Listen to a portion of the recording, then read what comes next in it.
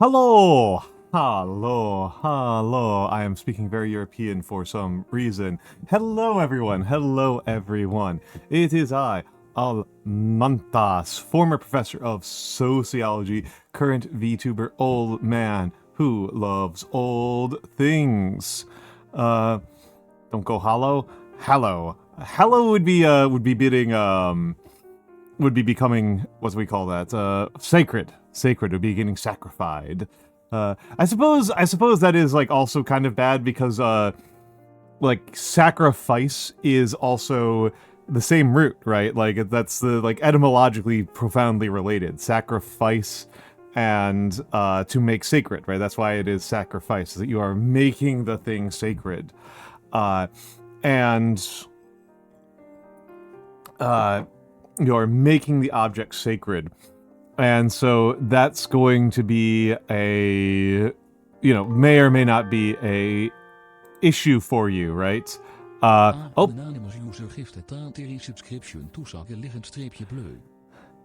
Anonymous, thank you so much for the gift subscription to Sakura_blue. That's so kind of you. Thank you very much. Thank you very, very much. Have I ever played Blasphemous? No, I own it. I own it, but I have not played it. I am curious about it. I think it's like the only game I've seen that did, like visually, just from like the brief little bit I've seen of it, that did Catholic imagery in a way that I thought was compelling and interesting. And so I find that, so that's something that does make it kind of compelling to me. Gringotts, thank you for the 30 consecutive streams. That's so many. Again, I think the most I can ever remember seeing for my own watch streaks is 13. I also need to say once again, thank you Anonymous for the gift sub. Thank you very, very much. I really appreciate it. Again, these gift subscriptions are what keep me able to keep streaming. They allow me to keep streaming. Without them, I would be cooked, so to speak. I would be struggling quite a bit. And I haven't done the hellos. How am I doing on time? Okay, I'm gonna hold back on hellos. I'm gonna hold back until at least 20 minutes. I take a certain amount of weird pride and pleasure in doing a whole bunch of that, like hellos, very, very quickly in a row. I do take a certain amount of pleasure in that. I'm still thinking about when I did my collab with, I think it was Ratmost, that I held off on saying hellos for like 2 hours, and so I just did like 50 in a row in like 30 seconds. I feel very proud of that one. There's a certain amount of like genuine pleasure to that. Described as Dark Souls X Hollow Knight. I have not played Hollow Knight. I have not played Hollow Knight nor Silk Song. I mostly know Silk Song for trolling. That's what I know Silk Song for. I mostly think of it as the game that if you posted that you had news about Silk, there's a several year period where if you posted like, wow, cool, crazy news about Silk Song, people would get really mad at you. Does not need to see the Silk post flare. I mean, I'm talking about Silk posting. I'm not actually Silk posting. I'm just talking about Silk posting. What I have seen of Blasphemous, because Aziza was playing Blasphemous 2 the other day, and I've seen a little bit of people playing Blasphemous. To me, it looks like Symphony of the Night, right? It looks like Symphony of the Night, right? It looks like a very slow, platforming heavy Castlevania, right? It looks like that's what it looks like to me. Void posting? I don't know. It is a Metroidvania. Yeah. Of which the only ones I've actually ever beaten are Castle, or Symphony of the Night, and Super Metroid. I didn't even ever beat Original Metroid. Original Metroid was really rough for me. The honest truth of the matter is that even though I like exploration as a type of mechanic, and I think it is a better type of mechanic than the types of games that I tend to play, I'm an idiot baby, and I need to play games. I do better at games that have, like, a little bit more rail on them. Like, even though I know that that's, like, substantially lower IQ gaming, right? Like, I like Mega Man X, right? I got a lot more about Mega Man out of Mega Man X 1 and 2 and 4, and to a certain extent 3. I've never actually beaten 3. Than I have out of, like, Super Metroid, even though I know it's, like, the worst game by any reasonable standards. How are you doing, Nyanomancer? How are you doing, Nyanomancer? Last I talked to you, Mr. Mancer, you were mad at Kerbal Space Program. Does the Kerbals continue to infuriate? Are you still Kerb set? Okay, you have succeeded. You have surpassed. You have tamed the Kerbs. You have tamed the Kerbs. You were angry at a specific... Okay, you are correct. You are correct. You were angry at a specific audience. You were angry at a specific audience. Yes. I am actually still kind of angry at that same specific audience. I am also kind of annoyed at that specific audience. Yeah.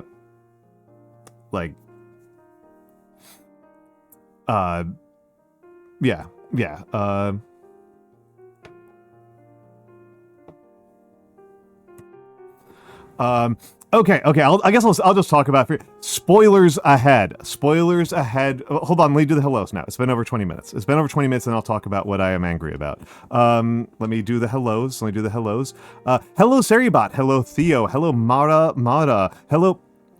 So on. Hello, Pyromancer VT. Hello, Gringotts Underwriter. Hello, Anonymous. Hello, Gamma21. Hello, Deathheart VT. Hello, Kit Scrapes PNG. Hello, Flea Flicker. Hello, Null Pretzel. Hello, Sakura Rose 1008. Hello, Nyanomancer. Hello, Almantas VT. Hello, Almant OS. Hello, Wea Biscuit. Hello, I think I said hello to Kit Creates PNG. Hello, Reverse the Sands. That is who I missed in and amongst there. Hello, Wea Biscuits. Hello also to all of the lurkers and the VOD watchers. You all make this very much possible. Wea Biscuit, that is so incredibly generous of you. This kind of donation is the sort of thing that allows me to continue to be on the air. It allows me to keep streaming. It is what makes this possible, and I am extremely, incredibly grateful for every little bit of it that I can get. It makes a huge difference. I'm very, very, very grateful. Let's see who is in here. I think I've seen Game J 1902 around, but the rest of these are new to me. The rest of these are new names to me. Squid Pro Quo is a really good name, though. That's one of the people who got hit by that by those gift subs. But no, I appreciate all of you, and Wea Biscuit, I especially appreciate you for those 10 gifted subs. That was incredibly kind of you. That really does make a huge difference for me. We are going to get into... We are not angry about KSP2. That was not what came up at all. We are angry about... is Mikks in the audience? I'm going to sound like Mikks here for a moment. I'm going to have a very Mikks series of takes. It has to do with Amazing Digital Circus. It has to do with the Amazing Digital Circus. Genuinely... Yeah, Dave of Defeat is a great name as well. Dave of Defeat's a great name as well. And opinions about the opinions. Well, I'm about to have opinions about the opinions. To back up here a little bit, Grimmy did an on-stream...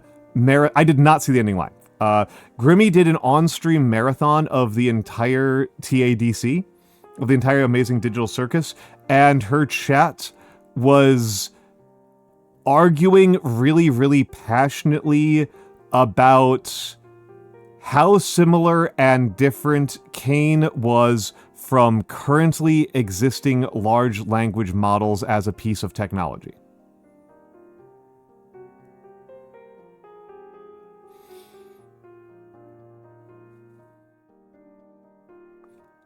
This is stupid. I'm sorry. I'm sorry. This is just, I don't have, hello Sharkray. I don't have a more polite way to say this.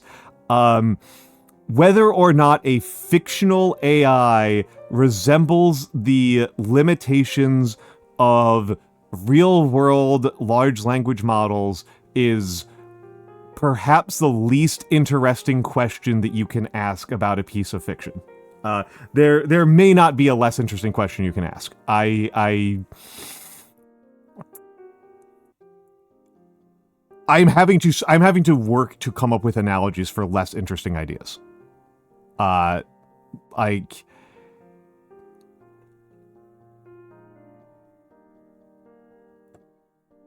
yes.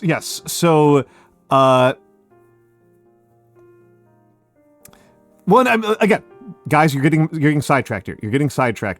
People are getting sidetracked here. Also, hello. Yep. You're getting a little bit sidetracked here. So what was happening was that Grimmy was watching The Amazing Digital Circus with her entire chat, right? She was watching The Amazing Digital Circus with her entire chat.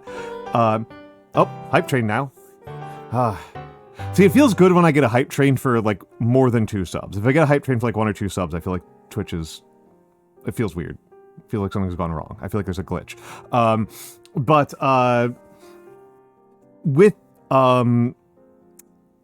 With Amazing Digital Circus, Grimmy was watching it with her chat, and the chat was having a very strong argument, often arguing with her about whether or not, like, what is the extent to which Kane, a character in Amazing Digital Circus who is intended to be an artificial intelligence, that's part of the fiction. Kane is an artificial intelligence, very much modeled after Allied Master Computer from I Have No Mouth and I Must Scream.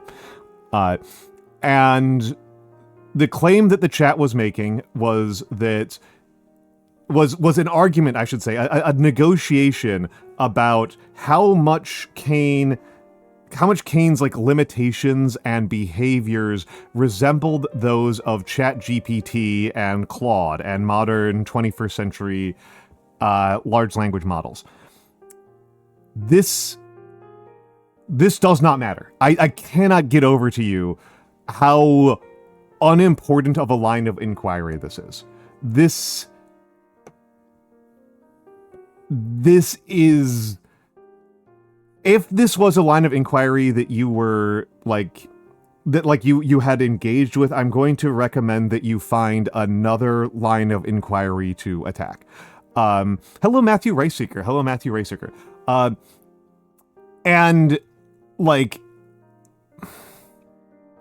I know that there are people who are going to think that I am being something of a hypocrite here, because I am a person who thinks that kind of the funniest thing to talk about when talking about Game of Thrones are the ways in which no historical society has ever functioned anything like the societies that are on display in Game of Thrones.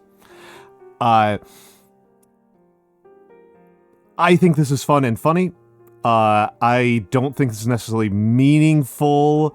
And again, Null Pretzel, I think this is kind of like a more fun question, right? Is like, I wonder how the air circulation works. I wonder how the power structure works. And I think I will defend myself on Game of Thrones. I will figure out 2 things about... Theo, that's a more interesting question. And it's clearly lemon lime. It's clearly lemon lime. That's at least like a funny nitpicking... I think funny nitpicking questions are fine, actually. Legitimately, I'm okay with funny nitpicking questions.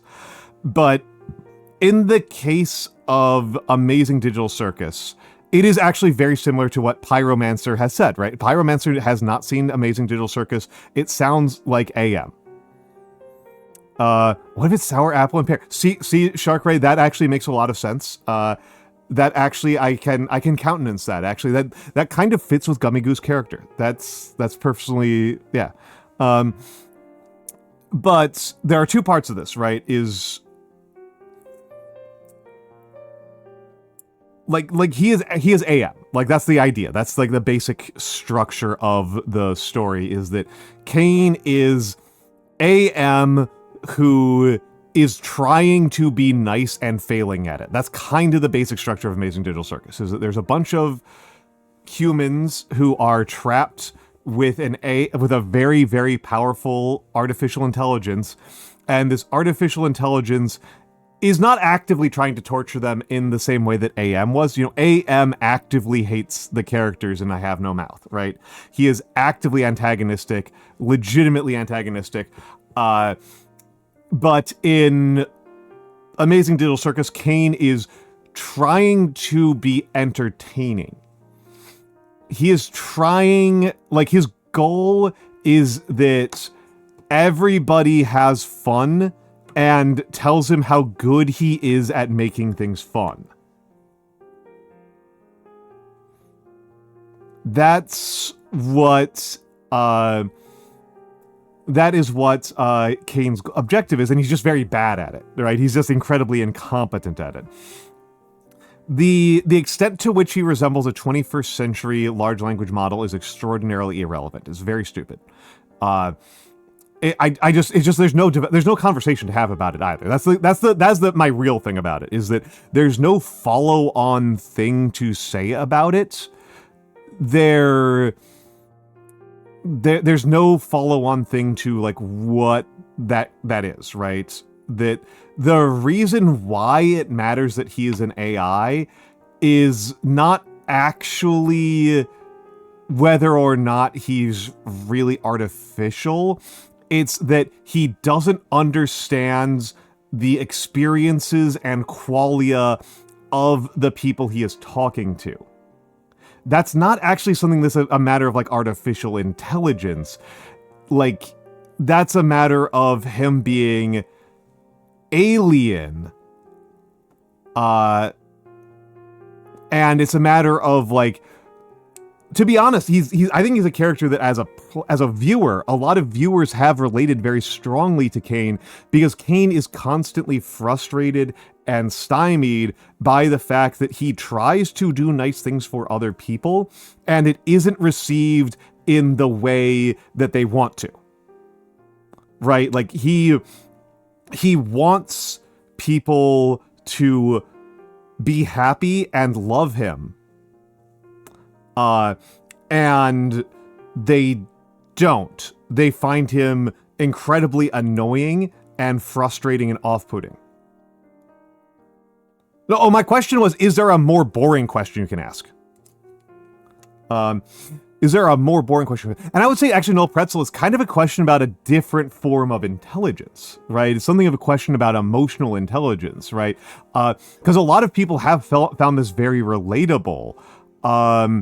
And I don't relate that strongly to Kane, but I don't think that that's a particularly unusual experience. And it's not an experience that I've never had. It's not an experience that I have constantly. That experience of trying to be nice to people, and then their emotional reactions confusing and frustrating me.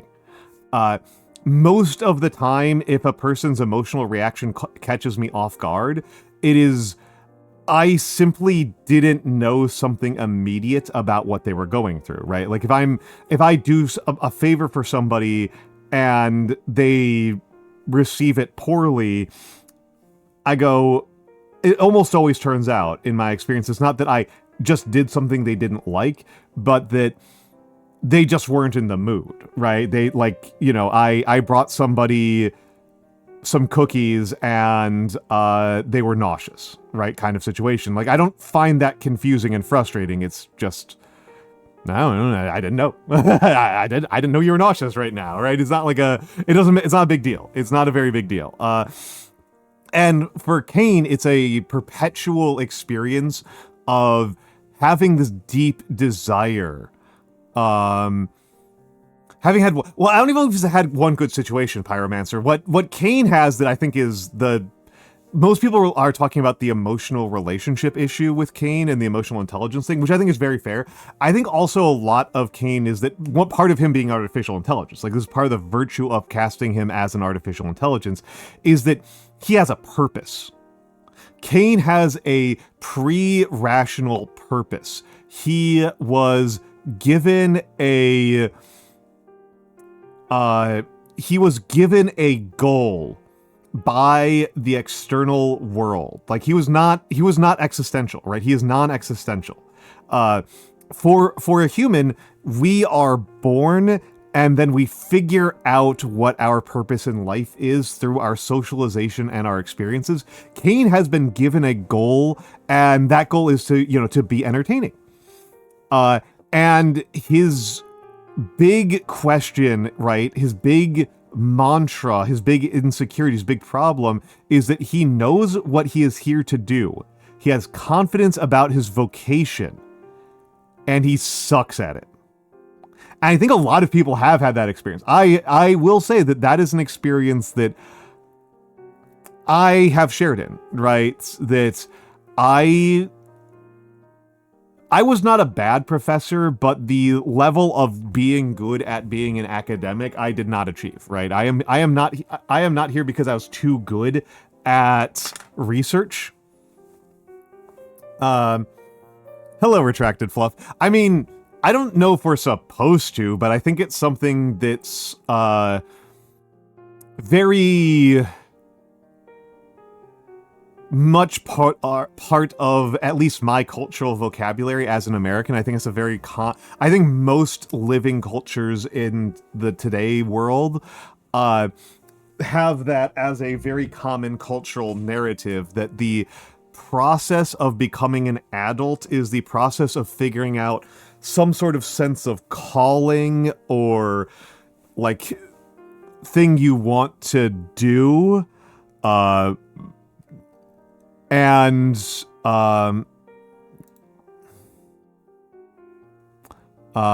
like thing you want to do, and I'm gonna, yeah. Do you wanna hop on call? Do you wanna hop on call for this one? But yeah, I've been. It's something that I.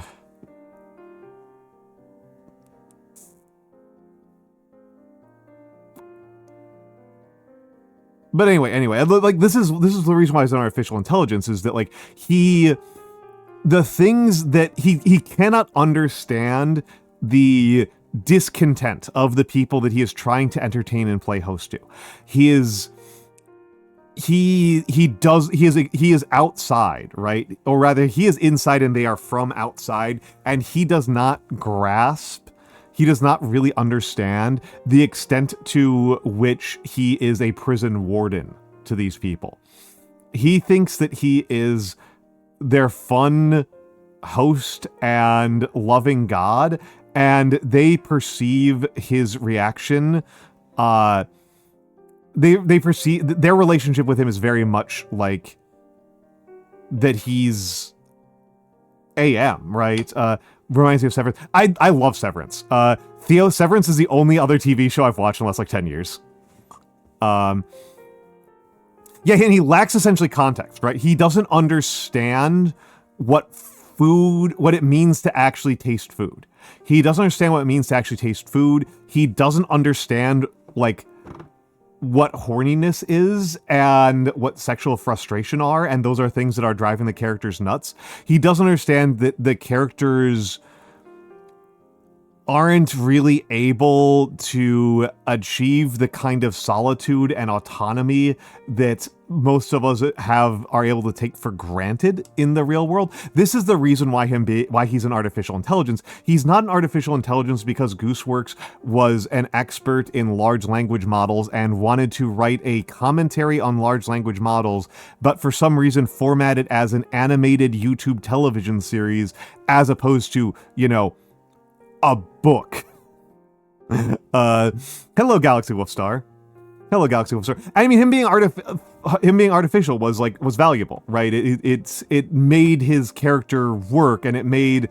I think that part of the reason why he is the way that he is, part of the reason why the show is formatted like this, is not just that artificial intelligence is a hot topic issue, but that many people who feel frequently that they can't understand other people's emotions will describe this as they, quote, feel like a robot, or they, quote, feel like they're not human.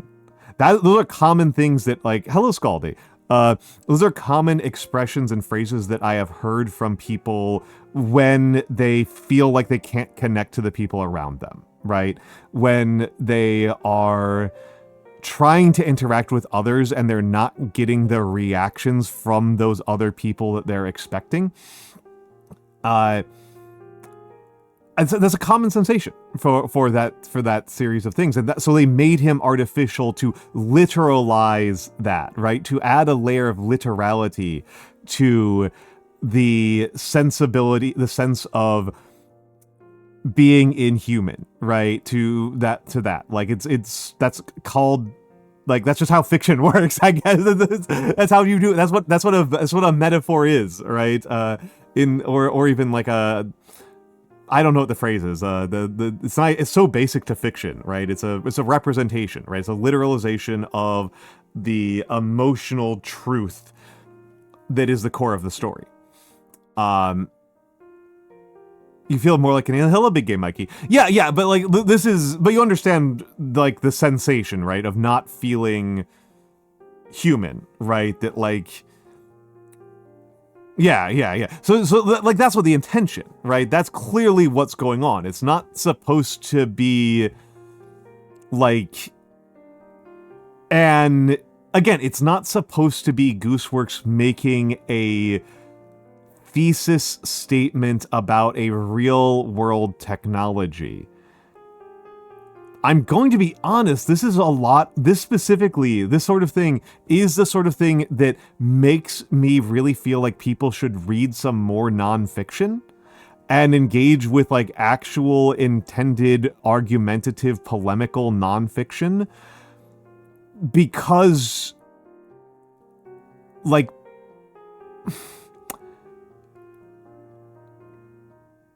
hello Noir, I'm mad. If you don't like if you engage with actual intentionally written nonfictions about real technologies and real social issues, it makes it easier to not mistake fictional arguments for non-fictional arguments. That's kind of where I'm going with this. Is like, I think if you read something that's, like, actually like an actual nonfiction historical or technological work, it would be more obvious to you that Amazing Digital Circus is in fact not a non-fictional work and not intended in that way, and not very interesting to engage with in that way. It's not very interesting to engage with in that way. Let me get in a shout out for Noir. Shoot out Miss Noir. Destiny 2. If Destiny 2 is so good, why no Destiny 3? And we all know the reason why there's no Destiny 3.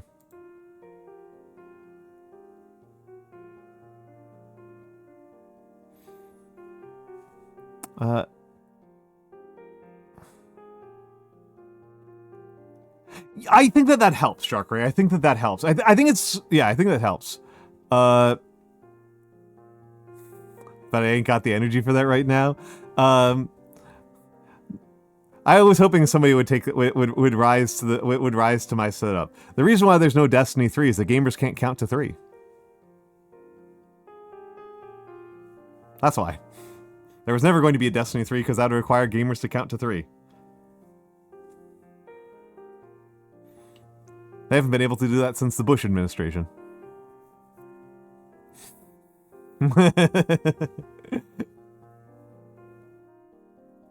Yep. Yeah, I actually really like Amazing Digital Circus, right? I'm actually, it's 1, 2, and Fortnite. Those are the gamer numbers. That's numbers to gamers. 1, 2, and Fortnite.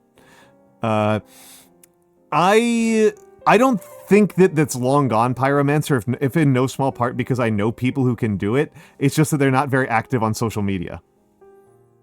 They're not very active on social media is the thing. Like they are not posting eternally. They have not been locked into the eternal they have not been locked into the eternal poster sphere. So once again, my beating my drum of, like, do some things other than post all the time and watching videos. Like, yeah. Yeah, and it's funny because like social media has an extent to which it's real life, but like,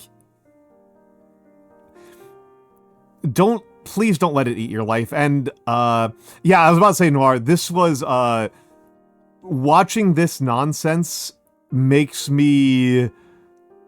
Yeah, it's like a loud minority thing, right? Pyromancer, and they've annoyed me. They have annoyed me with their noise. That is what has happened here. They've been noisy and loud, and it has annoyed me. They have been noisy and loud, and it has gotten on my nerves. And it's... Hold on a second. There's a mosquito right in front of my face, and I'm trying not to... I don't want to accidentally swallow it when I inhale. That'd make me very sad. Yeah,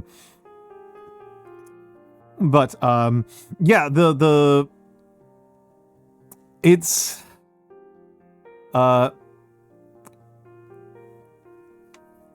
I'm not a social media person. I've been using more social media because of my job. I am increasingly... This weekend, like, between that and some other social media stuff that is dumber, or at least more niche and less interesting to talk about, I kind of got really enforced to me that I really gotta log off even more than I already do. I am still too online. I am still too online. Even with like my level of onlineness, it is still too much. I need to be more disciplined about using social media the way that I actually... Not social media. Using the internet the way that I actually enjoy using the internet, which is reading old books and watching documentaries. And... like... Yeah, I don't need to see the rage bait. I don't need to see the rage bait. And Noir, I actually am leaving. I am actually going to be out of town for the rest of the week after starting Wednesday. Wednesday through Saturday, I'm going to be gone. And see, Pyromancer, I actually have a worse time on Blue Sky. I genuinely have a worse time on Blue Sky than I do on Twitter. And in the case of...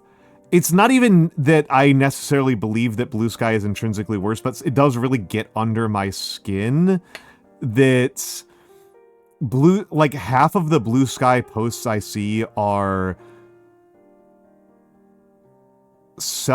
incredibly tedious self-sucking over how much better Blue Sky is than Twitter. And then, like, just irritating rage bait. Like, I've been more successful at curating my Twitter. My Twitter is actually pretty successfully curated. I don't know what it is that I did to my Twitter. I can think of like a couple of moments where I think I managed to make my Twitter significantly better.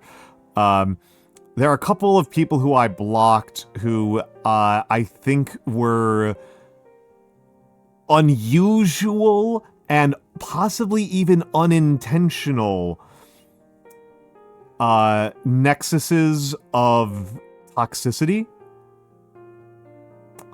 Hello, Eevee Cakes. Hello, Eevee Cakes. Eevee Cakes and I collabed last night. How are you doing, Eevee Cakes?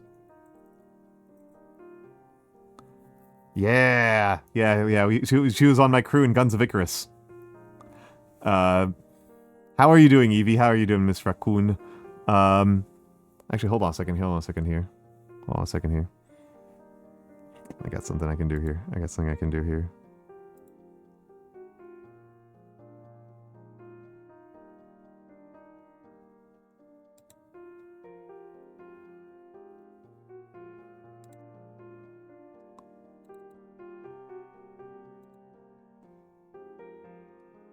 Doing good. Currently very indecisive.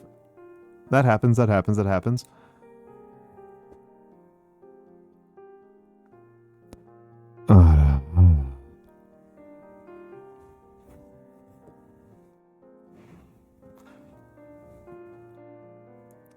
Enjoy. Enjoy.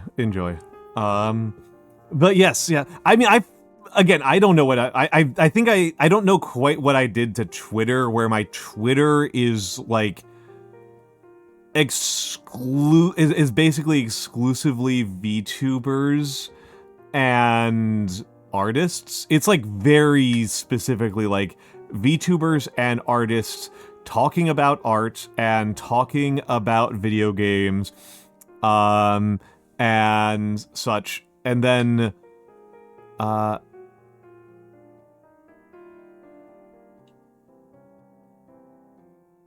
Scaldy, I was not on my stream. It was not on my stream. I didn't know that anybody was actually going to be streaming at all. That's the thing, Scaldy. I did not know if anybody was going to be streaming at all until I was already there. It was Ogre Daddy's community games. Hello, Novajix. Hello, Novajix. Yeah, I had no idea. I knew that we were going to be playing Guns of Icarus. Somebody can redeem it. Novajix. I redeemed it for free for myself. Because it was funny and because I know that it drives Evie crazy. And that's funny to me. You know, the first hit is free, as they say. But yeah, my blue sky, it's a lot of people. Hello, Rock the Bear, also in my crew, who just finished his subathon. Gonna immediately redeem it. Well, it's only 618. It'll only take you a few minutes. That's like not even an hour. But honestly, Pyromancer, this is actually something I've been thinking about quite a. Hold on, let me finish my thought here. I'm getting distracted by talking about Guns of Icarus again. Yeah, my blue sky, like the amount of rage that gets through is so constant. It's and even the people who aren't like rage bait posters will then post like incredibly stupid, smug, and annoying stuff all the time. And maybe I'm just not as disciplined on Blue Sky, because on Twitter and Blue Sky, my usual norm is if somebody makes me mad for like 1 second, I block them. And maybe I need to be blocking like way more people on Blue Sky. Maybe I need to be blocking like 90%. It shouldn't be out of stock. There shouldn't be a stock on that. Oh, it's just on cooldown. It's on cooldown. Relax. I would say, Pyromancer, that Guns of Icarus is still incredibly fun. I've actually been thinking about this quite a bit. That hello, Tech Priesta. That like, what is in a live game? What is a dead game? Because Guns of Icarus, like, I can play a pretty decent amount of Guns of Icarus, right? Like, Tech Priesta, it is midnight for me. It is not lunchtime at all. I can, if I want to play Guns of Icarus, like, it's pretty easy to organize a game and like get together. And in terms of how a game actually feels to play, I'm gonna be real with you. It feels more alive than a lot of other games. It feels much more alive than a lot of like real real big deal games, because like, here's how Guns of Icarus goes for me is like, either the official Discord or me or Ogre Daddy sets up a session, and then everybody logs in. Everybody who wants to logs in, and we set up a custom lobby, and we play 1v1s or 2v2s of the game. And then like between matches, like we actually talk to each other and talk about what happened in the match. And it feels much more lively and alive than like Marvel Rivals does. Like, it feels more alive than Overwatch has felt since early access Overwatch. It's pretty striking to me. Stars of Icarus is currently unplayable because it's like super early alpha. I have played a little bit of Stars of Icarus. I feel kind of bad saying this, but even when it was available, and it'll come back, I want to be clear here, like, they make it available for a couple of weeks, and then they take it down to, like, rehaul things, and then it'll come back at some point. So I did play... You don't have access anymore. They took it down, Pyromancer. The servers are down. I actually just enjoyed Guns of Icarus more. I just flat out fully enjoyed Guns of Icarus more. I just absolutely had more fun with it. I still do. Like, I would like think about booting up Stars of Icarus, and then I would just boot up Guns of Icarus instead. No, again, like, I'm still playing it. Like, it still feels like a very living and vibrant community. It's a very small community, but it's very much alive, and like, I'm enjoying playing it quite a lot. I am learning a lot. It's a PvP arena Sea of Thieves is how I feel like it is. It's still playable. I think it's fantastic. And it's like, it is a dead game. I want to be clear here. Like, Tech Priesta is not on nothing here. That, like, it is a dead ass. It is a dead game. By, like, any reasonable standard. I shouldn't say any reasonable standard. By within our typical definitions of what makes a game a dead game, it is a dead game. Right? It is... Like, when we were playing last night, me and Evie and Rock and Ogre Daddy, that lobby, that Discord voice call that I was in was literally 100% of the players. We were literally 100% of the players in the game was in one lobby.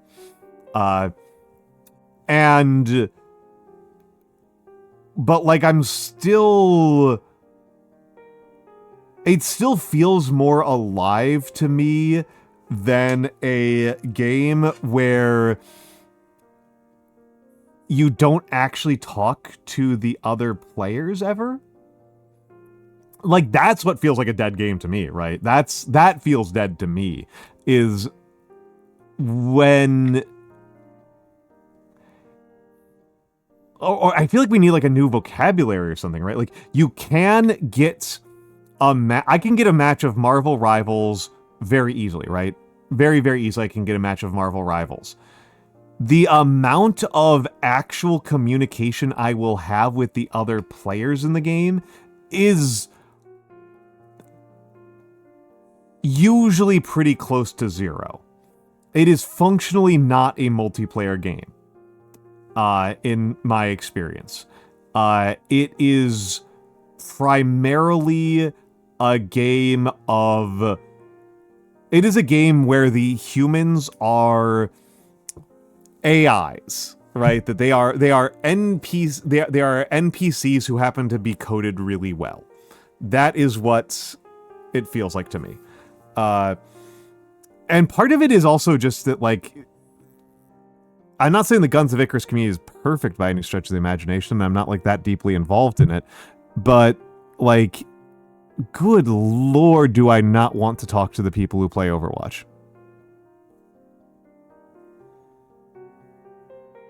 Yeah, it's like the thing about MMOs, right, Matthew? This is a thing that I think people have pointed out about MMOs very, very often, is that, like, how much is this really a multiplayer game if you just kind of, like, log in and silently do your dailies? Like, you just kind of log in and silently do your dailies, and the extent to which you see other players is, like, every couple of minutes you see another person with a different colored name than the NPCs run past you on the way to do their dailies. Or their main sequence quest or whatever. Like, how much is that really a multiplayer game? How much is that actually a multiplayer game?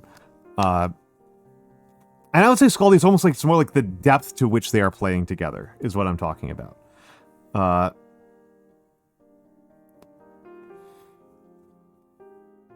Yeah, Matthew, it's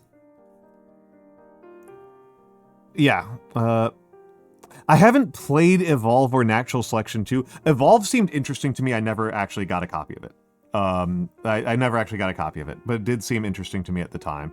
All right, folks. We are going to the ad break. We are going to the ad break. I will be back in 3 minutes, and we'll be painting. We'll be painting today. Today is a painting day. Today is a painting day. I will be back.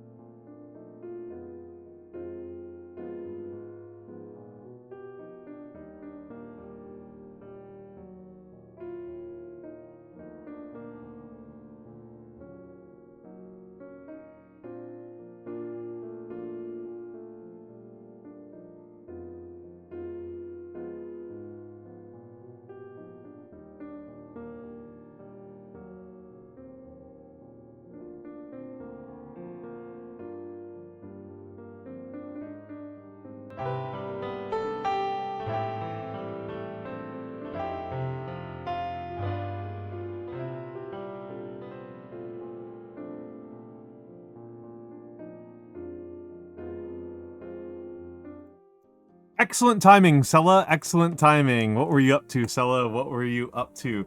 For the readers, my name is Almantas VT. What were you up to, Sella? What were you up to? I am a former professor of sociology, a current VTuber, and old man who love old things. I mostly do calligraphy, but today is mini painting day.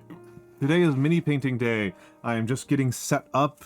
I am just getting set up. Gears for the first time.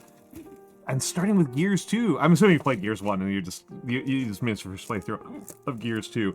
How are you enjoying the arguably most iconic series of the Bush administration? Of the Bush era? How are you enjoying it? I never played it because it's after my time, so to speak. Kind of anything after the N64 is like feels too modern to me. It's a lot of fun. I've heard that I've heard this actually pretty fun. Like I've heard this actually pretty fun. Jacob Geller speaks quite highly about the series overall. Jacob Geller speaks quite highly about the overall series. I'm just adjusting my camera a little bit.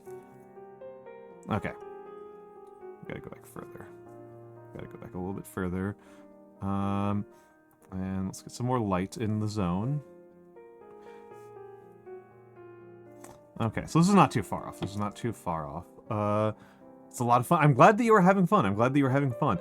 For my folks, Celeru is a mute streamer. She's a gamer. She is a gamer. She is a friend of me and Mikks and many of the rest of the people in our broader orbit. And she is a cyclops. She is a cute cyclops who makes lots of cute noises. She does pretty good streams. I like her streams. They're a nice and chill and relaxing time. Okay. So I'm just adjusting where I put things to make sure that I will inevitably wander off screen, but I'm trying to make sure it doesn't happen every 5 seconds. So we've got our main brush. I don't think we'll be using the dry brush. Do you feel like you should be drinking a Mountain Dew while playing it? Incredible. That does sound accurate. That does sound accurate. Yes, it's a War Games Atlantic. It's a War Games Atlantic. Roman Legionnaire. Is a War Games Atlantic Roman Legionnaire. Let me just change the stream category.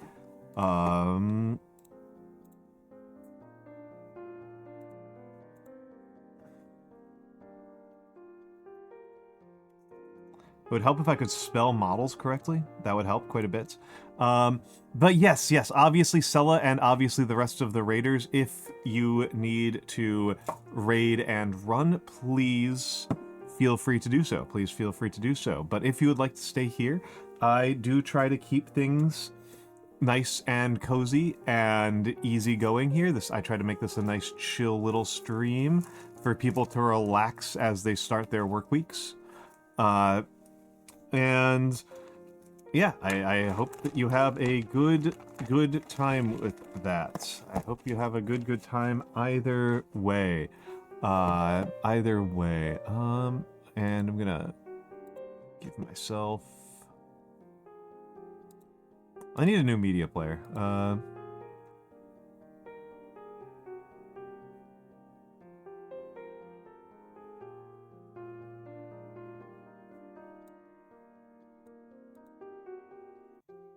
But yeah, this is a War Games Atlantic Ancient Roman Legionnaire. Let me get some of my stuff out here. Yes, thank you, Theo. Thank you, Theo.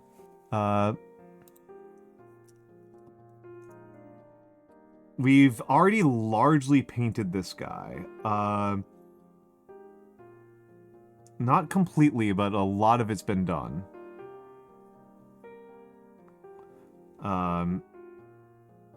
I do have some shading and highlighting to do. I'm just trying to reorient myself. This part of the body is much more done than the rest.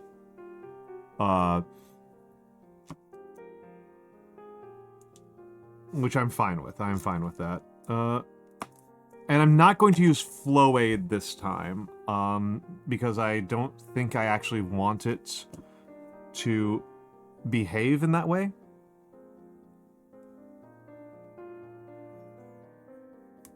And I'm going to continue using the nylon brushes rather than the Taklon.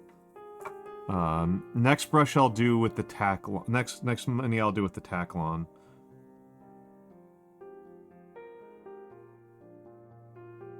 I want it to be a little bit wetter than that.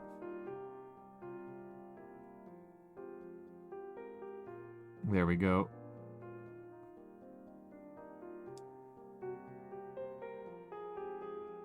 Let's mix the paint a little bit more. I'm trying to make a little bit of a puce shader here. I keep saying puce, but I'm not actually sure I'm using that word right.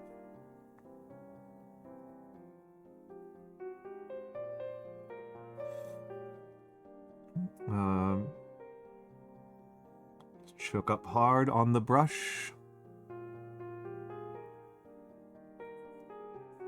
Okay, looks like I actually want the camera a little bit further forward.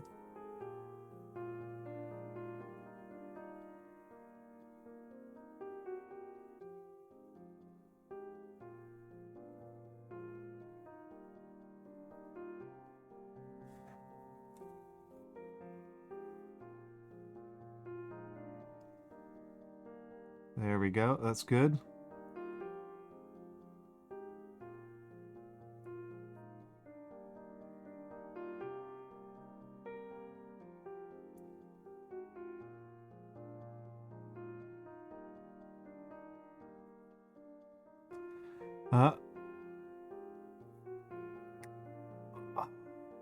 Oh, that's a good question, Celery. I didn't paint for years.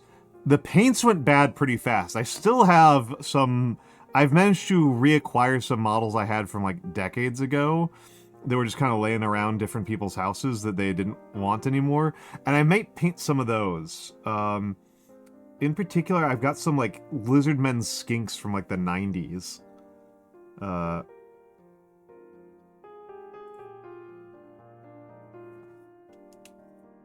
I've really been enjoying learning how to paint. Brownish purple for puce. Excellent. Thank you, Blue. And hello, Dipshidiot. Hello, hello, hello. And once again, Dipshidiot, thank you for having an extremely fun name to say. I don't have a list for Turnip 28. I have not yet played Turnip 28, and I only kind of know the rules. I think I've talked with you about this before, Matthew, but the faction I found the most compelling at first glance was Ant's Ascendant. I think that faction is extremely funny. And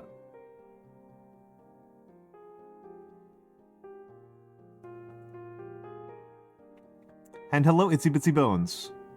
Looking for an opportunity to throw minis at me. I see. We've talked about it a little bit before, Matthew. I just haven't, because you, like, asked me if I had any requests, and I was, like, immediately like, I got no ideas, and I still haven't, like, come up with, like, a good one. I have the model that I find the most exciting in the world currently, but I feel very far away from feeling comfortable painting it. I think my skills still have a long way to go.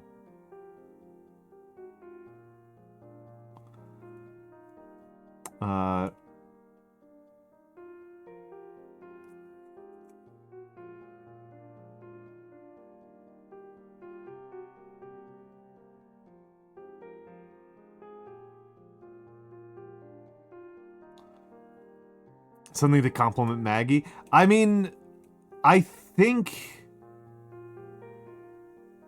Actually, you know what would really... You know what I would actually like? This is hard to... This is not something that's, like, an obvious thing to describe. But what would be really useful for me would be something else that has, like, large plates. Large metallic plates. for me to practice painting those kinds of surfaces. That, like, because I haven't done any practice doing that. Hold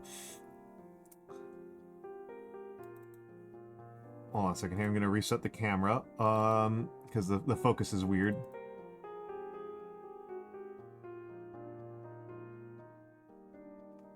By the way, that schedule is wrong. I will fix the schedule, between breaks. No,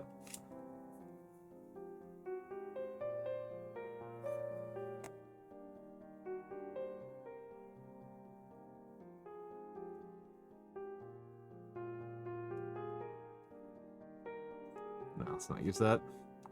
I'll fix the schedule between breaks. Yeah, Roman dudes, Sultanate. I've painted some Eldar, who are like fully enclosed in armor, so they're not very organic looking. And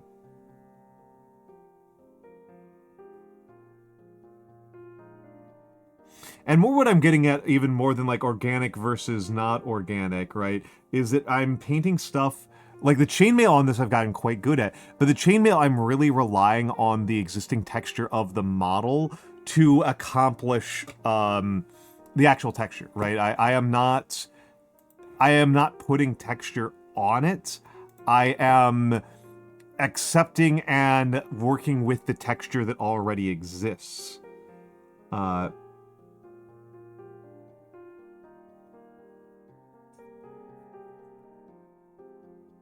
Well, and broad surfaces, right? Like I think that working with like Larry the Ogre, right? Like the infamous Vinny V's Larry the Ogre, would I think also be like good for these same purposes, right? Because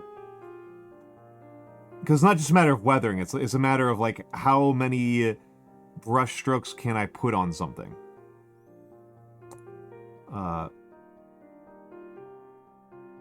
Before it's like too small for my brush to even catch anything. Yeah, like a War Machine Warjack.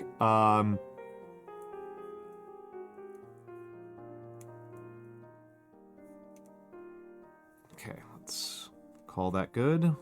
Okay, and I think now I can probably pretty safely attach some of the other parts.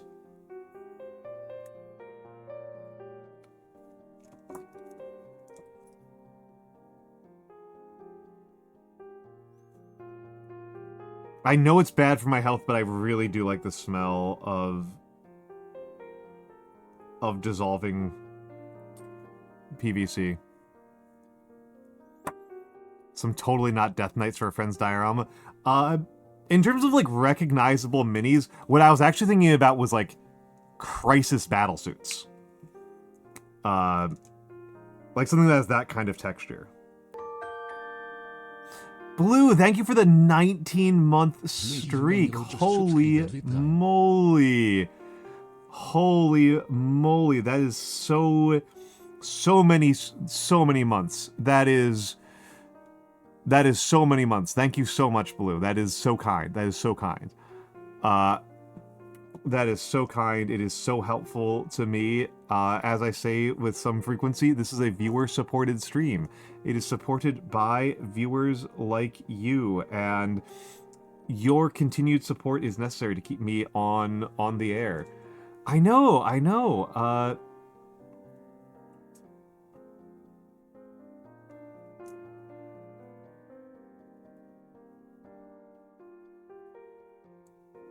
Let's get this attached here.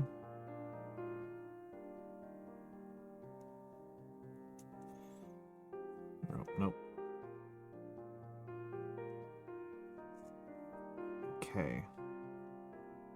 Okay, we'll leave the shield off for a second longer. English is out, by the way. Out the window. That's fine. That's fine. That's fine. Don't worry about it. Don't worry about it.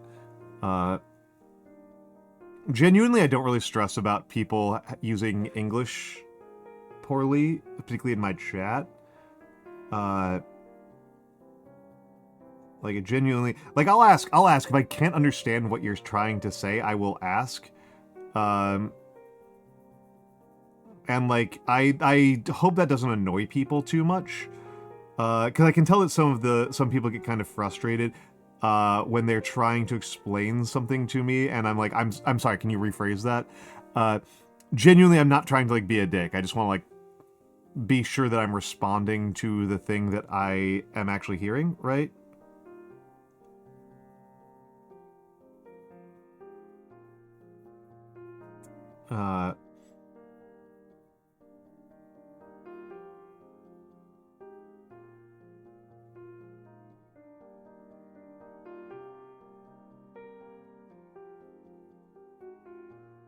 Let's get in here.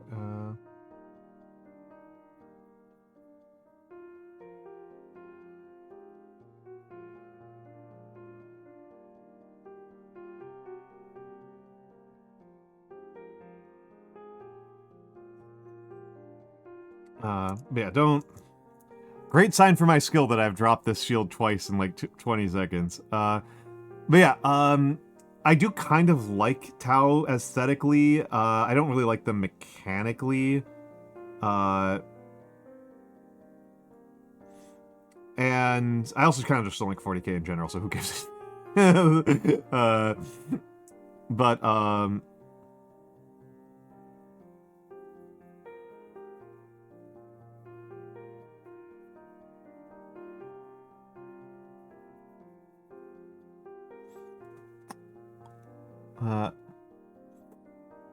well, 40. This is something. I wish Mikks were here. Because this is I think this is a valuable discussion. With him. When it's I would actually say it's a slightly stranger game. So here's something. This kind of came up in the Infinity community. I'm gonna say something more elaborate than what I said there. The thing about competitive gaming. The thing about all competitive gaming, this is not just like a factor of like any particular competitive game. This is just like what competitive gaming is. It's linear algebra. There isn't an alternative. Like, this isn't a matter of like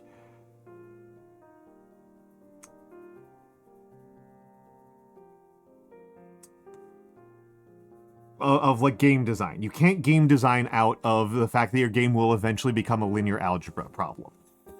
And linear algebra problems are solvable. You can make ones that are incredibly difficult to solve. But even if it's impossible to solve in the sense that it is like computationally too complicated, players will begin to approximate optimal solutions. Right, and those will start to remove the game space. My big take about this, though, going back to talking about comparing different types of war games and other games in general, is that here's the big question, right? Is where do you lose the game? At what? Wow, my model's being really weird today. I think I know what's going on here. Hold on a second. Yeah, my model's being super strange right now.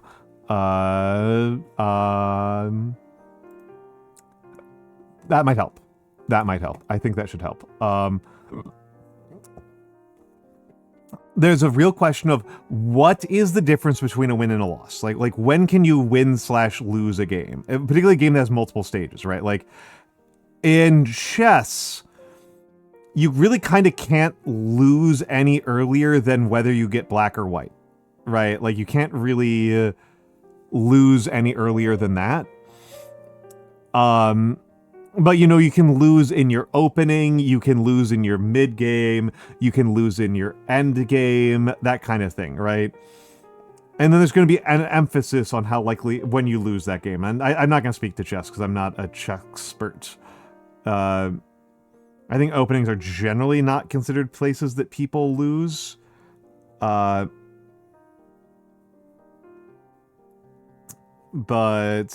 at least not like medium to advanced players. But in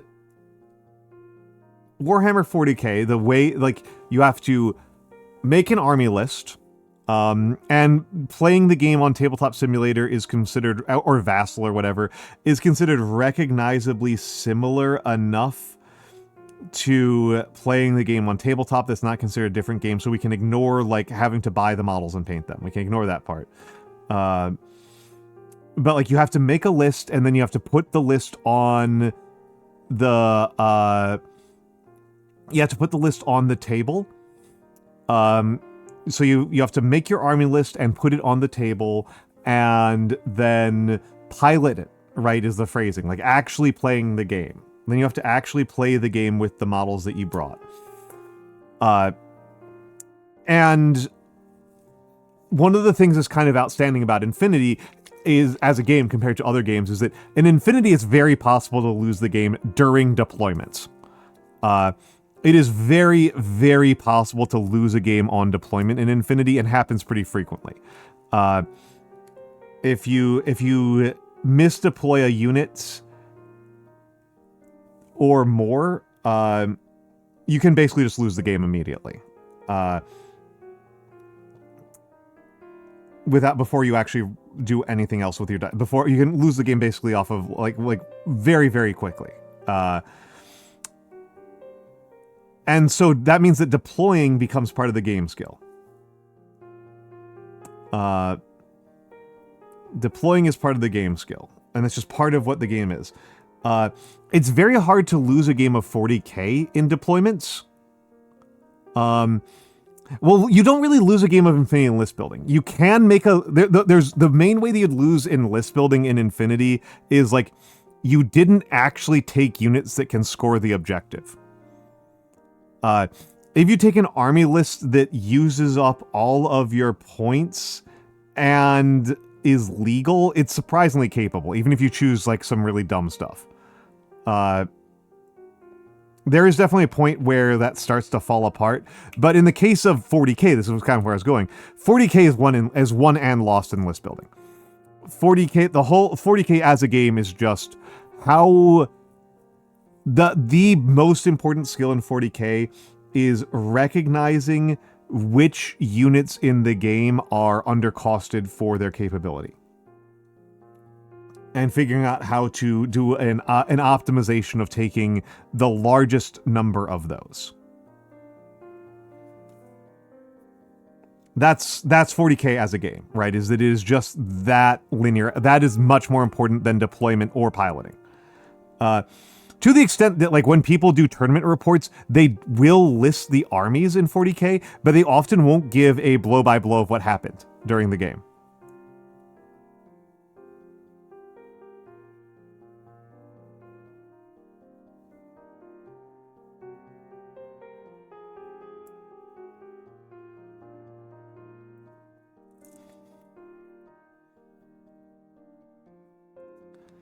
Okay. Let's wait for those. Fuck.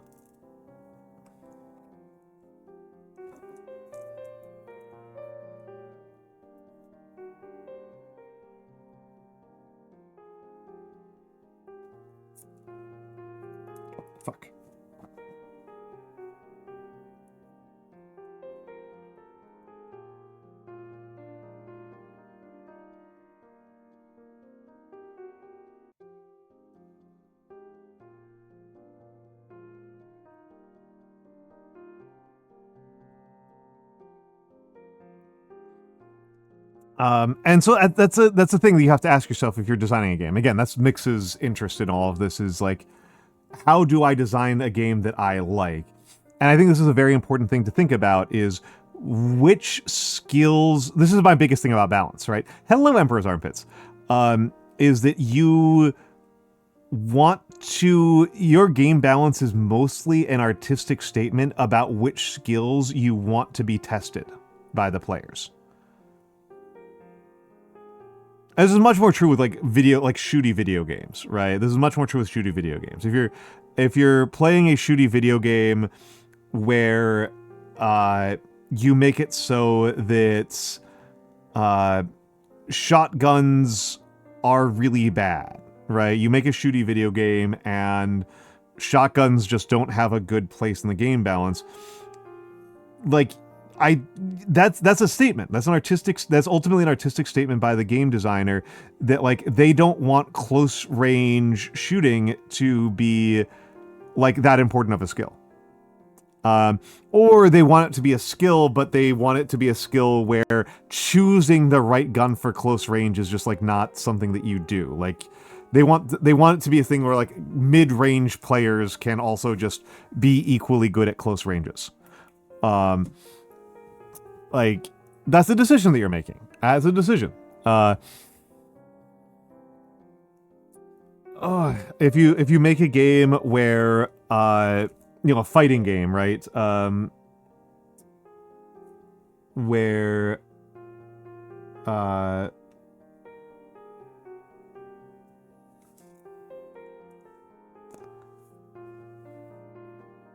yes, this is true. This is true. Thank you, Gringotts. Gringotts is better than me at math, so what a surprise that he has a more articulate way of putting this.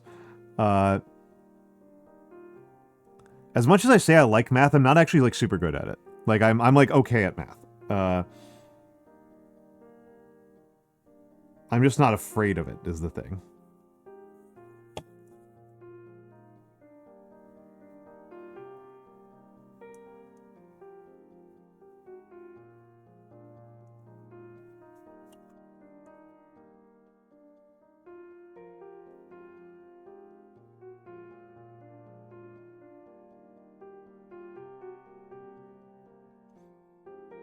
Math. Yep.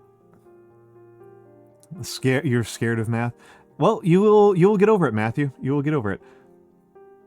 I think knowing what I know about your personal life, Matthew, I think that you are not actually that afraid of math.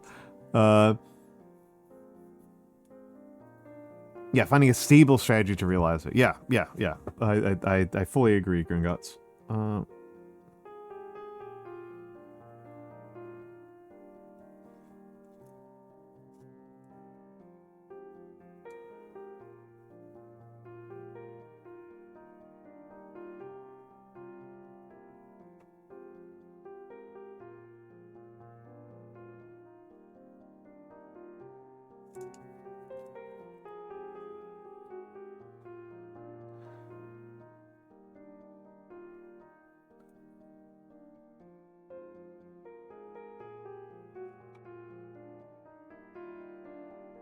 Just like to convert cool army mans? Ah, fair enough.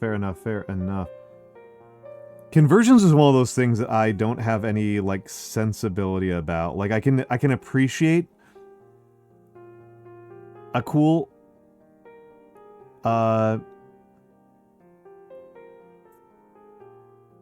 conversion, but I don't have like a mind for thinking about how to do my own. And it might just be a lack of experience, right? Like, I still consider myself to be learning the basics in this world. I consider myself at a beginner still.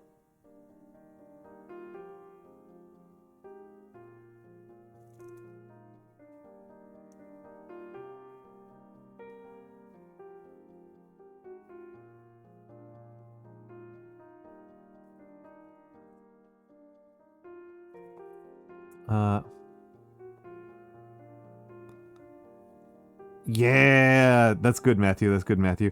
I've actually been struck by something very funny, Matthew, in terms of conversions, which is that Infinity has recently added a unit named Johnny Cow, Technomancer.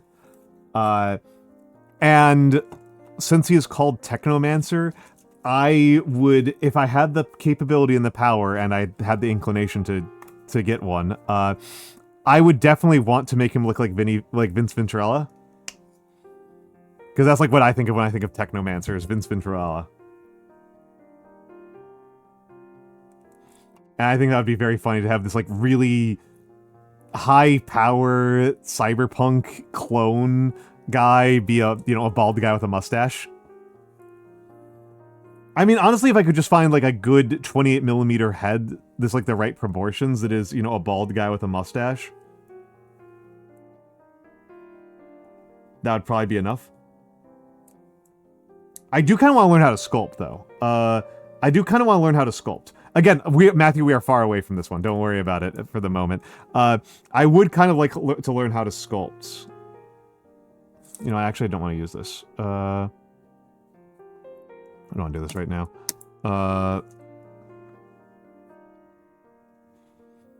Ooh, a Frostgrave Wizard head. Okay, okay, okay.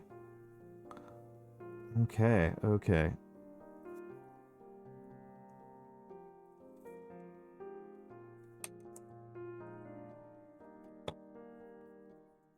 Let's get in here. I don't have any.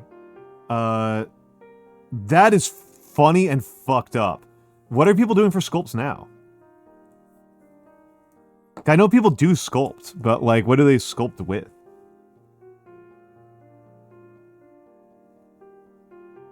Milliput. Okay. Okay. Okay.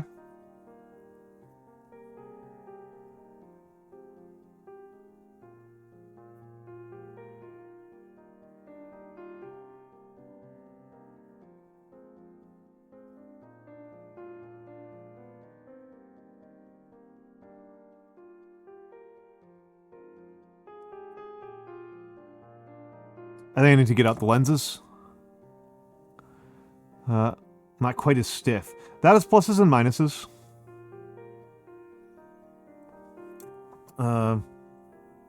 What was the logic?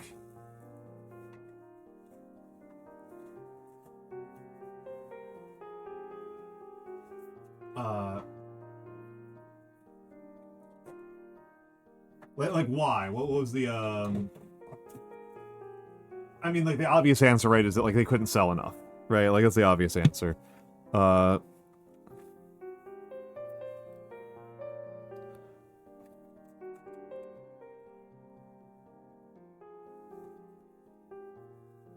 Closed due to pandemic. But you said it went offline last year.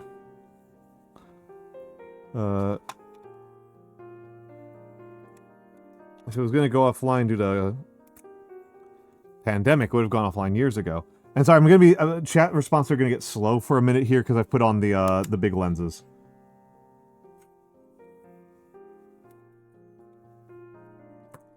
I put on the big lenses so I can't see chat very well.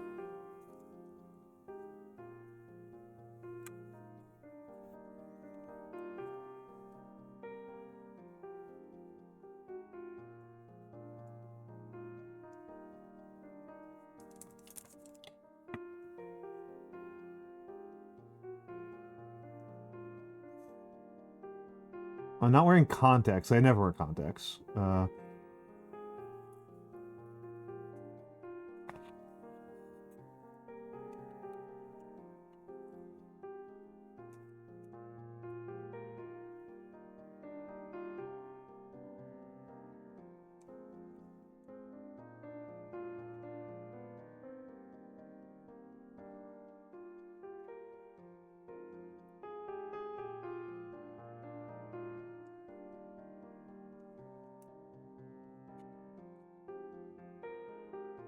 This is... Okay, hold on a second. Take a deep breath, and...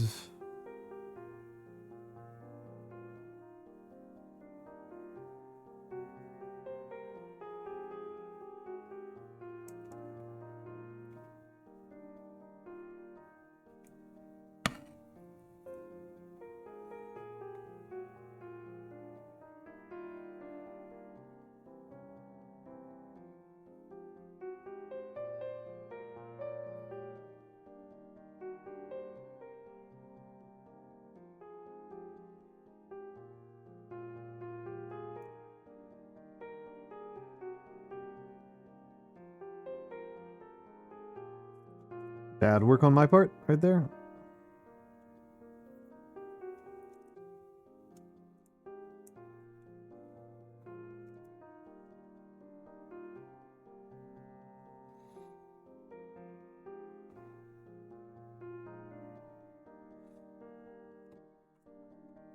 Okay, let's...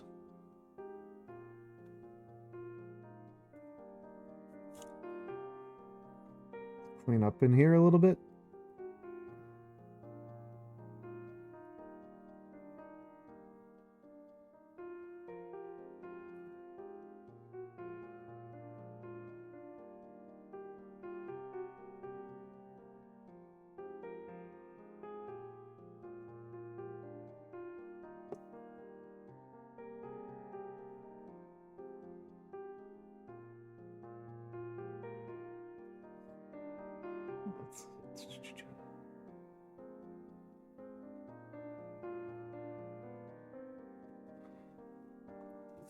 I kind of don't love the magnifying lenses that I went with because they fit on my head, and that makes them like a little bit less stable,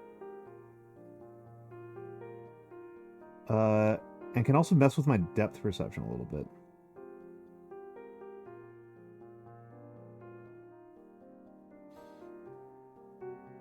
I think if I had to do it again, I would go for a desk-mounted one.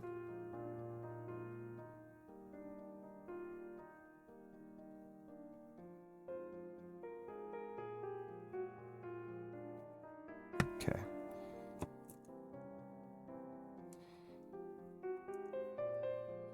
This one up here, the right eye needs a little bit more of a layering.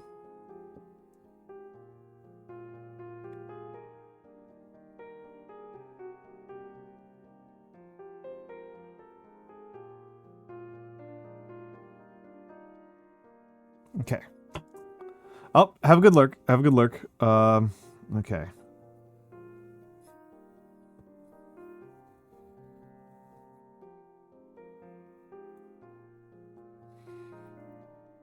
This specific part of the process is the place where, like, I'm really interested if the tacklon is easier.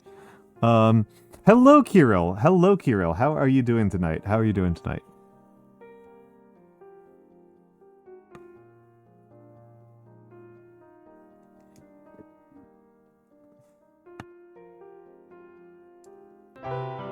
Oh. Ozzy, give me a second here. I'm concentrating really, really hard. And failing. Okay. Okay, I'm gonna give Aziza the shout out. What were you doing, Aziza? What were you doing? For the Raiders! My name is Almantas VT. I am a former professor of sociology, a current VTuber, and old man who loves old things. I do a lot of calligraphy, I paint miniatures, as I am doing tonight, and I also talk a lot about history. So all cognitive behavioral therapy. I see.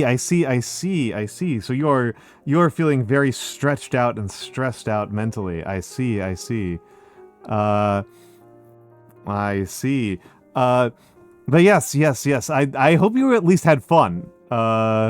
With your deadlocking.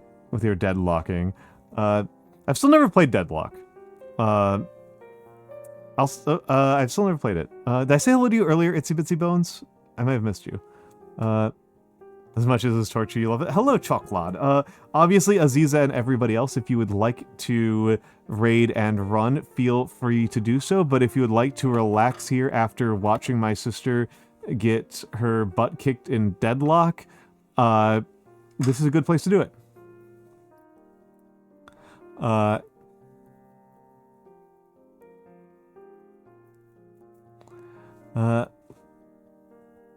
Okay, I did get you before. Good. Never got into it, but you want to kiss Abrams on the lips to the point that friend drew Orkme in the Magnet Hatsune Miku pose? That's very funny. Yes, please, Aziza, please do. Please have a lovely, lovely time. Please have a lovely, lovely time.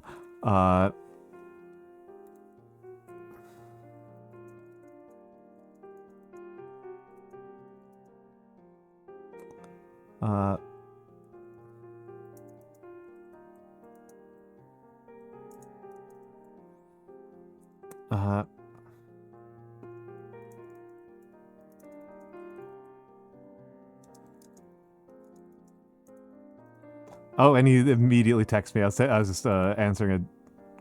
Oh, yep.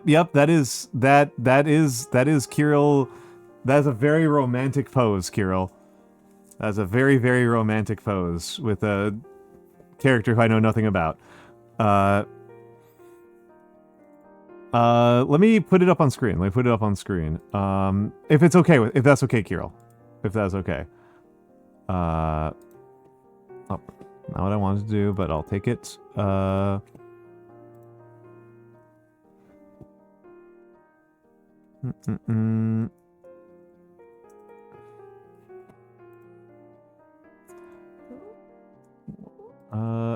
That's fine. Okay, okay. Let me show this off, because this is very romantic.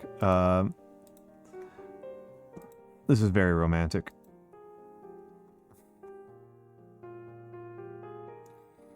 This is very cute, Kirill. This is very cute. I see why you are proud of it. I see why you are proud of it.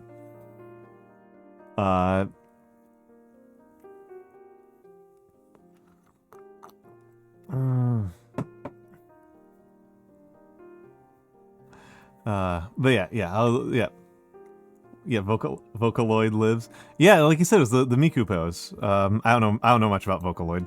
I genuinely don't. I've heard some Vocaloid songs, but I'm not a Vocaloid genius. Thank you, Anonymous, for the gift sub to Males. Thank you very much for the gift sub to Males.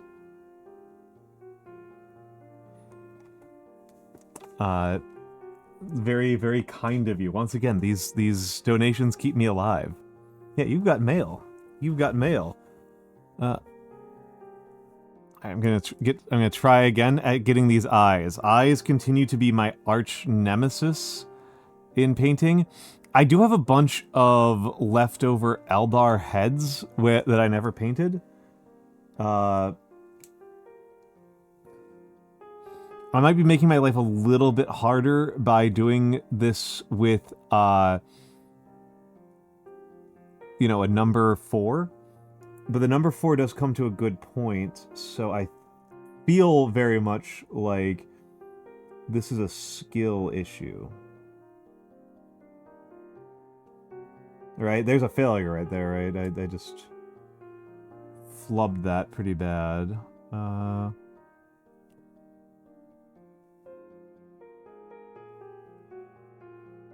He's really killed. I see.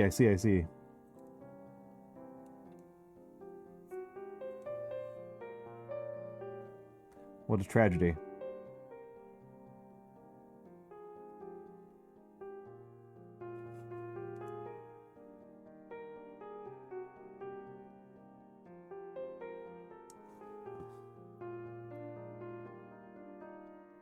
Yeah, this genuinely looks worse than when I just don't paint the eyes at all.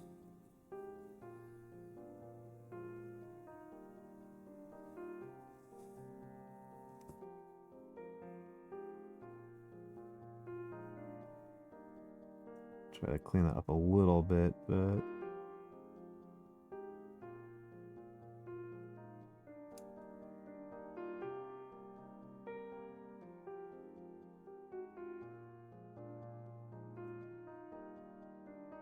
Okay.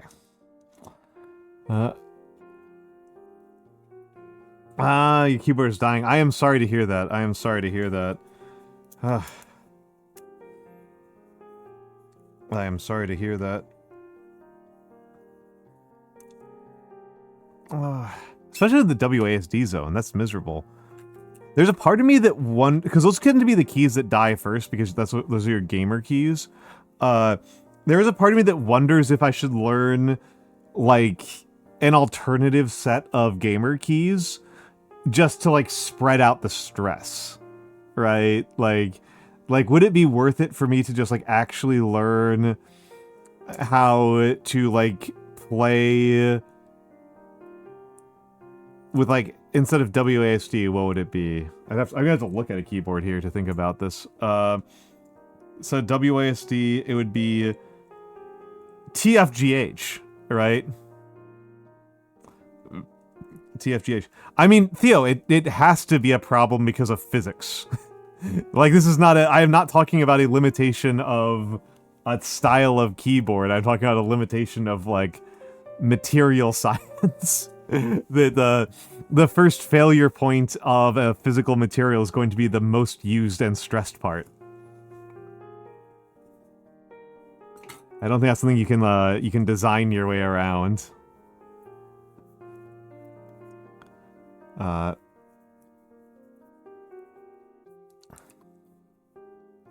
You can make a keyboard that is worse in other ways.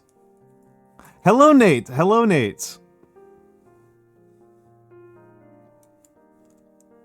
The goal is to die something else. Yes, true. You can design a keyboard that is like guaranteed to fail some other place first. To be honest, if I'm being completely honest, I think the most likely place to be the first failure point on my keyboard is going to be like the wireless controller. Right, it's going to be the wireless components.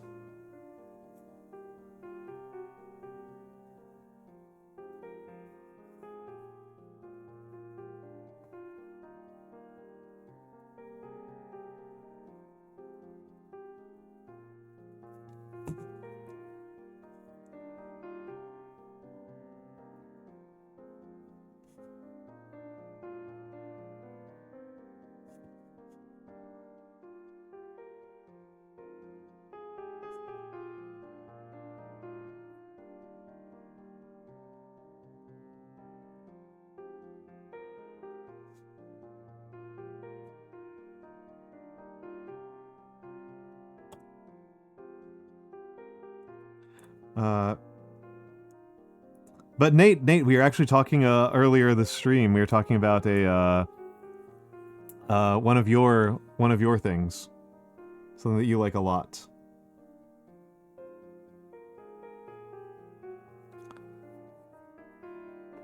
Amazing Digital Circus.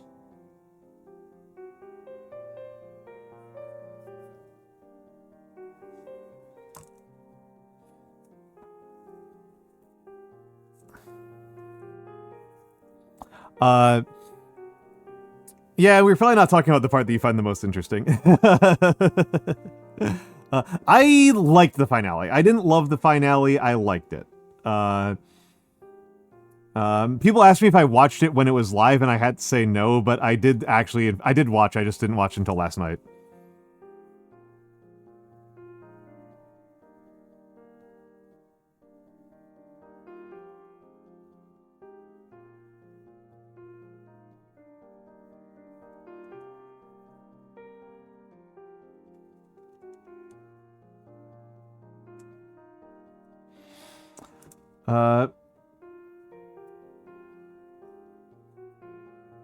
Yeah, I thought it was pretty decent.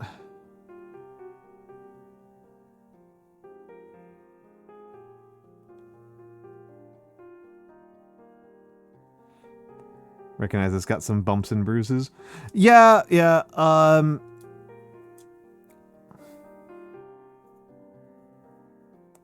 I mean, I like the writing. I can accept that the writing is being elevated by other things. I think that it navigates something that I quite like in modern media pretty well, which is alternating sincerity and comedy, alternating drama and comedy at a particular pace. That's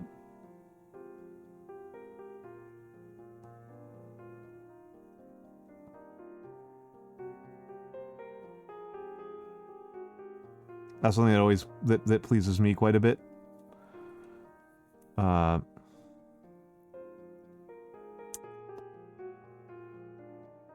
I think the jokes are funny.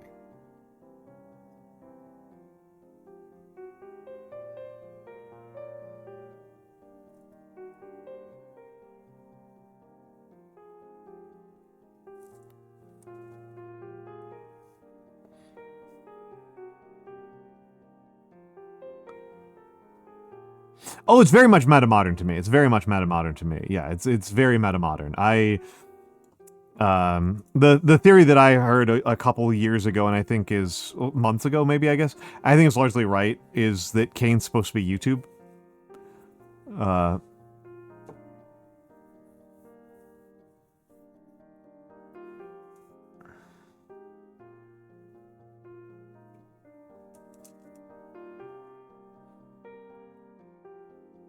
That's why he's red and white.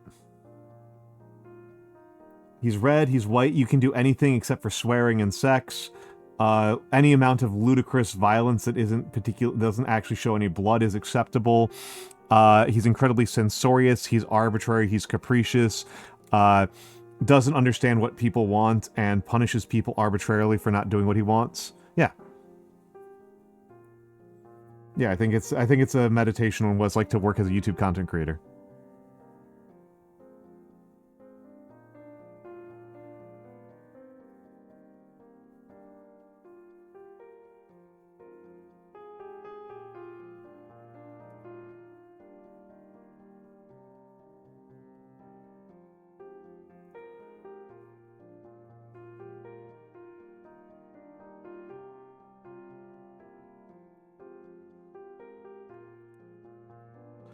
Alright, let's get in here a little bit more.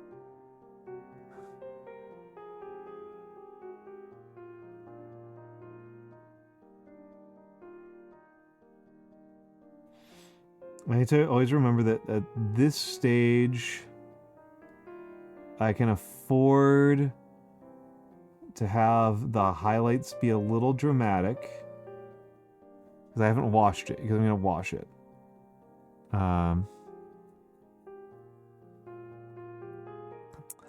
That's okay. That's okay. I mean, he is much older, right? He is much older, Itsy Bitsy Bones. Probably... Maybe not that much older than, like,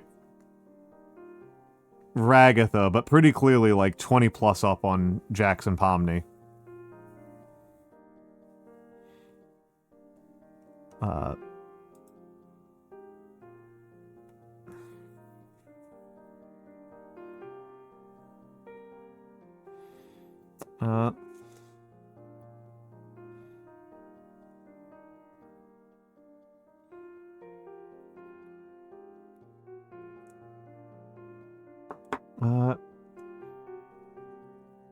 Yeah, that reads to me. That's what he read to me as late 40s. Yeah.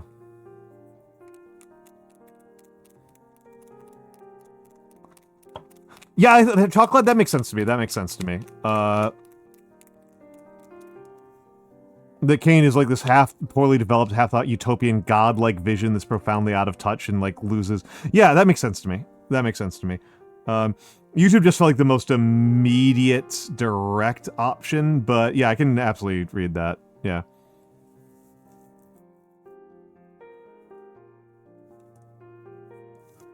That's insane, Theo. That's so funny. The reason why I brought this up is that,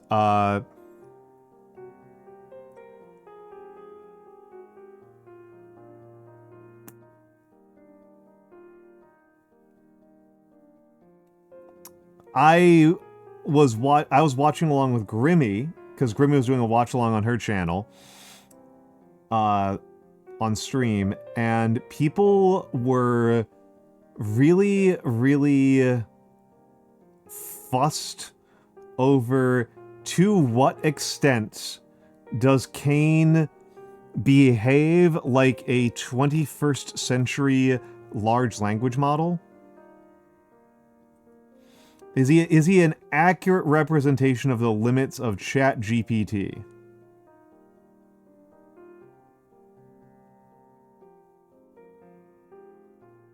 And I must say, I do not think this matters at all. I cannot imagine something mattering less. Mr. Mancer, congratulations. Yeah, I don't even think it was envisioned as one. Yeah, I don't know why. This is so dumb. I don't know why anybody would care. I don't know why this matters. Like... I am sorry, Theo. I'm sorry, Theo. I'm just catching up, I'm just catching people up. It's not even, like, the discourse that made me the most annoyed. That said, it was actually really funny. There was actually an even funnier moment in there, which was that, like, Grimmy is not as disciplined about not taking the bait as I am. And one of her chatters made the proposal that the reason why ChatGPT like what ChatGPT is for is that ChatGPT's etc. ChatGPT and company etc's like their tone of voice, the way that they write to you, and part of their intended appeal is to sound childlike. And this is to the ChatGPT writes like a 3-year-old, and this is supposed to be titillating to users.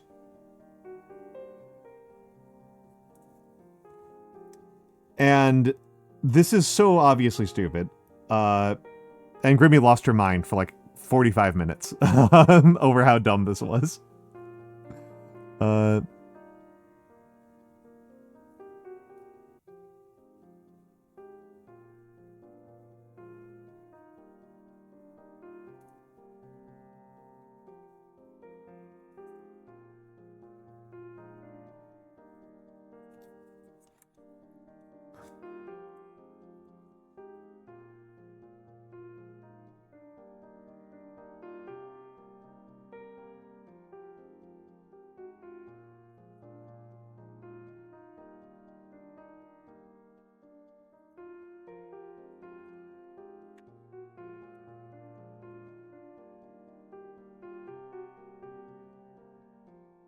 Yeah, I mean, I feel pretty firm in my read that the right way to read Kane is as a literalization of the feeling that people often have when they don't understand other people's emotional reactions.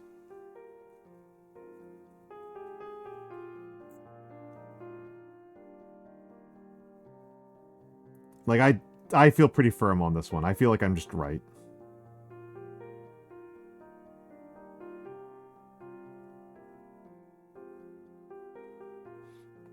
Like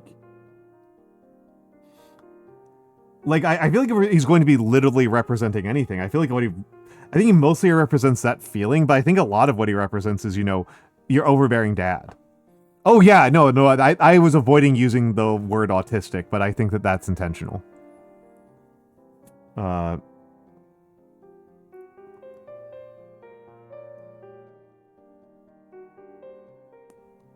I think that Goose did that on purpose.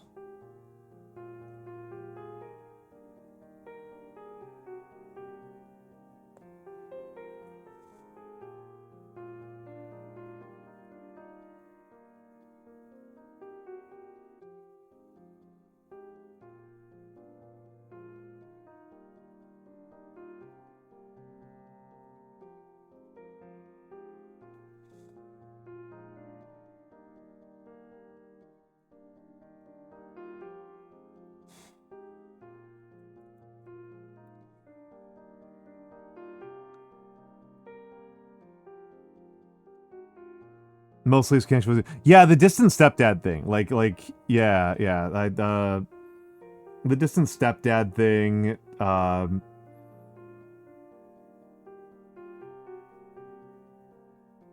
mean, to some extent, like, the show is about like being online too much, right? Like, about having online eat your life.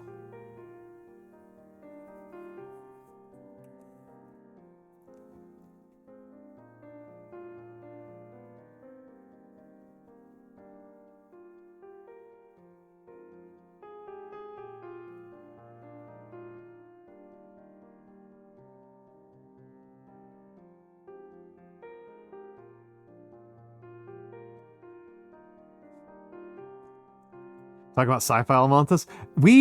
I like sci-fi stuff. We haven't done like a sci-fi version of me. Yeah, for them is quite literally being terminally online. This is true. They are quite literally terminally online. That is very, very accurate.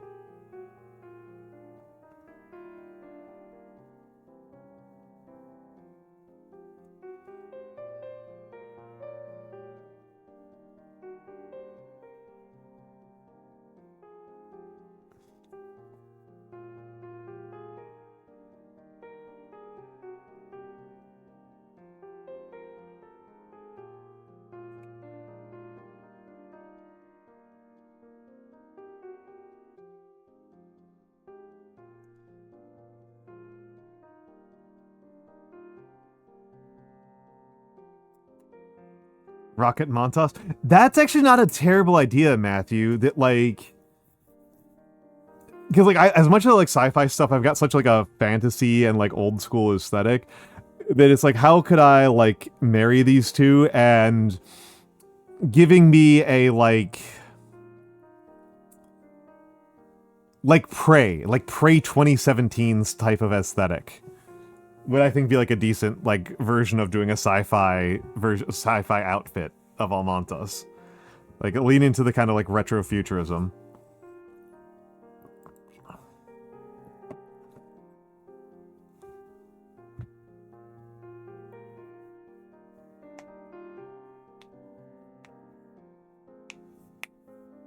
Okay, sorry, just cracking my knuckles there. Did you guys hear that? I hope you guys didn't hear that, because that probably sounded really gross to a lot of people. I don't particularly think very much about the sound of cracking knuckles, but I'm sure that I know some people find it really horrifying. Was heard nasty, sorry. Thank you, though, for that. Hello, Golf Alpha Yankee. Hello, Golf Alpha Yankee. I will mute next time I do that. I'll mute next time I do that. My apologies. Don't need you. Do it again. They need to... So do you guys know how cracking knuckles works? Because I definitely know some people who just don't. I know some people who just definitely don't. I'm pretty confident that I understand the basics of it. That was not like that was not a very sincere question on my part. It's so like the thing that keeps your joints, the bones from hitting each other is called synovial fluid. There's a fluid between the bones that allows them to like move relative to each other without hurting each other. And sometimes like the fluid gets misdistributed, right? Over time, the fluid will get misdistributed between the joints. And then when you're cracking them, that's the fluid redistributing back to like a level and even standpoint, which means that a vacuum is destroyed because of physics, and that manifests as a popping sound.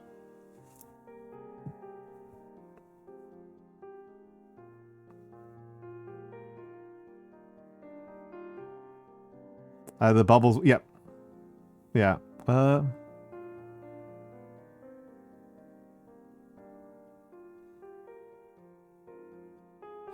In fairness, Chocolade, the fast food restaurant was Gangle's idea.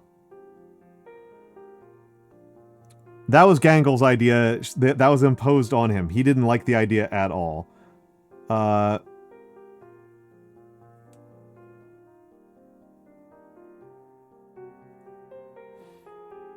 He thought it was a really stupid idea.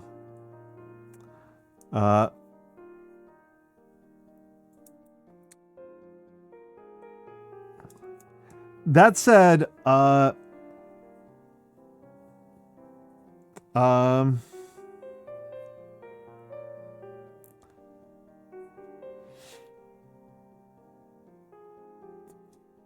mean, the thing is, I think it's entirely possible that he or the people who made him, right, 'cause I'm not too worried about the literality of this, has a strong literary and aesthetic preference towards action and horror. And particularly action, right? He has a very, like... He has a very man's idea of what a good time is based on, movies that people like. Rather than actually interacting with them. And he's just... His big flaw, right, is he doesn't fucking listen. Right? Like, that's the call-out that is the big call-out about him, is that he doesn't fucking listen. He thinks that he just doesn't do it. And so he has that preference, and then he doesn't understand that other people just simply have different preferences than him.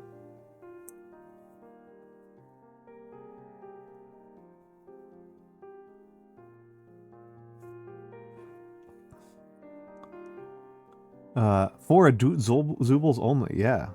Yeah. Sort of overtaken by Animus at all times. Yeah, yeah. And again, like, it does kind of have this, like, overbearing dad vibe to it, right? Right? Like, come on, son, don't you want to watch the monster truck rally? What do you mean you want to watch a French subtitled movie, right?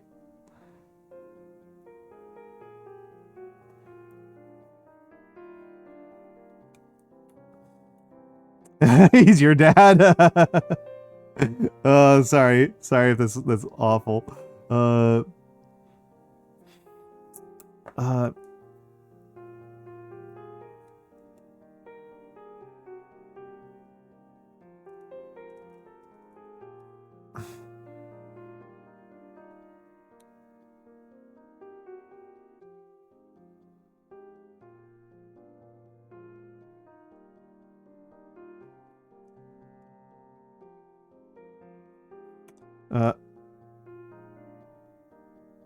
and again, I am kind of the belief that, like, art isn't really supposed to be, like, solved. I don't think art is really meant to be solved or, like, perfected, right? There are two kind of things about art interpretation that I care about, individually speaking. One is I care about, like, how it connects people, right? And, like, how we can use art as a series of, like, connections. And the other is, and like, how we can understand ourselves, right? And the world around us through art as a kind of practice space, right? That it's a place where we can practice being affected by things in a relatively safe context. Relatively, right? Relatively safe context. Not the same as an actually safe context. And the other one is, right, to kind of analyze what is the deal with a culture that creates the types of art that it creates. And that's a conversation that I like to have, but is... I know Mikks is fucking sick of it. I'm overemphasizing. He's not really that sick of it. He mostly thinks it's kind of charming, but not super the best use of anybody's time.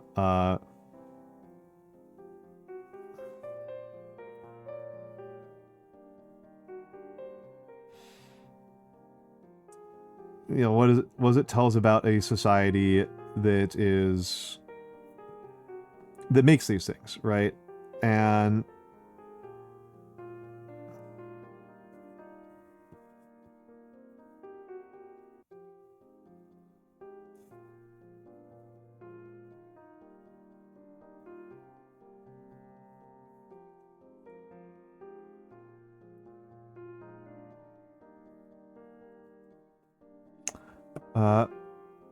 well, and it's part of it makes it a little bit frustrating to talk about. Hello, Quincy. Hello, Quincy. Well, the thing is, like, that can help the contextualization argument, but I'm being a little bit broader here, which is less useful for talking about individual pieces of art, which is to look at the piece of art in conversation with many pieces of art and try to figure out what the deal is with the broader society, right?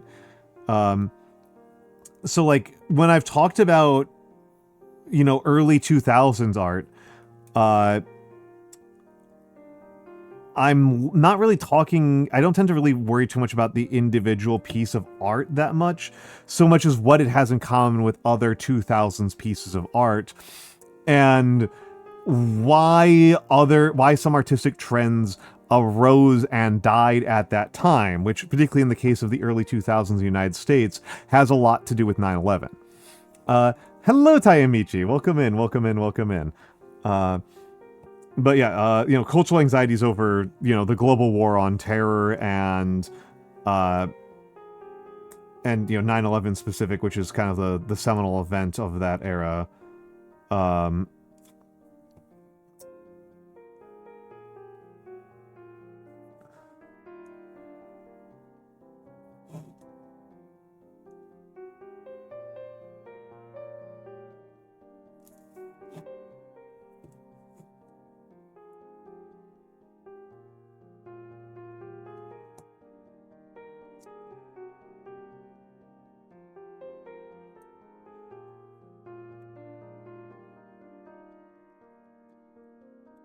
That's a cute way of putting it, Quincy. That's a cute way of putting it. It is fascinating to me that like Duchamp's fountain like remains the villain. Right? Like that's like still like in the 2020s, like the villain of like the modern degenerate art. And it's like, man, this art isn't even like edgy at this point. This art's like Duchamp's fountain is practically passé.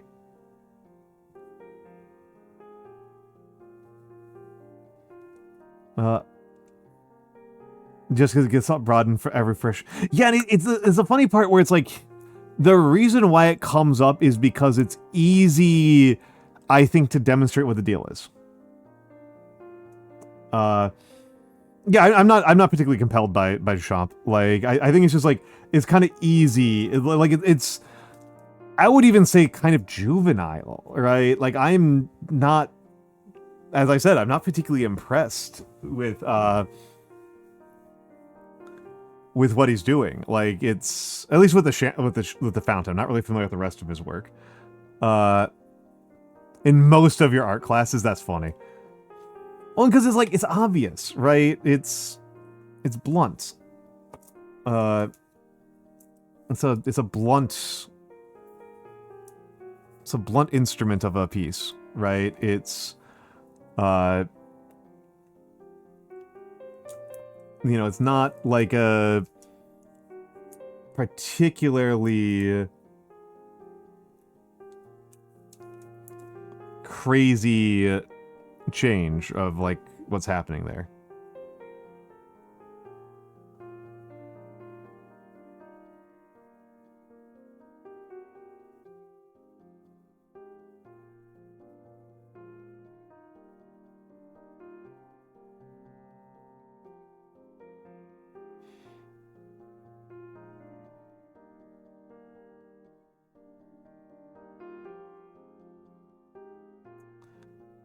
Hold on a second here.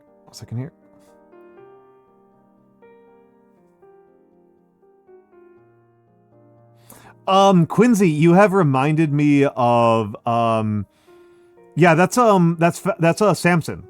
I forget the guy who did that, but that's Samson, which is actually a cool piece. I'm gonna pull it up because I feel embarrassed I don't remember the name of the artist because the artist is funny as hell.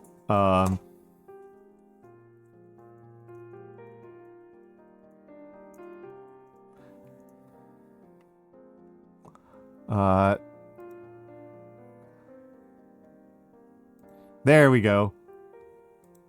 There we go. Yep.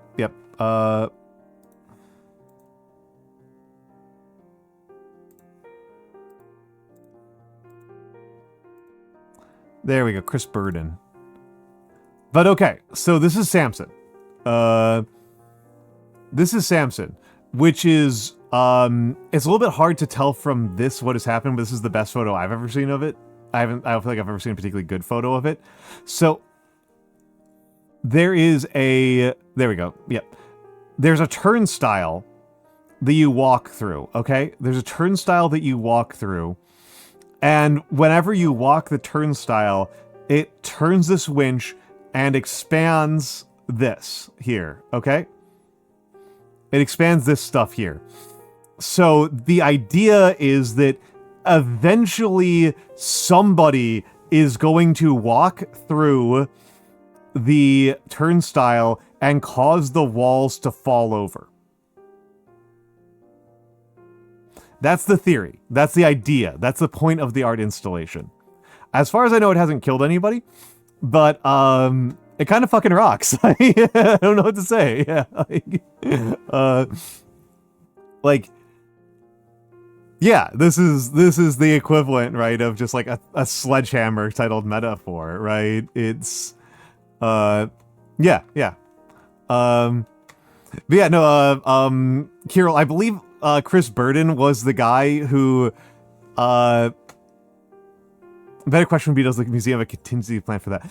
I am going to be honest, I have always taken for granted, Sharkray, that they always install it up against walls that nothing will happen if they break.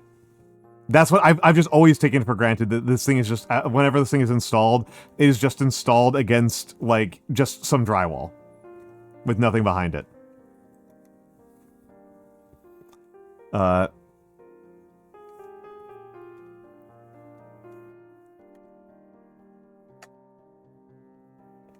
That's pretty good, Kirill. That's pretty good. But I believe Chris Burden was the artist who filmed himself just shooting a gun at passing airplanes. You know, you know, artists are weird like that, right?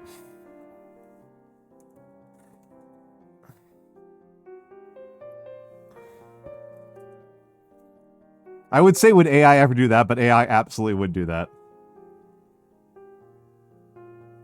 Not on its own, obviously. It has to be prompted to, but...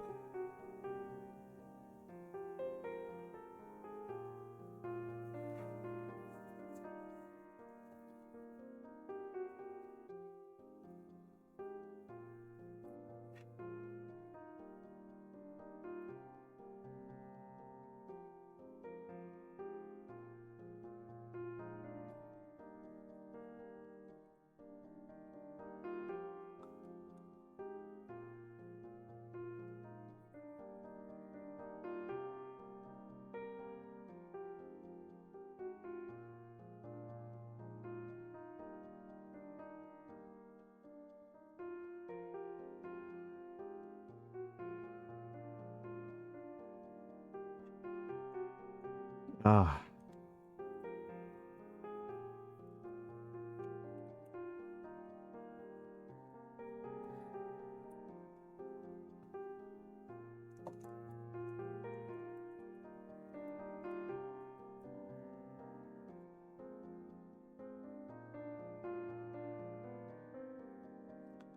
Let's...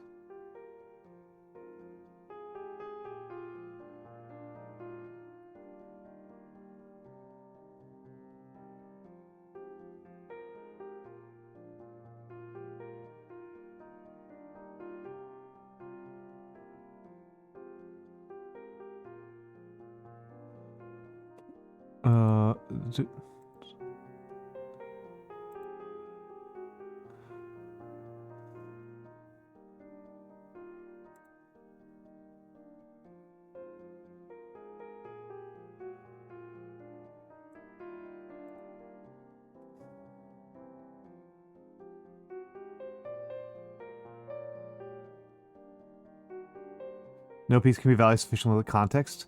Yeah, it's actually, like, I think kind of messes with us a little bit, right? And I think it gets to a very fundamental part about reality. A very fundamental thing about how reality is connected,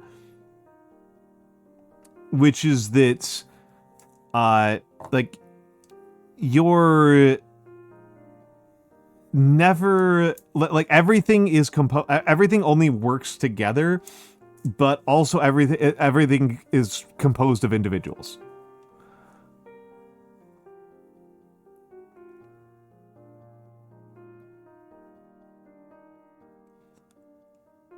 My favorite meditation of this remains on truth and lies in a non-moral sense. I'd say my second favorite, actually. That's my second favorite meditation on this problem, is on truth and lies in a non-moral sense, by Nietzsche. It's my favorite piece of Nietzsche.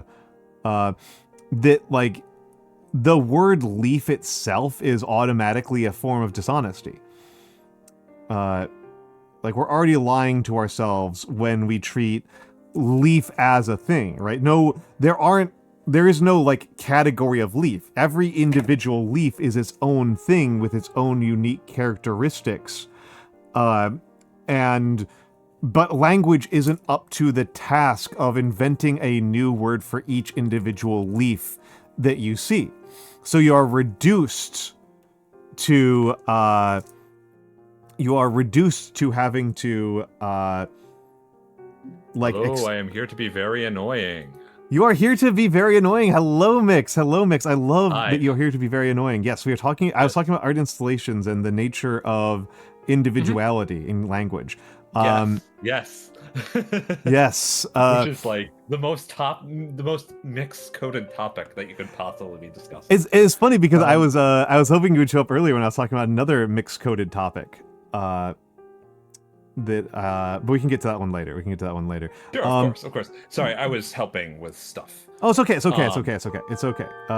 Oh, Anonymous, thank you for the gifts up to Hi Mikks. That's very kind of you. That's very kind of you. Yes. So this is we're getting into how language not just how language, but how the concept of creating categories, but also the concept of creating individuals and looking at things in isolation shapes how they function in society and in the world and reality. Yeah. Yes, this is let me close my door so I'm not echoing. But, okay, that's fine. Yeah, this is a very me-coded topic. Theo, the answer to that is that it is set in Dutch, and it's set in Dutch because I think it's really funny. Dutch is the funniest language on the planet. Dutch is the funniest language. The Dutch accent is the funniest accent.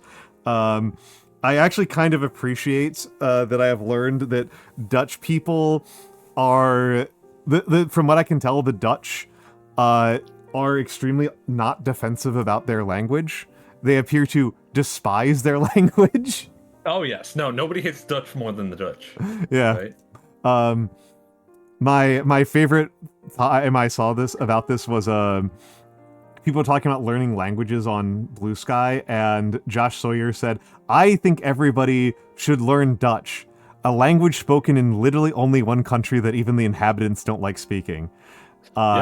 And one guy commented, "I get really mad when I'm traveling and people start speaking to me in Dutch. I'm on vacation, so I don't have to put up with this shit."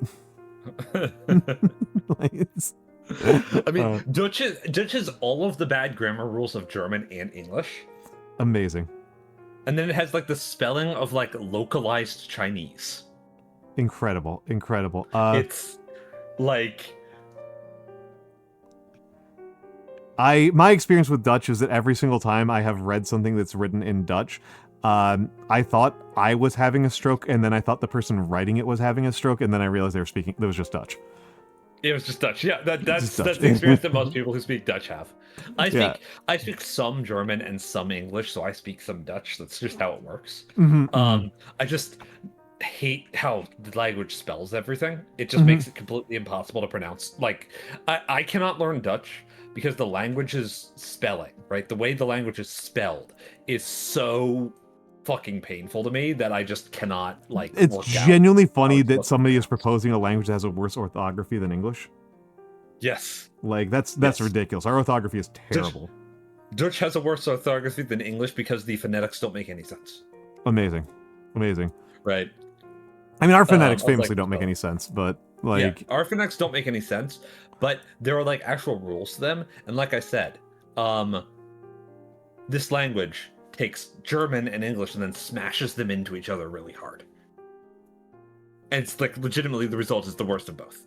Incredible. All of their weaknesses, none of their strengths. Pretty much, yeah. The inverse blade. Pretty much, yeah. Yeah. But yeah, we have a serious problem. It's ridiculous. But yeah, I'm very grateful. It sounds like somebody making fun of somebody. Whenever you speak Dutch, it just sounds like you're making fun of somebody.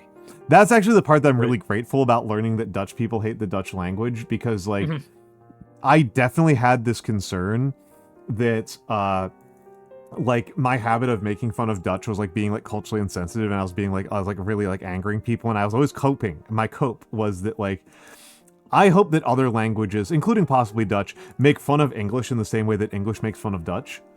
Yes, but turns out it doesn't matter. No, Dutch makes fun of Dutch in the way English makes fun of Dutch. I think they're actually worse. I think they're actually worse about it than we are. They hate it way more. They hate it way more. We just think it's funny. We just think it sounds like Simlish. Like I will say I think Afrikaans is actually a much more sensible dialect than Dutch. Understandable. Yeah. Understand. I I don't think tend to make fun of Afrikaans, Afrikaans as much, even though like I actually have heard more Afrikaans in my life than it's Dutch. I prettier. know more Boers than I know Dutch people. Yeah, Um, yeah. No, also like Afrikaans is just a much more melodic language than Dutch actually is, because it is less German, right? Not that German isn't like a up and down, sort of like pleasantly lilting language, yeah, yeah. but I don't know. I just think like whatever it is, like I don't know actually what the specific distinctions between these two languages are, right? Between Dutch and Afrikaans, right? But it's like you get the best part, which is the accent, It is the same. It is very coupled similar. with Yeah.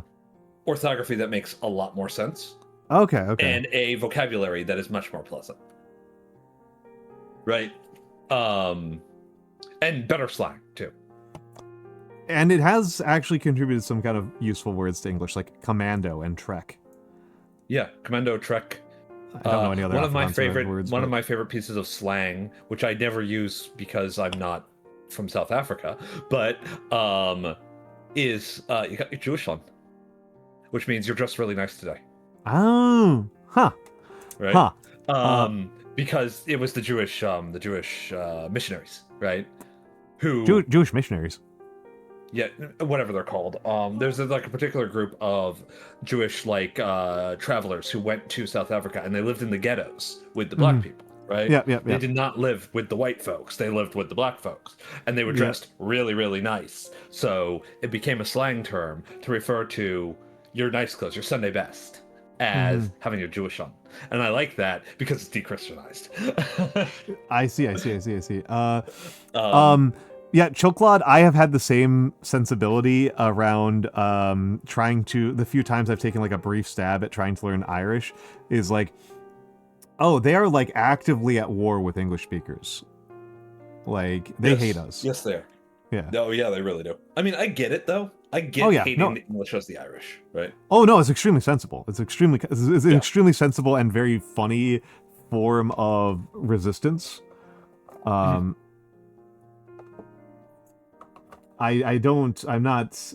is not at all a negative, but it is funny. I mean, at this point, the English can't even complain about people hating them. I'm gonna. Oh, no. I mean, they do. Like, they do, but that's because, like, I don't think anybody lives to complain more than the English do. Like... Yeah, that's true. That's true. Like, maybe New Yorkers. I don't even think it's close. As a New Yorker, I don't think it's close. New Yorkers love to complain, but, like...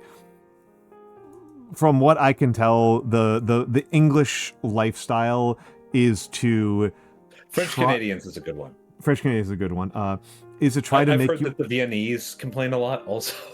I can believe that. But I feel like the English are actively trying to make themselves more miserable so they have more things to complain about. That tracks, yes. Like... Really, I would say that the English they were the definition of the first world for a long time, so, that's what you got to do, right? The thing that English culture is in the 21st century is just... And this is not something that's like sprung up out of nowhere. You can see traces of this in older English art. Is fetishization of suffering. Oh yeah, pretty much. Like that's like the central Misery cultural maxim is just like... Yeah, straight up stiff upper lip shit. Yeah, this is... And like at this point, I won't even say that I think that like, oh yeah, all the colonialism is why they don't get to like complain about people hating them. It's because of the shit they're doing in the 21st fucking century that I think they don't get to complain about people hating them. Yeah, it's because of the kind of policies that they vote for and the kind of people that they elect. Well, there's a very insufferable smugness to the way that the British diplomacy works. That as well, yeah. Like British cultural exporting, where like there's this part of it is like a resting on its laurelsness that is like particularly infuriating to me, right? This like, oh, we gave the world the Beatles and Queen, so like, and Jane Austen, so like everybody just owes us everything. And it's like, well, why don't you make that stuff anymore? Right? Like, it's like, oh, well, we make like The Office and J.K. Rowling, and it's like this is not comparable. Like, this is not close. The version of The Office that people liked less. Yeah. Yeah. And maybe it's because I'm like kind of old, so I still remember when like I still like know people who are just like unabashed Anglophiles. They're just like, oh yeah, like the British just adopt certain British pronunciations of things to seem more erudite and cool in their mindset. And like, no man, Freddie Mercury's been dead for a while, and that's like kind of the last one who was cool. I mean, there was Pratchett. There's Pratchett. I mean, I can think of two people right now dead, who are writing in England who I actually admire quite a bit. They're two English artists I admire quite a bit. Adrian Chiles and Philomena Kunk. I admire quite a bit. Philomena Kunk I admire a great deal. She is very, very, very clever. Philomena Kunk is I mean, Dion Morgan in general is a very clever writer, right? Yeah. The part. For those of you who don't know, Philomena Kunk is a caricature by Dion Morgan as the stupidest person on the planet. there's an amazing scene where she's interviewing a World War II historian, and like this is a caricature. This is not like a real person, and she learns from this World War II historian that the bombs dropped on Hiroshima and Nagasaki were not the only two atom bombs ever made. Yes. That they still exist in the world, and it causes her to start crying, and like this historian has to start like comforting her. It's just like, this is insane. Like this woman is on. They know it's a bit, they just don't know what's gonna be coming. Right? Yeah. Like she's explained how the process works, which is that they know it's a comedy. They know this is satire, and they know they're going to be asked some weird questions, and they're on. That is much nicer than Eric Andre, who just like counts on, just like kind of assumes that people have done enough research that when they agree to be on the Eric Andre show, they know what they're getting into, and quite a few of them do not. Part of the difference here is definitely that Philomena Kunk's stuff is like kind of documentary form. Yeah. It's like long form, and also a lot of these people are much more. They're not celebrity experts. Yeah. They're actual serious academic, sits in a room researching this stuff and writes very dry papers on it all day. Sorts of experts. So I actually respect that she gives them the respect of like letting them know what's up. That she's not here to take the piss out of them. The joke is actually that she's taking the piss out of a certain caricature of herself, right? Yeah. No, she's so funny. God, maybe the funniest one is when they actually play along, and that you see her trying really hard not to laugh. Yeah. I really like that. One of the funniest things to me is when people are trying not to laugh. It's just funny, right? Now this guy's got a fucked up shield. That happens. But yes, maybe he painted it badly. Yeah, he painted it badly. So Arthur came a lot. Yep. Yeah. That's one of the funnier moments from Witcher 3 that I think kind of gets under-discussed, is that there's you can get into a painting contest as Geralt with a troll.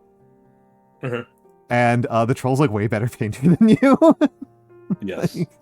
like he does like a really good job at painting an eagle on a shield. The Witcher games are much better than the books, I'll just say, right? I'll accept this. As a person who hasn't read the books, I'll just accept this. Yeah.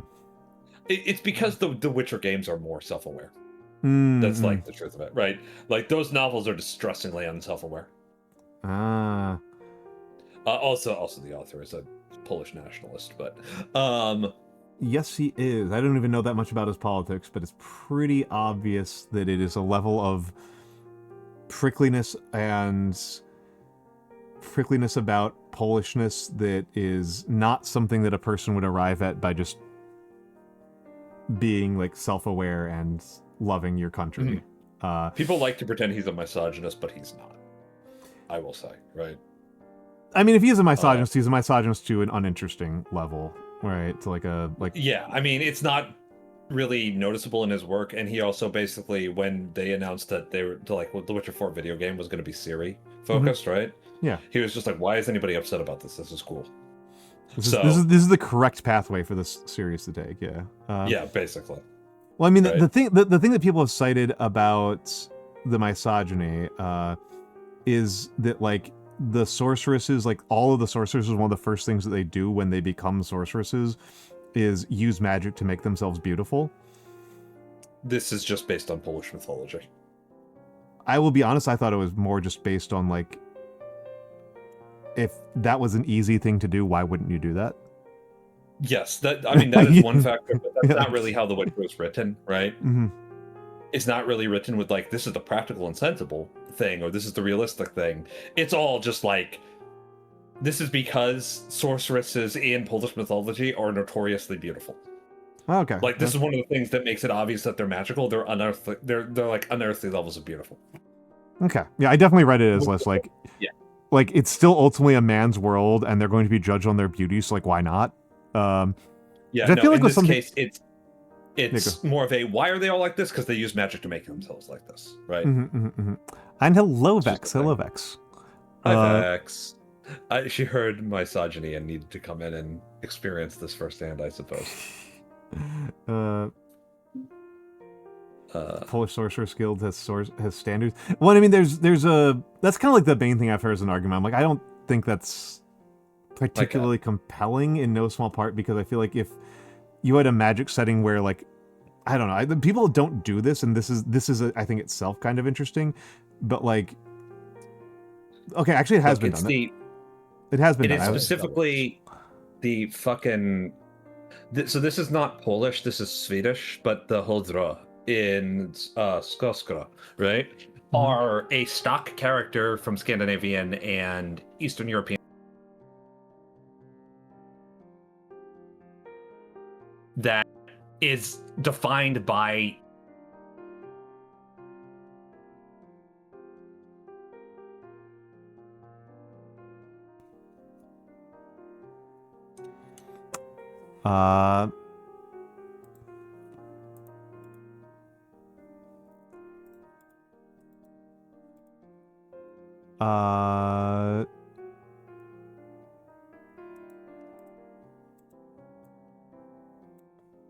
okay, I can't hear anybody. Can I be heard? I can't hear anything.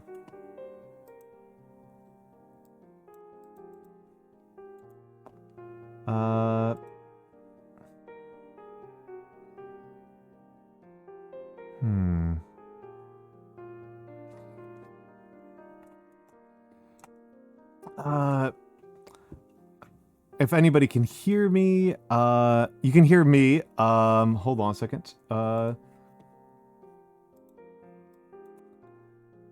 me just see if I can hear a thing. Oh, and then Vex has joined, but I still can't hear anything.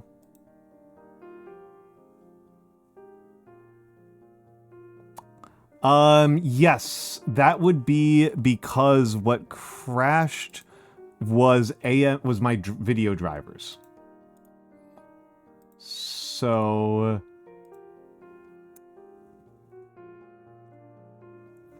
that makes sense. Can you guys hello Void. Hello Void. Yep, streamer bot's already running. Let's take a look here. Yeah, I heard a loud pop and I can't hear anything else now. And my entire screen resets. And then I got the AMD, I got the video driver crash notice. Yeah, you can hear through Discord. Weird. Okay. I am...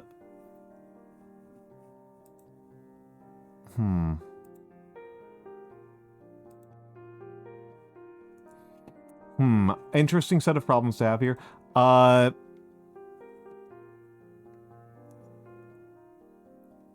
Let me do something here quickly. I'm going to... So here's what I'm going to do. I can't hear anything, so easy check for that. Check this out. Dog, it's been a plague. There we go. I can hear you now. Okay, I just need to unplug and replug in the earbuds. So that's not a big deal. Hello. Hola. Hola. I am going to kill VTube Studio the hard way. And oh no, he's gone. I forgot who he is. Object permanence for realsies. Hello, Emmerich Draws. Are you doing okay, Emmerich Draws? Because I know that you are in France, and France is heading into some really horrifyingly bad weather. Oh, really? Oh, dear. yeah. Yeah. Oh, yeah. I am hearing they're looking at 40 degrees Celsius. Holy shit, Yeah. I'm seeing that. Jesus Christ. Yes. Yeah. That's very scary. That is, it's I bad think in you can fry an egg on the sidewalk in that temperature. yeah. And it's horrifying in India, but Indian well, and for one thing, it kills a lot of people in India. But also Indian houses are set up to handle that a little bit better than French houses. Yes. And France has not invested in air conditioning in the way that they probably need to. Yep, no AC in Emmerich's house. Yeah, so Emmerich is going to be... Emmerich, make sure to be safe. Try to avoid moving during the daylight hours. Hydrate frequently. And if you start seeing signs of heat exhaustion and heat stroke, be very careful about that.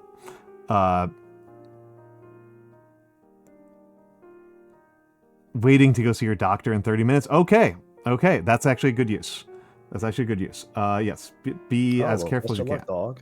Best of luck. Yes. I haven't updated the stream to reflect that Mikks is here. Good lord. So my video. All the audio stuff was fixed, and we can all be heard now. Yeah, it was my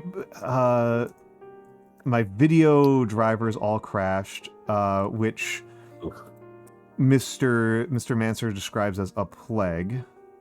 Yeah, a lot of Do you people. have Mix It Up, Manny? I do not. That's Okay. me, haha. I'm Mikks.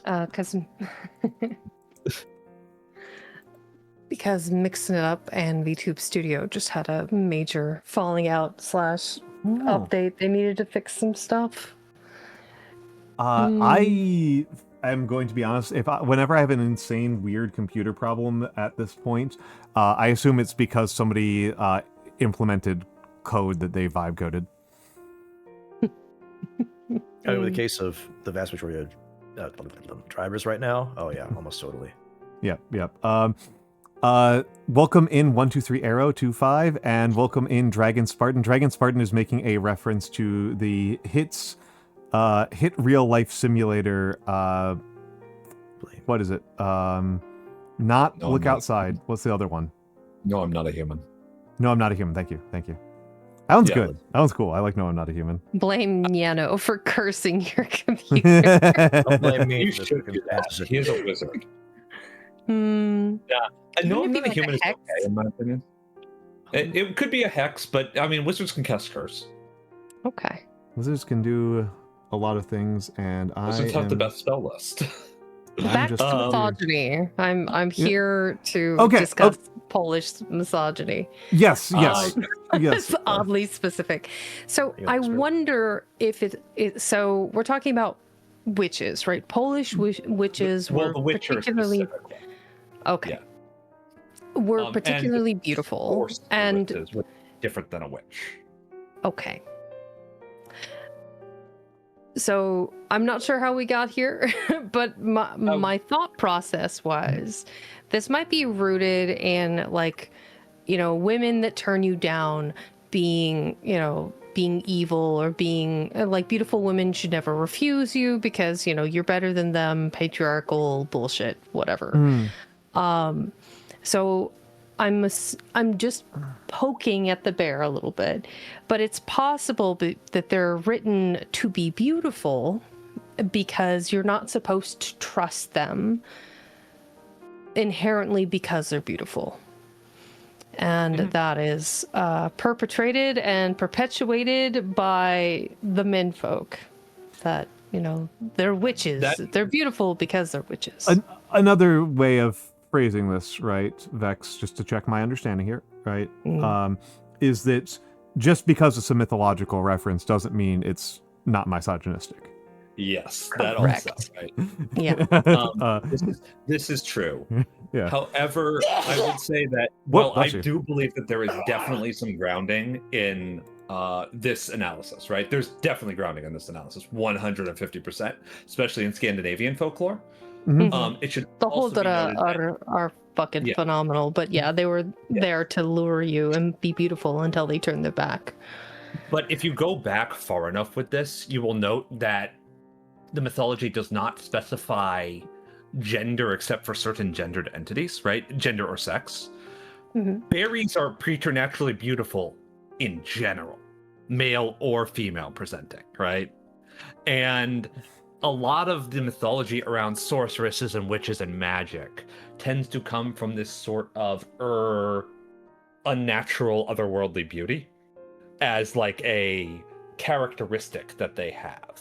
It's where the contemporary succubus comes from. It's where all these things come from at some level. So I think there's like definitely some misogyny going on here, but I think there's also a little bit of a God damn you pretty people, and also a bit of an aristocratic element to it. One could also argue that perhaps there's an argument being made about men overly concerned with their beauty being dangerous as well, for whatever reason it may be, or untrustworthy. Yeah, I was about to say there's a kind of a broader, belief in many cultures, right? That like vanity is a vice. Vanity is a vice, right? And beauty is suspicious. Yes. Beauty and poverty does you no good. Beauty and power means you by default are like better than everyone else. It just comes with the territory. And then just be me. I will note that in specifically the context of The Witcher, right? Every character who is important in that series, who is not like notably like a gruff, Clint Eastwood type, is like unnaturally beautiful, and that's kind of just like a thing that goes on in the story, right? Whether or not they're a villain or a protagonist or a villain, right? Unless they're a monster. Unless they're a monster. Even the monsters are attractive. Well, some of them are, some of them are very not. Some of them are, some of them aren't. The more likable ones aren't, in my opinion. Yeah. But Which is to say the trolls. Yeah, the trolls. The trolls. Yeah. Trolls are extremely likable. That was one of my fun rules for when I did a full playthrough of The Witcher. I had two rules for myself. One was always Triss, which is really funny in retrospect. I made that decision early on in Witcher 1, and it turned out to be really fun as the games wore on, and I pissed off some people with that one. And number 2 is never kill cave trolls. Yeah. I didn't kill a single... You have to kill ice trolls in Witcher 3, but I managed to never kill a single cave troll. Yeah. Why no cave trolls? Out of curiosity. So the big this is just like one of those funny things that like happens in both 1 and 2. It doesn't happen nearly as much. It happens a little bit in 3, but it happens in like all of the games where like trolls trolls in the Witchers, in the video games, I have not read the books, in the video games occupy a very interesting space where they are monsters, and I really want to correct what Emmerich and Sharkray are talking about because they're deeply wrong about the history of this. But I'm going to finish up with these thoughts here. It was the universities, it wasn't the church. The church's stance on witches is that they literally do not exist.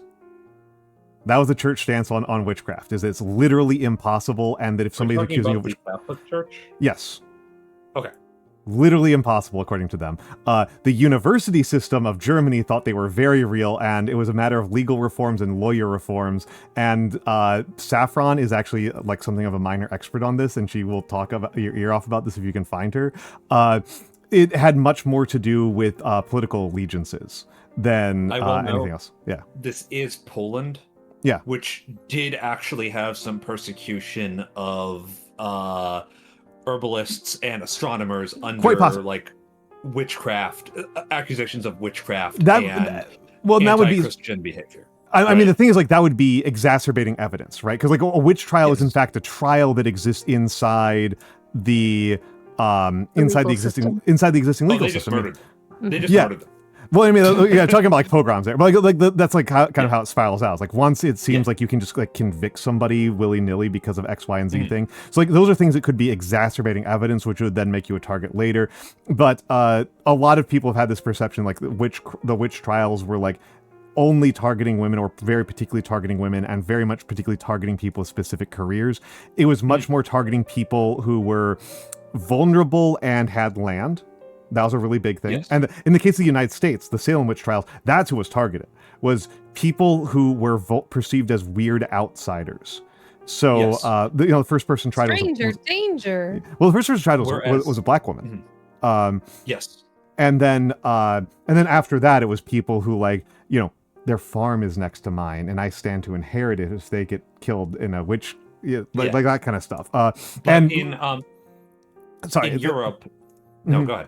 Yeah, and like one that Saffron likes to highlight a lot is like the number of people who got killed during the witch trials because who very obviously like the person who was running the trial and was running the witch trials was like their political opponent on like zoning law bullshit was like overwhelming. It was like it was like how much it was like about like it was very often about like government centralization efforts. Like the person who wants more government centralization or wants less government centralization happens to be in charge of the trial. 80% of the people who get executed at the trials in that city are on the opposite camp from them on this issue. This is such an Al conversation. Yeah, no, yeah. Al, I need you to understand something, okay? Mm-hmm. And this is coming from a dude who genuinely loves astronomy, okay? Mm-hmm. Astronomers deserve to be persecuted because they crane their necks up all the time. My favorite thing about astronomy is that I have never met a cis astronomer. That's really funny. The void eats the genders. Are the saxophones getting louder, Oh, man. It's okay. The fastest way to become a bisexual is to get into astrology. So yeah. Most of them are non-binary. Most of the astronomers I know are non-binary. Yeah, it tracks. But the which is weird because there's a lot of binary bodies in the astral plane, right? Yeah, well, I mean, maybe it's the lack of them. Maybe it's like they expected more and they didn't see enough. I've always assumed it's just because like trying to contemplate the gender of a star is just like it's too overwhelmingly vast. Your gender just like dissolves in the face of actually contemplating the cosmic. But anyway, back on the plot of Look Outside. Yeah. It is. That actually is the plot of Look Outside. Actually, that just is. You've got ads in 45 seconds, by the way. Cool. I will leave the three of you in charge for that. No, you won't. You're gonna take a look at the image I just sent you. I don't even have. Okay, you got me. Had a crash, Yeah. You got me. But listen. You send it in the side chat. Okay, I thought you sent it. I was like, I don't have a DM from you. What are you talking about? Well, you do now. Yeah, it's the same image. You smug bastard. The smuggest crash I've ever seen in my life. I'm just glad it didn't interrupt the recording. That's all I'm glad about. It did not, in fact. It did not. No, I can see the recording symbol. Green, it's fine. Yep. But it's all I can good. see it. The broadcasting sign and the recording sign have the exact same time signature. I am happy with that. I am not happy that fucked up my Lux. However, I am going to allow the three of you to have your conversation about witchcraft and witchery, and I will make you all big, and then I will be back in a few minutes. Big. I am an expert. Yeah, so one thing that's generally important to remember about witchcraft in Europe, and by Europe I mean continental Europe, I do not mean England, and like compared to other parts of the world, especially in Germanic and Slavic and Scandinavian nations, is that it has a much older history than Christianity does, and is in a lot of ways much more culturally entrenched. There's a lot of traditions that date back to like Druidism and or what we call Druidism and witchcraft, that are not like the New Age, New Age witchcraft stuff. It's like pre-Christian traditions and pre-Christian mythologies that the Catholic Church was trying very hard and failing pretty miserably to stomp out. And eventually they kind of gave up, is what they actually did. This is how they actually got their foothold in like Germanic countries and stuff is pretty much giving up. It's like, oh yeah, that's just part of our thing, right? We'll just do that too, right? We'll just celebrate your holidays, fuck it, right? That sort of like integrative approach did a lot more work than trying to actually persecute the traditions of the native believers, I guess I would call it, right? Did so, which is always pretty interesting from my perspective. I know a little bit about Polish history in this regard, but I don't know a ton. I just know that they had some really bad times in like the 1600s. Like really, really bad with the persecution of academic learning and basically anything that the church didn't like, where you would just be, you know, like killed to death pretty quickly and tortured a lot too. Dog, right? I cannot tell you how sick I am of being killed to death. Yeah, it's the worst kind of being killed, frankly. It really is. But yeah, no, like on the subject of like misogynistic presence in mythology, like there's obviously a lot, right? Like there's a lot, and there's also a lot of just like pretty harmful ideas of masculinity as well, right? Oh, Not absolutely. always the same ones that we see today. No, But- no. You know what actually really gets me? Is like how you don't have to stretch very far to get like a really powerful feminist reading of the Odyssey. The Oh yeah, Odyssey that is was a fairly recent translation of it, actually. What do you mean? Was of the Odyssey. There's a number of translated errors because they were always from a male perspective, and so another woman, Christian perspective. yeah, a woman went in and it's like, well, actually, he's not. These aren't Yeah. like they're not slave women. They're just workers, you know, as an example. And there were some other various things that she found in her own translation, and they just chose what they thought the narrative was from that Christian masculine perspective. It's just like anytime archaeology, if it's always from a male perspective, there's things that are getting missed. It's yeah. Oh, Also from a white perspective is That's also like- been pretty bad too. Anglophile white perspective is pretty bad.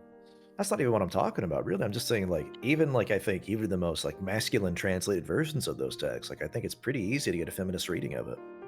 It's extremely easy because the plot of the Odyssey is that a man who is high value is thrown around between a lot of women who are much more politically powerful than him and who have a lot of interest in winning his heart. Right? Yeah, but he loves his wife too much. Yeah, but he loves his wife way too much and they have a really strong, good relationship. Yeah, like it's awesome. and she's also extremely smart and cunning. Right? Yeah, Like he this is like a yeah. huge part of the Odyssey is how much smarter she is than all the men trying to court her. Oh, because, and they're totally unsuitable for her because she loves her husband so much, right? Like it's pretty egalitarian in that regard, need me a which I freak like am that. quite fond of. Holy shit. I So like the Odyssey. Emily Wilson translated the Yeah, Odyssey yeah. in 2017, I've and like read a this number. translation.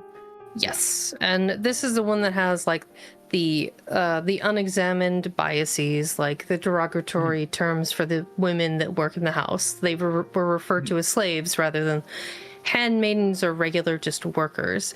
And there was like other like moral complexity that was part, like women were just placeholders in a lot of the male translated versions of the Odyssey, whereas in her translation she has a much more broader sense of all of the characters and what their importance was.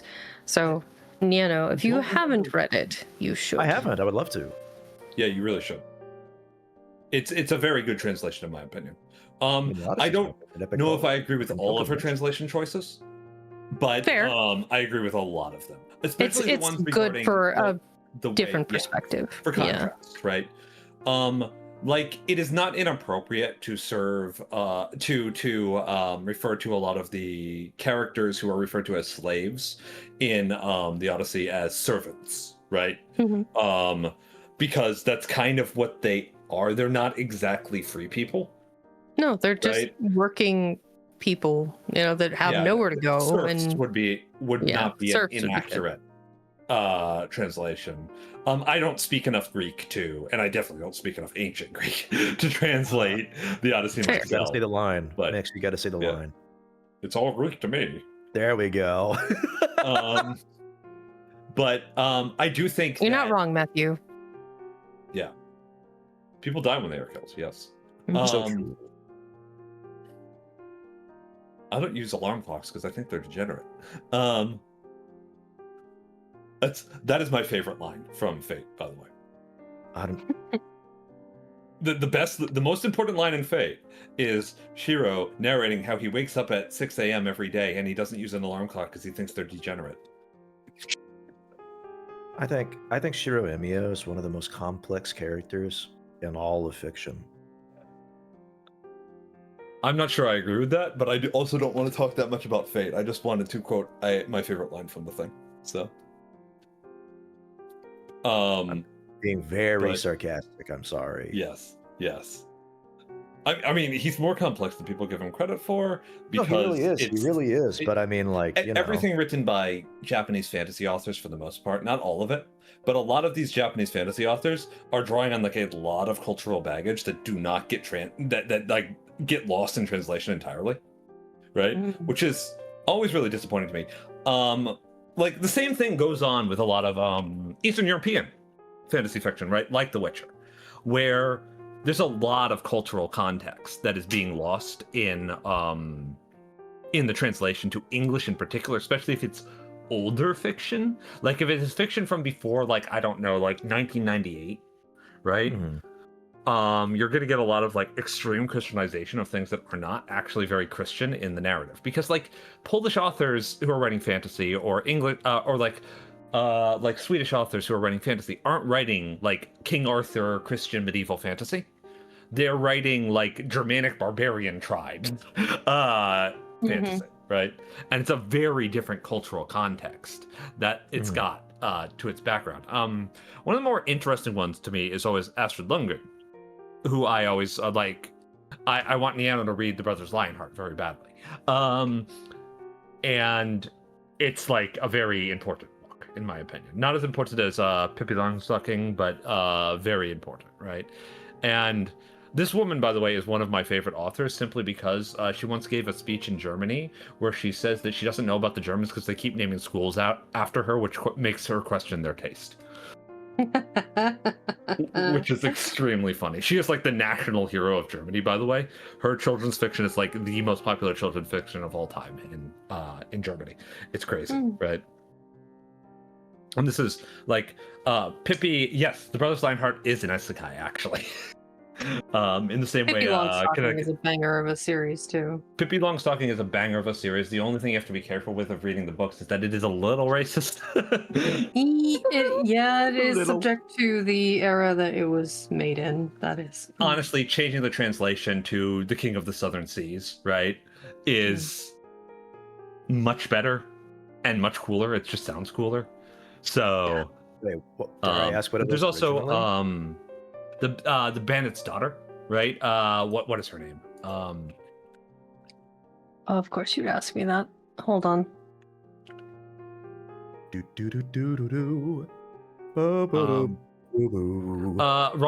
Ronja the robber's daughter, right? Which is very, in a way, very classical of a lot of European children's fiction for girls specifically, in that it's about a girl who goes into the woods and like is super cool, and all the bandits listen to her because she's the daughter of their chief, and she goes on adventures and rough houses and all sorts of stuff like that, right? It's one thing that I've learned that's very interesting from reading a lot of children's fiction that is from like Germanic countries and Scandinavian countries, is that there's a lot of reversal of what's expected of young girls and young boys than what you'd get from like American or English children's fiction. In that a lot of the fiction for young boys is very much about morality and politics and being a member of society. And a lot of the fiction for young girls is about being a rebellious wild child who does whatever she wants. And I find that really interesting. In how it explores the ideas that are, like, from my perspective as somebody who grew up in America, kind of like the inverse of what children's fiction tries, what moralistic and kind of dated patriarchal children's fiction tries to teach, right? I'm sorry, Ghibli did a cover of Ronja? I believe so. It definitely did. I remember that they did They did Ariete, right? Ariete from The Borrowers. Right? Ariete, I grew yeah. up with The Borrowers, yeah. Which not as good as the books, honestly, but cute, right? It tried to stick it tried to stick the plot of like 7 of the books into one movie, which I feel like Fraggle Rock was also based off of The Borrowers a little bit. yes, the Borrowers and the Littles, who were a ripoff of the Borrowers. Yeah. Fraggle Rock was great. I loved Fraggle. God, that was a heck of a show. Yeah, Fraggle Rock. You want to talk about the most fucked up children's show was Dinosaurs? That show is that's an interesting one. Did you watch The Dark Crystal growing up? Yes. I have not watched the new series, but I've wanted to, but I'm just not willing to take that on alone. Yeah, I feel that. Right. I feel that. I understand completely. We are talking about gender normativity in children's fiction, Al. Oh, okay. Yeah. A very reasonable topic. A very reasonable topic. I do just want to say that it was very funny. Like, Vex, have you watched The Dark Crystal? And I'm like, I think that's like one of Vex's like big formative works. For a lot of people, but it's probably I would say like in a top 10. Yeah. But it is like there are a lot of other things ahead of that for me. I figured it was about there. That's why I figured it in was. terms of like kind of wacky, not very typical formative works for like children, right? You guys know The Black Cauldron? Yes. yes, Yeah, that was very that makes big on perfect me growing sense. up. That makes perfect sense. I think the Fleischer's Superman cartoons was one of my formative. That was also one of mine too, because we had a couple of VHSs of those, and I think I wore those out. Specifically the one where Superman fights a big robot, which tells you a lot about me. Yeah. That was actually I think we had that VHS. I know. Hey, Nagi. Oh, Nagarunsky. Are you melting? Is your AC still working? She's like dying. Her AC broke. Oh no. Yeah. It's very hot there. So. From short sleep, but the AC is still pumping, my dear. But yeah.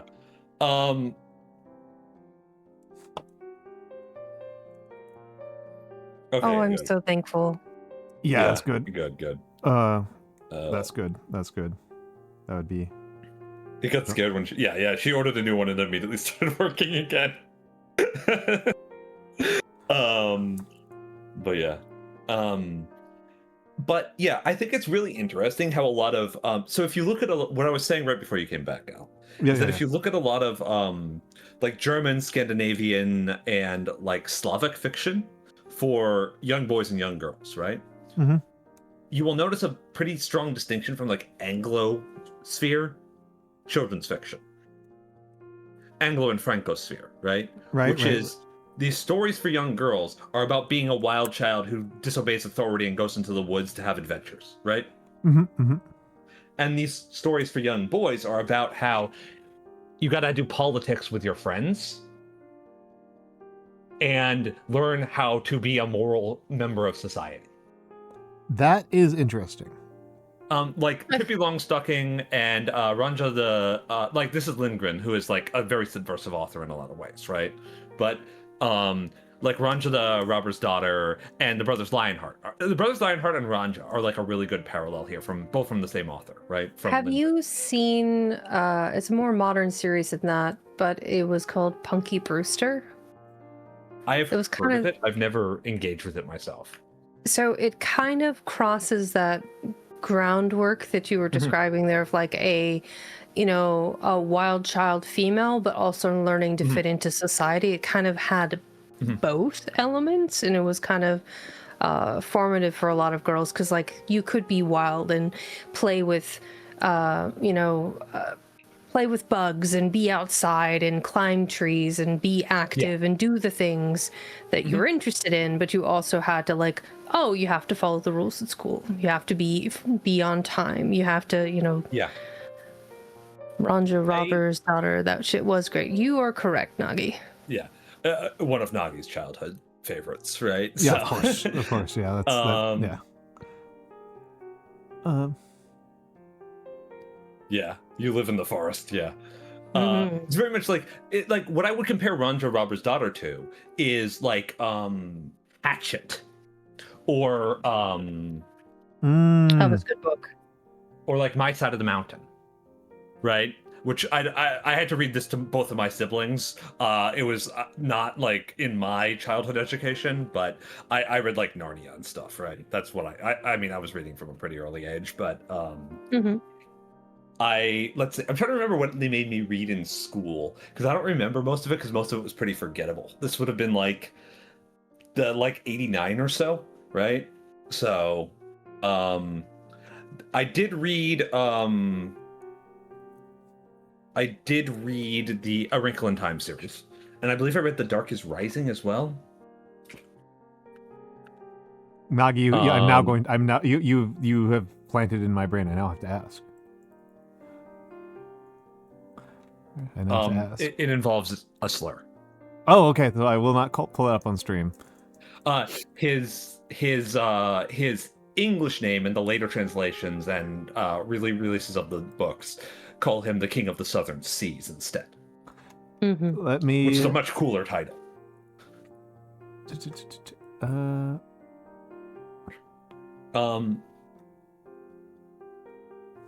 But like specifically these very survivalism, like adventure focused, like pioneering wilderness books are largely targeted were largely targeted at young girls. Like the entire demographic of children's fiction has changed entirely now, so like it's completely different now. But the series that I think does a really good job of being like children's fiction for young children these days is actually Bluey. I think Bluey does a pretty wonderful job of being a play-focused like learning series. I also really love how involved their dad is in raising two daughters. That is so cool. Two daughters. Yes, and it also just like actively doesn't give a single shit about like the boy coding, girl coding shit. It just doesn't care, and I really appreciate that.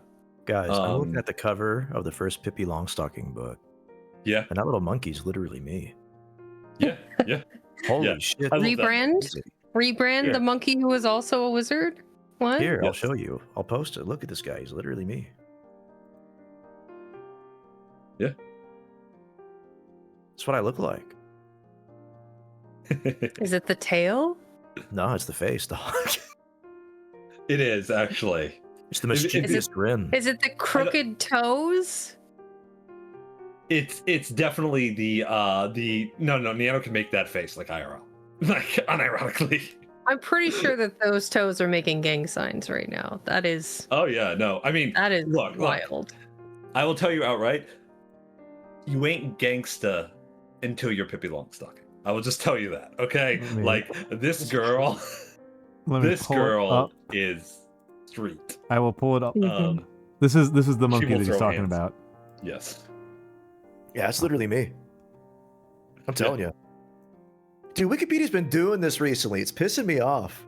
Yeah, let me zoom in, Wikipedia. Come on. It's impossible to zoom in. Right-click, like, open in a new tab? No, that makes it smaller again because I can zoom in that tab. I can zoom in that tab. I'm actually only 15 centimeters across, and I can't be viewed on any modern monitor.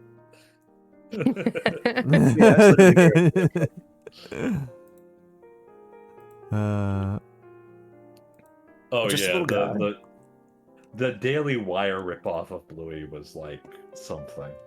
That can't be real, right? No, it's real.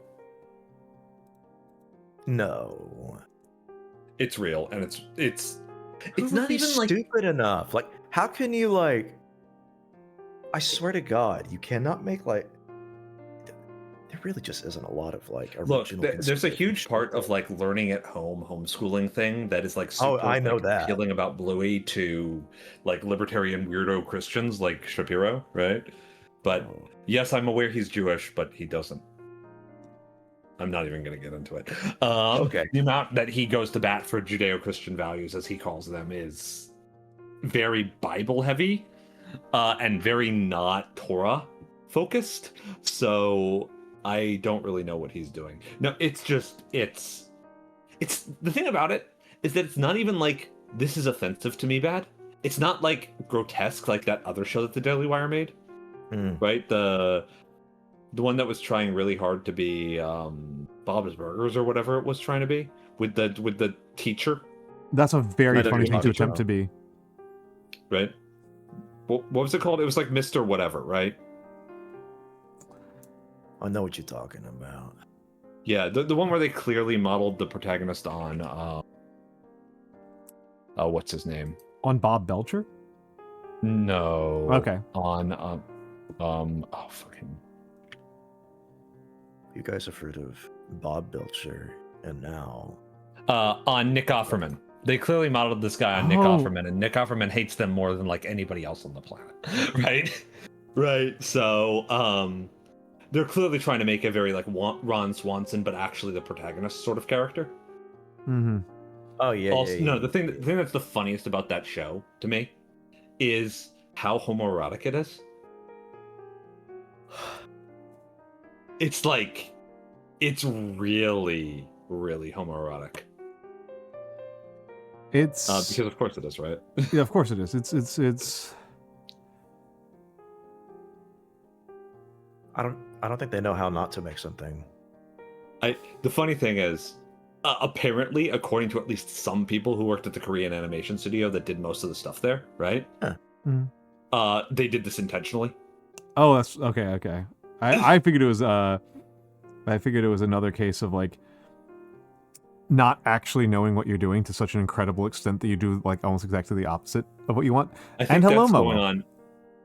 Yeah, I think that's going on as well. But What the Yeah, fuck is the these, Tuttle Twins? Do I even want to know? No, I'm not looking it up. oh, isn't that one the one about like traveling through time and learning lessons from historical figures that are ahistorical as fuck? This one would make Al angry, I think. Probably. That's like exactly the sort of it's- thing. Like it's like, oh my god. You meet Martin Luther King, who tells you that there is no racism anymore. Yeah, that That's kind of Like stuff. that sort of that tier of shit. There's a reason they crashed and burned when they tried to make children's media, right? Well, yeah, Well, they it's- don't understand kids. Yeah, Yeah. they Yeah, fundamentally. I mean, they have put themselves into a. I will say I don't try to make children's media for a lot of reasons, and one of them is that I don't particularly understand kids, and I don't like being put into a position where my goal is to remake somebody without persuading them as a peer. I understand that, right? Yeah, I don't What- like that. That's not really what I think children's fiction should be doing. To be It fair, is right? not, but it is kind of the inevitable task given to you in children's pedagogy. In pedagogy, yes. Yeah, and where I'm going with this is that these guys, like you have they have a vision, and this is something that I think everybody involved in this kind of world has, right? In the world of entertaining children and children's edutainment, really. They have a vision for what they wish a child was, and then an attempt to mold them and reshape them to be more like what they wish that child was like. And their theory of what a child should be like is a robot that follows orders. I mean, that is definitely the problem there. Yes. Yeah, and that's If you look at Yeah. if you look at like well-produced children's media, right? Mhm. So like Sesame Street, Mhm. Mr. and God, they fucking hate Rogers. Sesame Street. Yeah. Yeah, they hate Sesame Street, which is crazy because it's one of the most dedicated and devotedly like careful pieces of media that has ever been like produced ever, like for all time. Yeah, like it's they are so careful. And they also hate Um, Fred Rogers. They don't Yeah, say they- that one they really out hate loud as Fred much. Rogers. They don't say They that. don't say that they're- one out loud because he's be sainted. But He's be sainted and he he's was dead. Christian. He was a Christian minister. He was a Christian minister and he's dead. Yeah, and he's dead. You know. Right. So And a they don't- badass military man. I mean, Uh, what? Yeah. No. I thought that was I thought he didn't serve. Anyway. We'll. Fred Rogers was not. This is a bit of a urban legend. So Fred Yeah. Rogers is from my dad's hometown. My Pat knew him, he was his barber.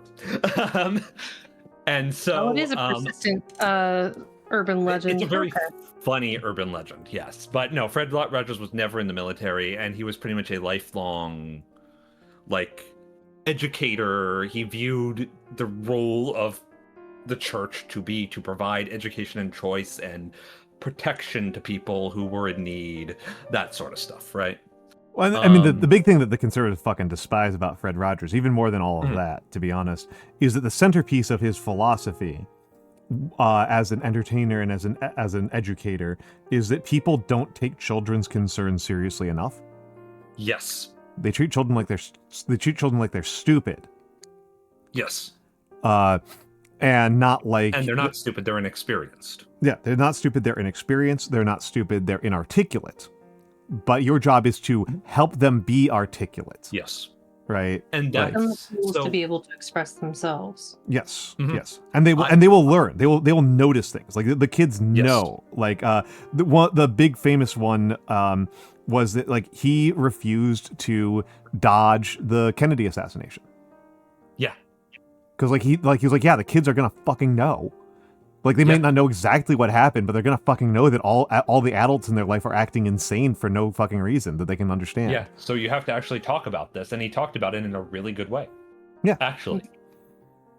The thing that I always like to point to for Fred Rogers and how well he understands things, right?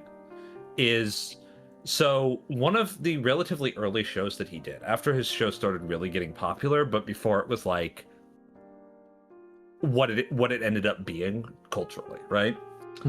Is I think everybody here knows somebody or has some sort of story about the Wicked Witch of the West in the production of the classic production of The Wizard of Oz, right? And how much that terrified kids, and the flying monkeys too, right? Yep. Yes, yeah. For a lot of people, monkeys. It's really kind of funny. It sounds bad out of context, but the flying monkeys in The Wizard of Oz were terrifying. Yes.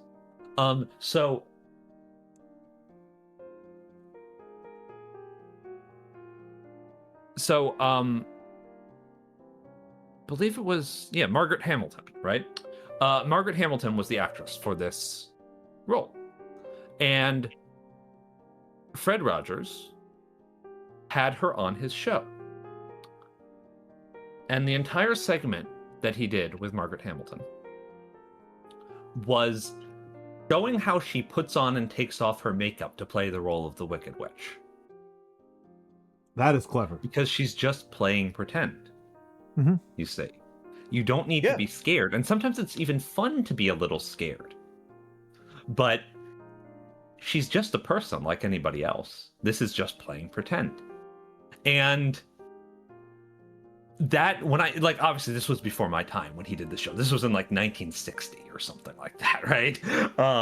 But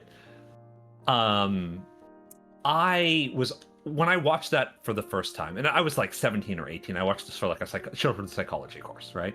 I was incredibly touched by how thorough and how thoughtful and how effective this actually is. Because one of the best ways to teach kids that something doesn't need to scare them is to show them how it works. Right? Show them that they can influence it, and they could do it too if they wanted, right? That it serves so many purposes, right?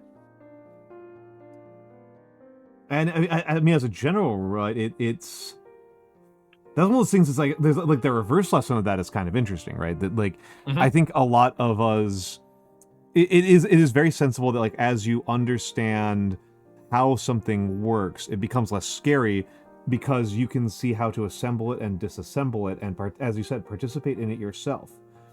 And that I think is part of the terror of certain things in this world is that. You get used to this. You get used to this sensibility that if you understand something, you can control it. And then there are things that you can understand and not affect at all. Yes. And this is the basis of all Lovecraftian fiction. But the metaphor that I hear that falls into this in particular is the like it doesn't actually if you have a profound understanding of physics, it doesn't make falling out of a plane without a parachute any less horrifying knowing exactly how fast you're going to hit the ground. Yes. However, it does reinforce the idea that you should try to have a parachute. Similarly, right? Also, listen, what's missed by by that little bit of conventional wisdom is that if you learn just a little bit more about physics, you'd be able to control the laws themselves. Spoken like a true wizard. I've read many books. That's I know sort many of thing. words. It's very Yeah, you know think- many words. That's the sort of thing that it's gets very you able smote. stuff, That honestly. gets you smote. Vex, you're saying? I said I think it is about that time for me, gentlemen. Okay. So, It's the end of always it. nice to see you. Whoa! bye, chat. I Farewell. miss you. Goodbye, Vex. Have a good night. Goodbye. Thank you for stopping by. It was a pleasure to Please have don't you here. explode. I promise shall- nothing. She'll be fine. That was She's a wonderful. meteor response. That was good. Yeah, that was really good. That was powerful. Good job, Vex. Scary.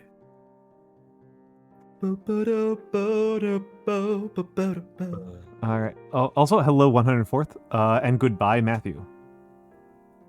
Oh yeah, there's like a very weird argument going on right now. Yeah. And it's an argument that like surfaces every like year and a half, I swear.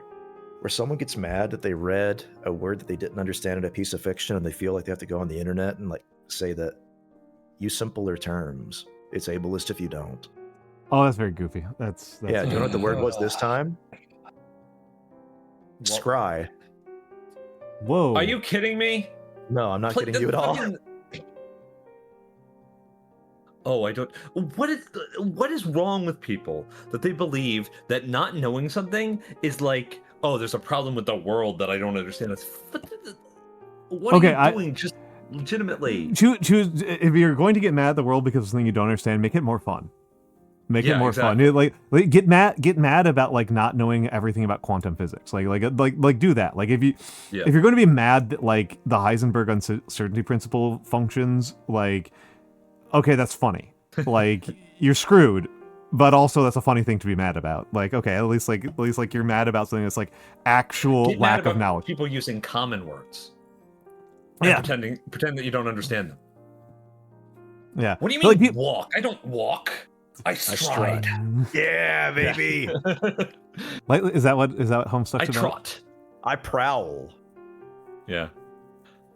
I don't know this word. This word is too common for me. that would be funny. That would be funny. That would be funny. We Is must. this for commoners? Is this modern? What is this? Oh, I'm sorry. I am. This. Oh. I mean, I would be. I think that would actually be kind of a funny thing to just like to get very like 19th. Admittedly, again, I'm reading Yeah. 19th century books these days. To get very 19th century, start using common the way that people in 19th century books do, where it's Yes. an insult. Oh, common. How common. How delightfully common. I would do not. I was do that- this, but people don't like it when I do this. Yeah, I think It's I could get because away they with can it. tell I'm an aristocrat. Yeah, I think I could get away with it because they can tell that I'm not. Yeah. You Well, are from strong sometimes they farmer can't. stock. Sometimes they fail, which is funnier. That's because you also use the scary academic words. It's true. It's true. I like to mix it up. This is what fighting games are about. Is about mixing Yeah, your right, academic no. terms and your That's vernacular. me. I'm mixed. It's Yeah. me. I'm mixed. Use a scary I'm academic doing word the right idle now. wave where I wave both of my hands right now. A scary So that academic everybody word. knows that I'm mixed. Yeah, right now. Flame retardant. That's not a scary academic word. I think it's a scary academic word. Flame retardant? Yeah. Because people think you're saying No, it's that's just a slurry, dog well, it's just whistle, not. man. I don't think it's a dog whistle. I'm It's just- getting really tired of like actually having to explain to people that words come from places. Nah. Like it's people responding to just like the syllables that you say rather than the actual word that you're saying is really bugging me.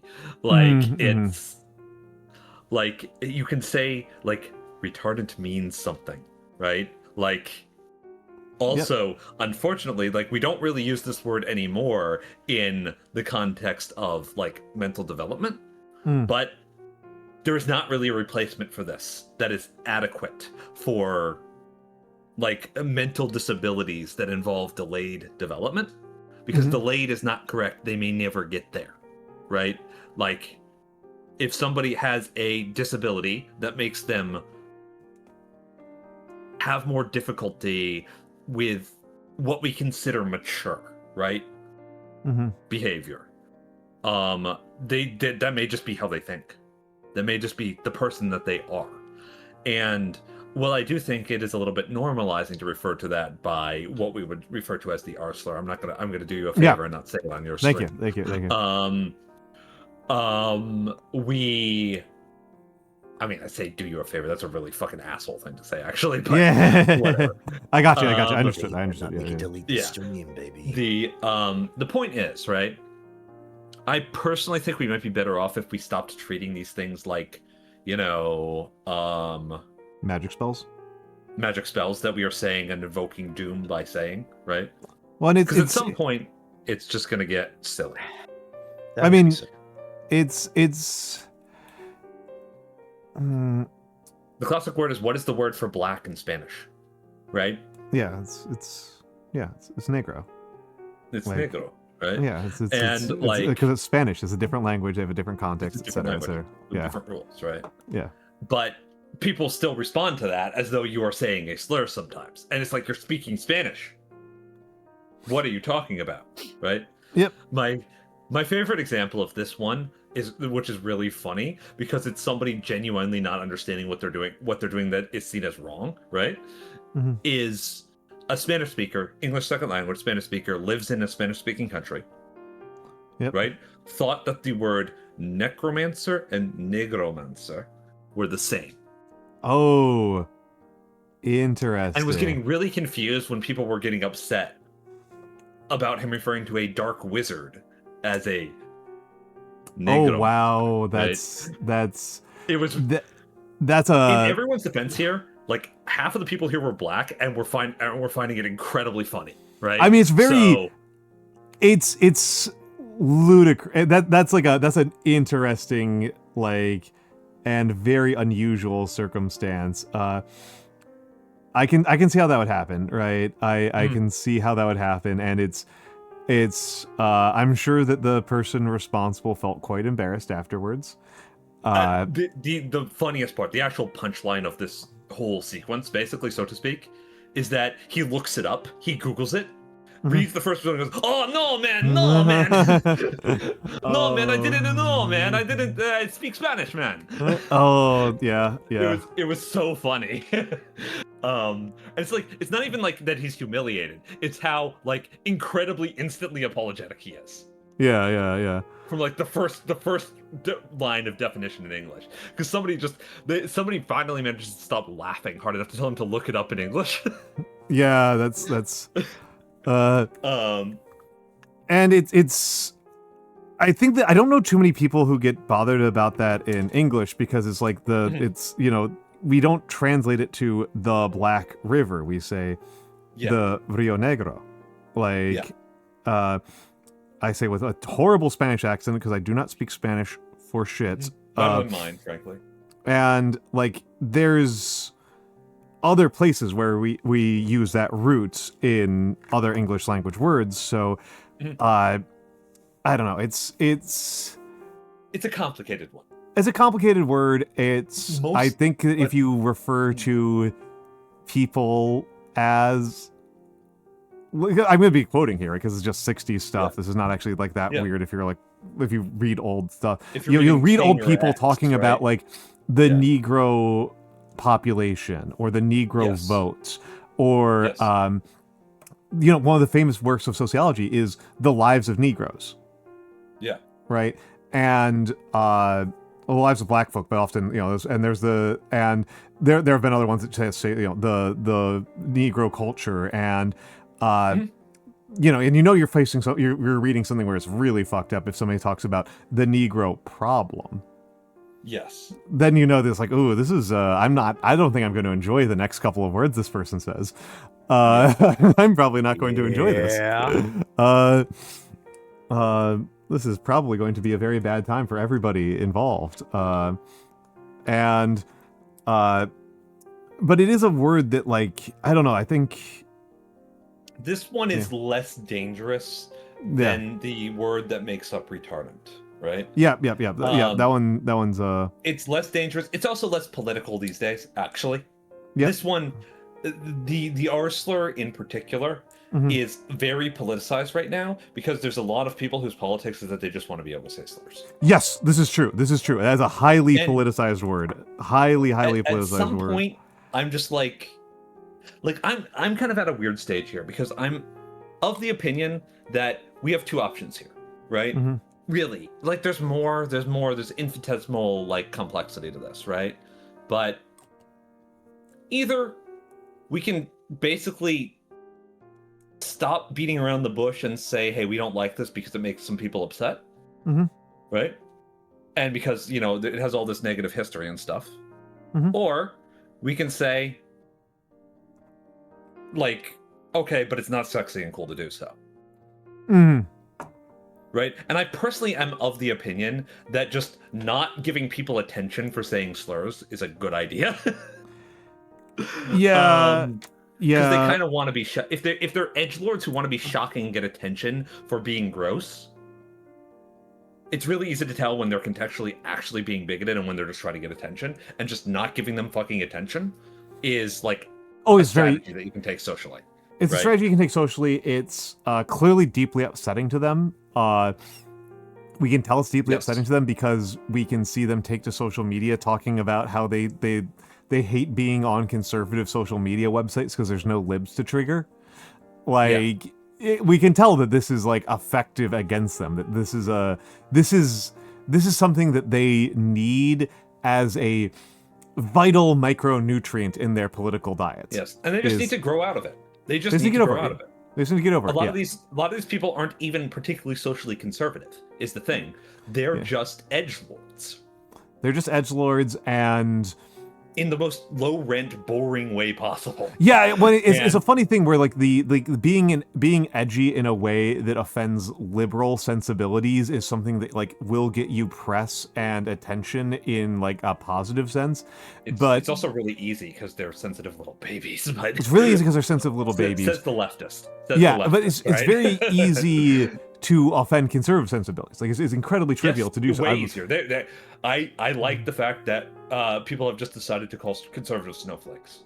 Yeah, and it is so much more applicable to white conservatives, to be completely honest with you, right? Well, there's the incredibly like goofy part where like not only is this like been the center of Madonna and her protege, her informal protege, Lady Gaga's like whole thing, like this is again like. This is just like, this has gotten to the point of it being like a simple marketing strategy, right? Yeah. Like the freaking Super Bowl, one of like the conservative institutions of America has just figured out that like we can just put a gay Puerto Rican halftime show on and the conservatives who won't watch will do free advertising for us by advertising like you should watch Kid Rock in 2026 instead. Like, hey, the alternative to watching the Super Bowl is to watch Kid Rock in 2026. Like, well, doesn't that sound great? Like, aren't you excited by how vibrant and alive our cultural alternative is? Like, even the Super Bowl knows how to pull this off. I wish the fucking conservatives would actually do some of this white culture that they love so much. The worst part, this is one of those things. Culture. This is one of those things that like does drive me a little bit nuts. Is that like, it's not like reactionaries are incapable of making decent art. No, like I can name several novels that I think are quite good novels that are clearly deeply reactionary, like Brave New World. Brave New World, Dune. Dune. Dune's a good example. Dune is a little low rent in its reactionary. True. Right? I mean, Dune is reactionary because Frank Herbert was fucking insane. And he was just schizo posting on Maine, and he landed on reactionary. He was more of a schizo poster. Yeah. Oh yeah. Like if he had like half of a Grant Morrison in him, I would enjoy Dune so much more. I would enjoy Dune so much more if it was way more about the weird psychic war happening and way less about, like, I don't know, herbs. I mean, the thing is, like, where Herbert actually lands, politically speaking, is that he is profoundly contrarian to an extent that, like, even I find, like, off-putting and weird. And he just happened to be living in California when he, like, lost his shit over this. And so Frank Herbert, the center of Frank Herbert's politics is pissing off California liberals. And he's so devoted to this that it turns him into a land-back Native American rights guy. Like, kudos on that, right? Like kudos on that one. But also, like, this isn't, like, super motivated. Like, you are just, like, a weird asshole. Yeah, it's but if you know who's pretty fucking reactionary and has made films that, even if I don't particularly like them, a lot of people really do like them and are quite popular and successful? Snyder. I don't like him. I don't like him either, but, like... I think he really smells. I can't say whether or not on that one, but, like, Zack Snyder's, like, really right-wing. He's very Christian, and he's very, very Randian. And he really doesn't get Superman. He thinks he has an interpretation of Superman that I think is really weird, but is, I think, also... I understand how he lands. His primary experience with Superman is the Superman movie from the 70s. Yeah, that's true. That's true. Because he's a film guy, right? Hello, Hug a Tree. Hello, Hug a Tree. Yeah, he's a... Yeah, no, Snyder's I kind of... I didn't love... I would say like a C film, his Watchmen adaptation. Really, really, really good opening sequence. The opening sequence is a lot of that. The opening sequence is upgrading it like almost a full letter grade. That might actually covers the entire movie, in my opinion. I might even move it up to a B. My thought on it is that's like the epitome of a adaptation that isn't really intended to stand on its own two legs. Mm-hmm. It's, if you've already read Watchmen, it is neat and cool to see a live action version of the scenes that you read about in the book that were iconic as its own movie. We're very disappointed in how little it understands the visual language of the comic. True, it does. That's understandable. I get that. I think it's just it's pretty, and it hits all of the iconic beats that like you would want to if you cared about it as like an action comic. As a movie on its own merits, it's pretty weak, and as a like to me, it's just like it's like a fan love letter. Fan service, yeah, Quincy. Fan service. It's fan service. It's just fan service, and I think it's perfectly serviceable as that. But it's also like, if you hadn't already read the Watchmen book and then you watched it, you would think the Watchmen was pretty fucking stupid. Yeah. Because it elides most of the stuff. A lot of people. It impressed a lot of people, which is kind of embarrassing. It's... To be fair, though, people are really impressed by like the basic shit the comic books do. They just don't want to read comic books. Understandable on both counts. Yeah. I'm gonna tell you, if you adapted like any given comic, any given storyline from The Flash, and it wasn't like the Flash TV show, right? If you did like a halfway serious adaptation of like any comic book storyline from The Flash that didn't involve Reverse Flash, I think people would just like fucking fall over themselves to love it.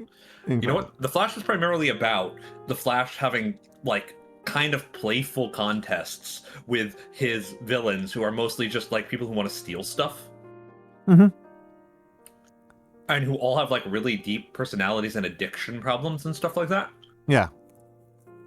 I think adopting the Flash and making it actually about the rogues who are being terrorized by the Flash, who they have no chance at beating, would be a pretty good way to adapt the Flash. I think people would really like that.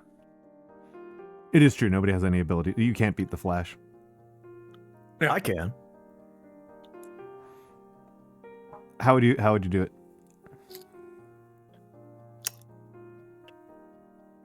Upon further reflection, I don't believe I can say what I would do on stream. All right, good. I mean, hug a tree. Yeah, that's Oh yeah, 100%. That's like a well-trod thing, right? That like people are just people are reading fewer books, and People just read less. I don't know how much that accounts for posting. If you read, I don't know how much like reading like Twitter and Facebook threads counts. Usually that's not counted at all, and I don't know. I feel like to some extent it should count if we're just talking about reading texts. I will say that I am a continuous, regular advocate for VTubers in particular and streamers in general to read books. Not because I think books are uniquely powerful, but because uniquely unlike streaming. It is actually more important to me that what you read has an ending than that it is specifically formatted as text. This was actually pretty important because Has an ending. An ending. Has an ending. Yes, that it is finite. Yes, that like you know what the ending is a before. coherent whole. Yeah, that you know That it is was finite. edited to an ending before you opened it up. I think that's actually very important. Web fiction does not count for this. It is passive. Oh, it's Nagi. Hello, Nogs. Hello, Koi. Hello, Koi. What about choose your? I mean, choose your own adventure is I don't know where to put that one, but like just like They're games. they're games, but like a book. Choose Your Own Like Adventure is a they're social game. they're passive. It only uses one sense. It is done at the pace of your choosing in a way that a stream is not, and it has a finite ending, which is not what streaming is like at all. We are sailing off to the shores of eternity, and our streaming careers end when beyond. when we die or get a better job. What? Like that's how long a streaming career lasts. By the way, Al, I swear Yeah. you get better at the metal every single time with these.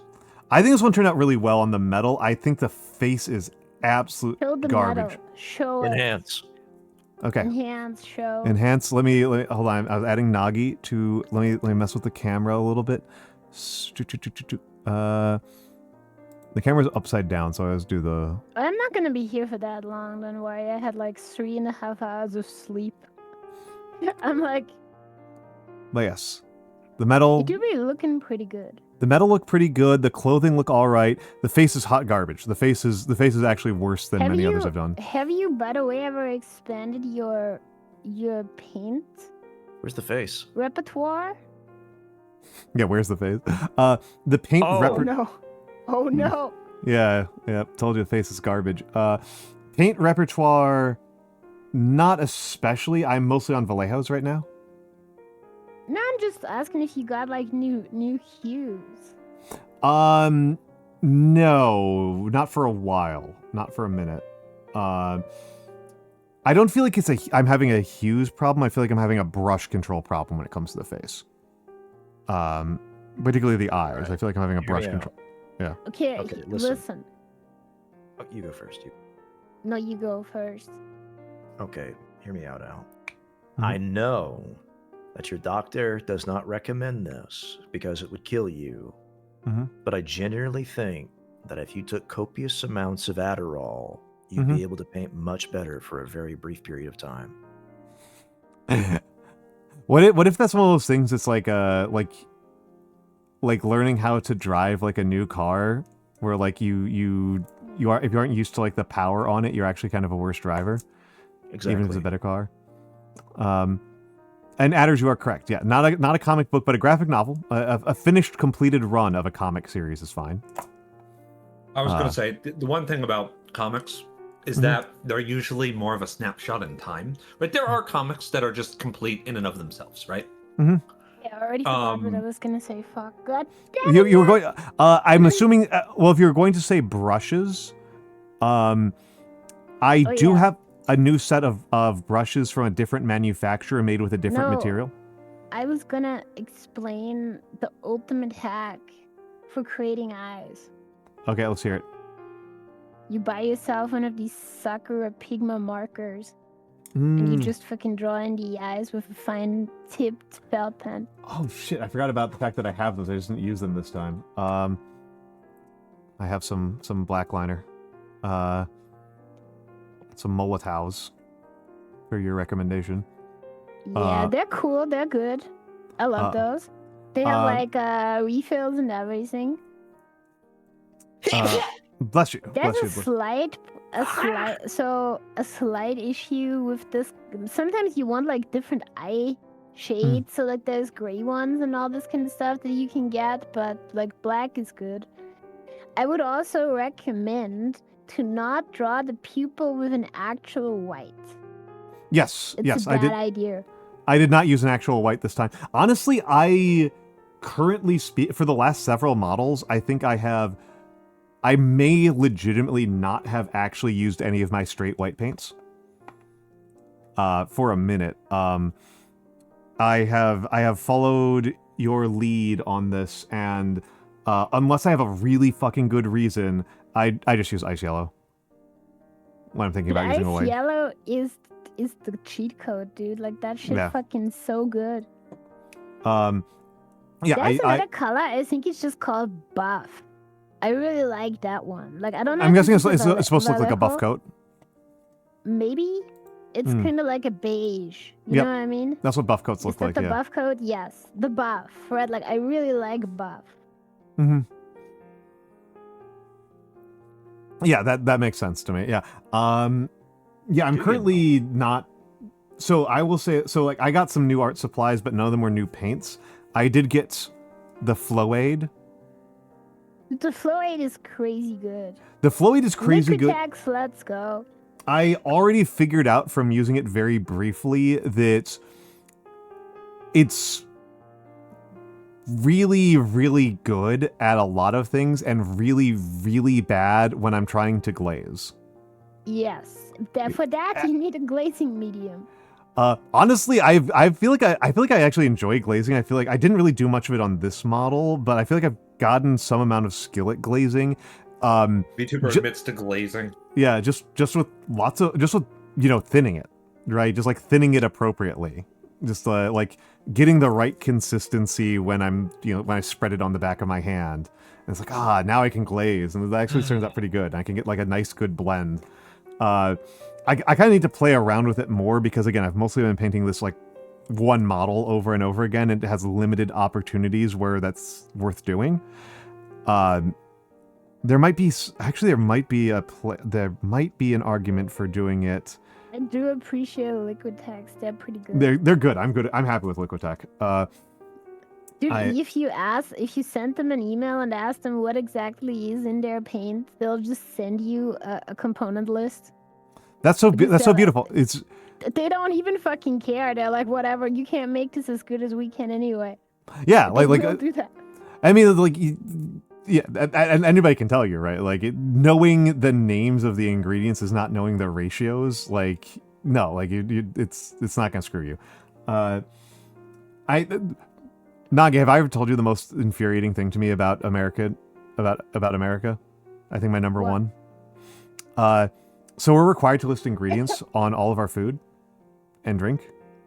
But not ratios? Or like... But no, we're not required to list the ingredients on alcohols. Huh? Yeah. So like if you've got a peanut allergy, like sometimes people put peanuts in alcohols and beers, and you're just fucked, buddy. You just die. You just use an EpiPen. If there's peanuts and beers in large parts of Europe, you're not allowed to call that beer, dude. This is true. I don't respect the German. I will say I don't respect the German purity law, but also, the Reinheitsgebot or whatever they call that shit, dude. Like, you're not allowed. But I do think they need to fucking list the names. Like, you gotta fucking tell people if they're like fish, if there's fish in there, or like tree nuts or milk. Like, you gotta fucking tell them. All right. Dude, they can mix drain cleaner in this and they wouldn't have to tell you. It's alcohol. It don't matter. All right. Nyanomancer has redeemed a workout time. I'm going to do deficit push-ups. We are also in an ad break, though. Oh, okay. Then I'll wait until I'm back. Thank you for catching that. I am. You I have can 2 tell minutes you this until your because ad I break. don't have a subscription, and that allows me to know these. So true, so true. I had the edit stream info open, so the ad manager. This is why I have a second Twitch account that I only open in private browsing for watching my own streams. Guys, I need to fix my bot. Is what's going on. What's wrong, Nyanomancer? I just got fucking floored with something. Hell yeah, What what's is that, it? buddy? So I was bored, and I was like, okay, let's hit up Akinator. Trying to find myself, okay? Couldn't find me. Instead, pulled up the character. You're Warrior Cat's OC. I'm killing my fucking self. I'm killing myself. Who the hell is Warrior Cat's OC? What? It's an OC from Warrior Cats. Do not. Oh, my yeah, what The only woman on is. the planet who doesn't know what Warrior Cats is. Okay, listen, bro, like, it's just like some English fucking shit, dude. Like, it's some Anglo bullshit, dude. We don't deal with that here. Okay? I know it's some kind of stuff where cats fighting in a neighborhood and being part of different tribes and shit. I think I've tried to explain it to you a couple of times. Yeah, that's why I know. I bet you'd understand. There's if it like was people warrior on snakes. TikTok trying to make warrior cats OCs, but they're sparkle dogs. And I was like, I came to Nyano and I was like, hey, you read this shit, right? Like, are they actually sparkle dogs in the book? And he was like, no, of course not.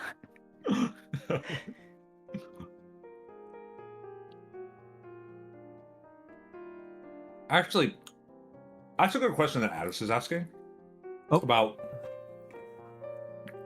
why alcohol isn't included. I genuinely do not know. I genuinely I. have no idea. This is utterly mysterious to me. Well, it is time for my good old friend, the search engine.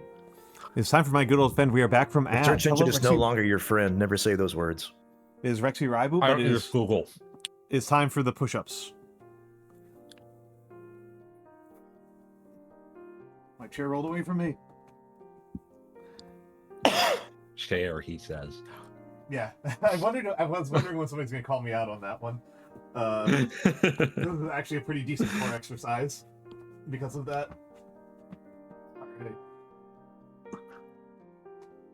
1, 2, 3, 4, 5, 6, 7, 8, 9, 10. Oh, the improvement on those is pretty fast. Yeah, it seems to be. I made it through 5, and then they decided I could not do this right now. Yeah, I did like the first time I did those deficit push-ups a couple streams ago, I was just like, it was barely made it through the first 10, and since then it's been considerably easier after the first like 2 days. I mean, you're generally in better shape than me. So. Is it anything like Thundercats or Samurai Pizza Cats? No, it's not. Well, it's not nearly that cool. All right.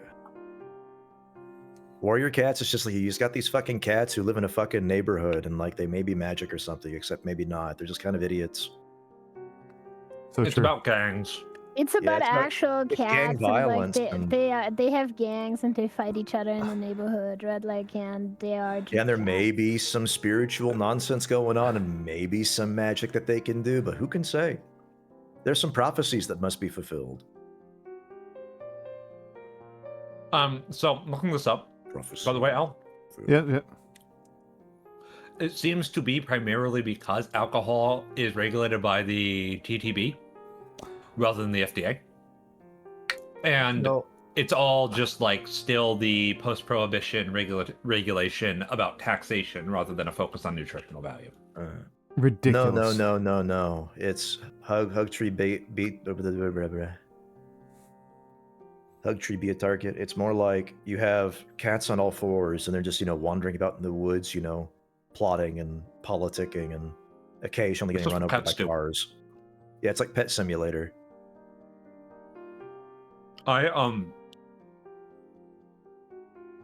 There's a cat that's like an outdoor cat in the neighborhood. Who, whenever I go on walks at certain times of the day, just stalks me the entire walk.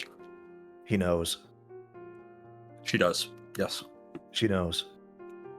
Yeah. She is definitely not a stray. I'm sure this is a neighborhood cat. She is way too well groomed, right? No obvious color that I can see, but it knows of the bird. Yep. It knows. Well, it knows that I'm a government agent, right?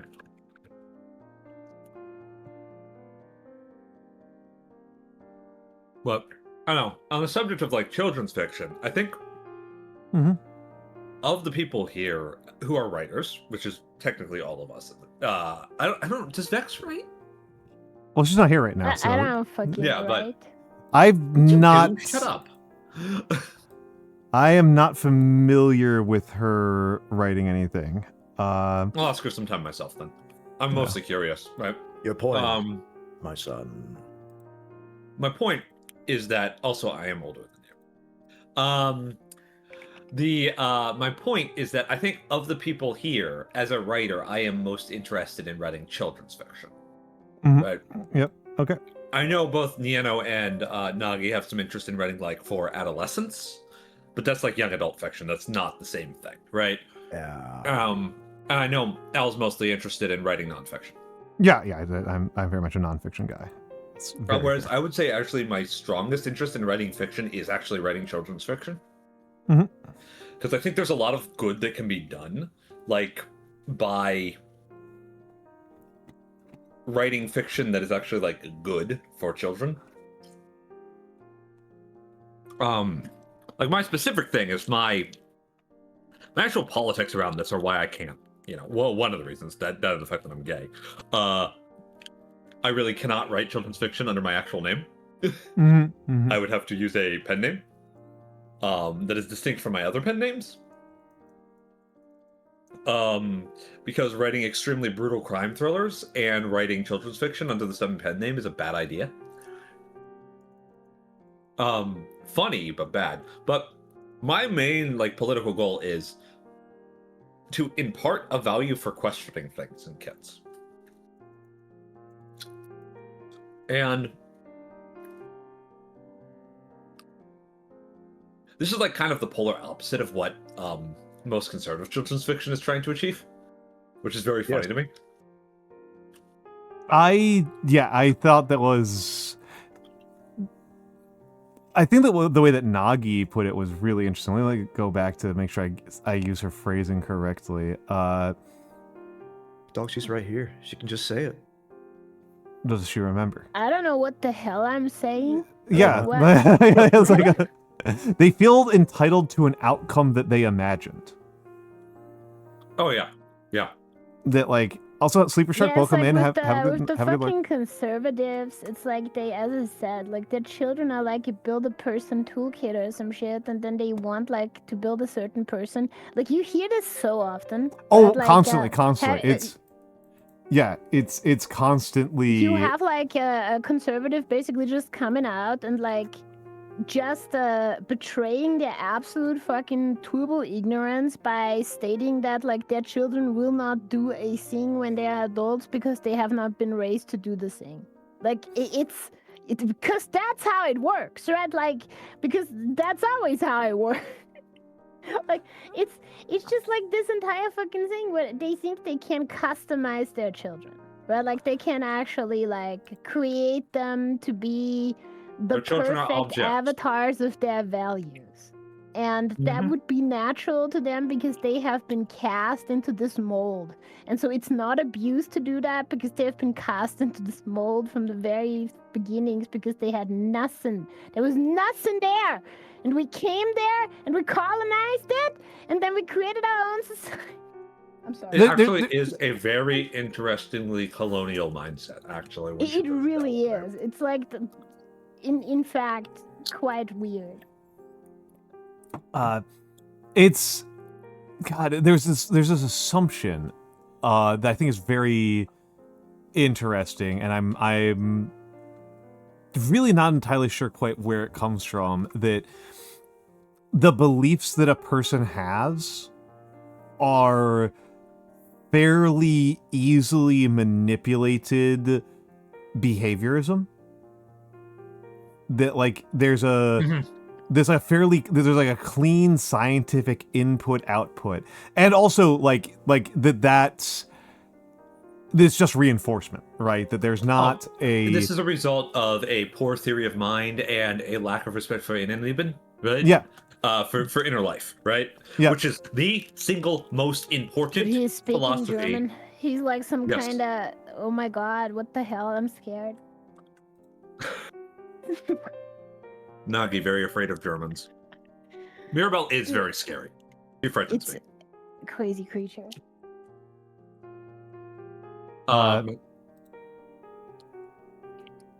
But yeah, no.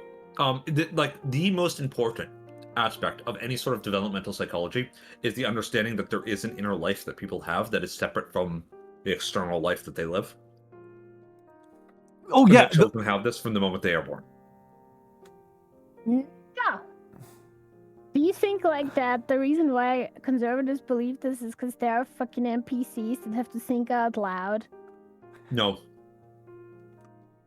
I think I they know. believe that they was are. that was more a joke. I don't... No. What I think is that they believe they are the only ones who have really actual power. Mm-hmm.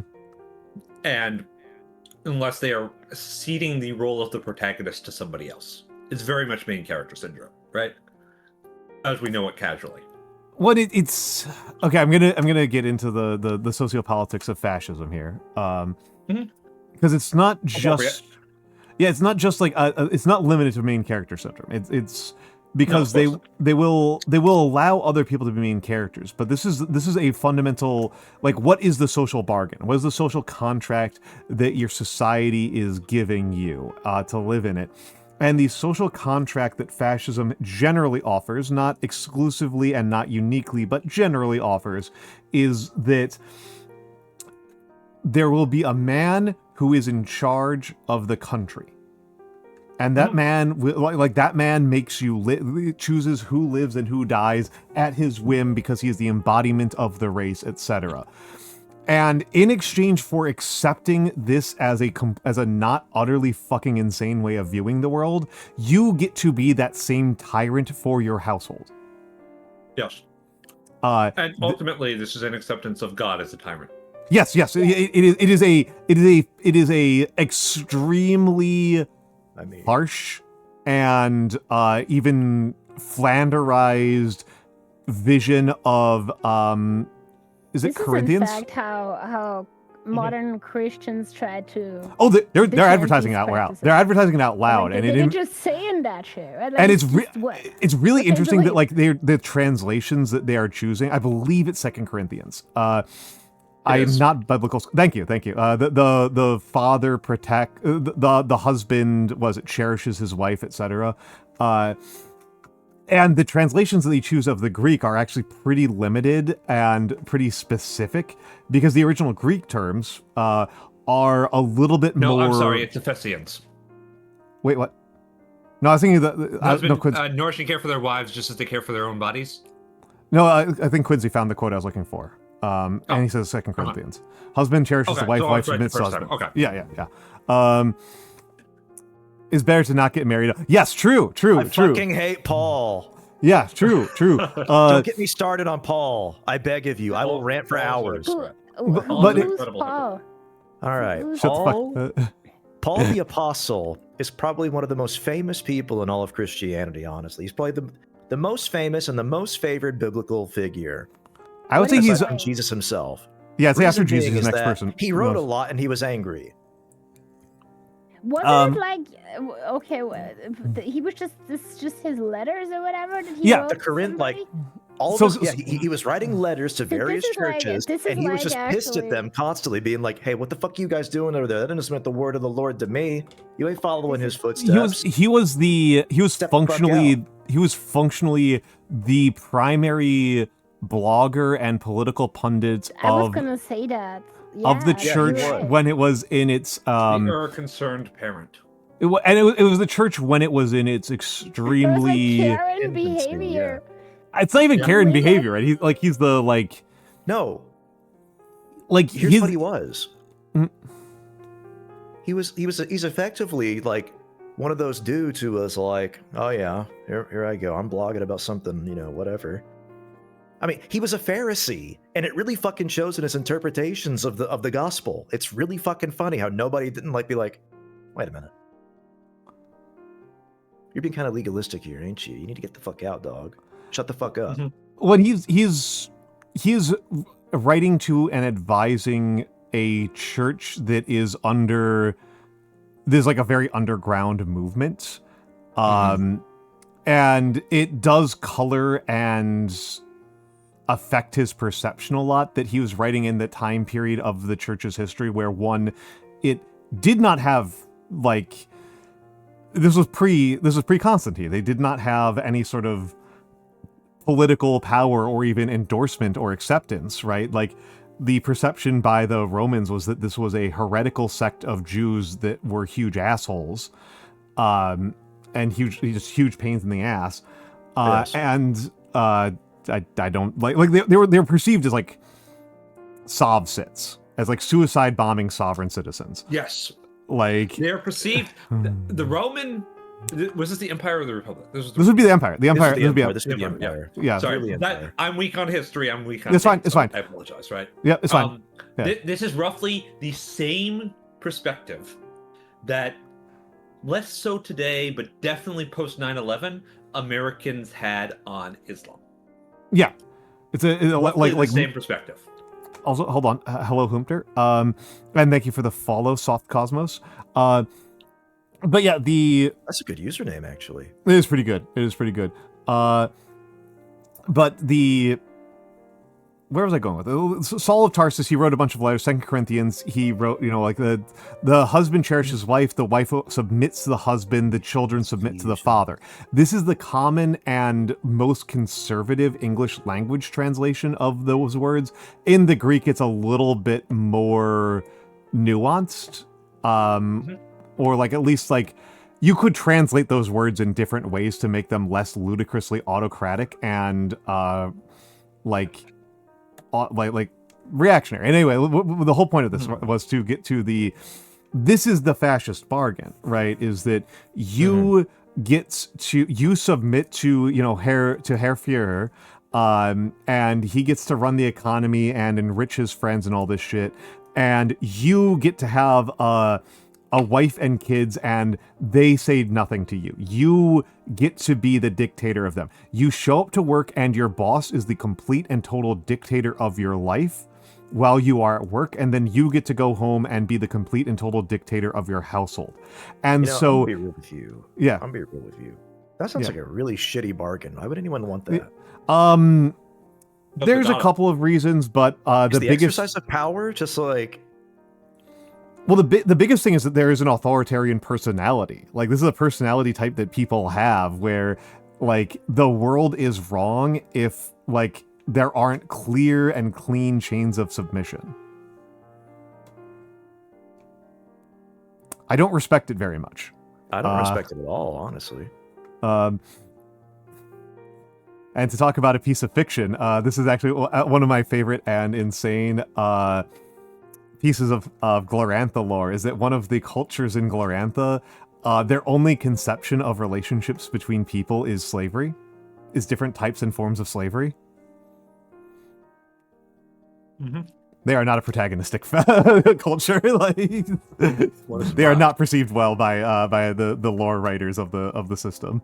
But it is an interesting one where it's like being a priest is being a slave to a god. Right, like yeah, and it's when I would say like you really think about it. Well, and Quincy, as we're saying, like how Paul is understood is going to be emphasized and modified to understand the world as you live in it now, right? Like, to people, it's easy to. And you're right, Quincy, like the paterfamilias whole, right? Like, it's the Romans had very much this legalistic concept of the paterfamilias.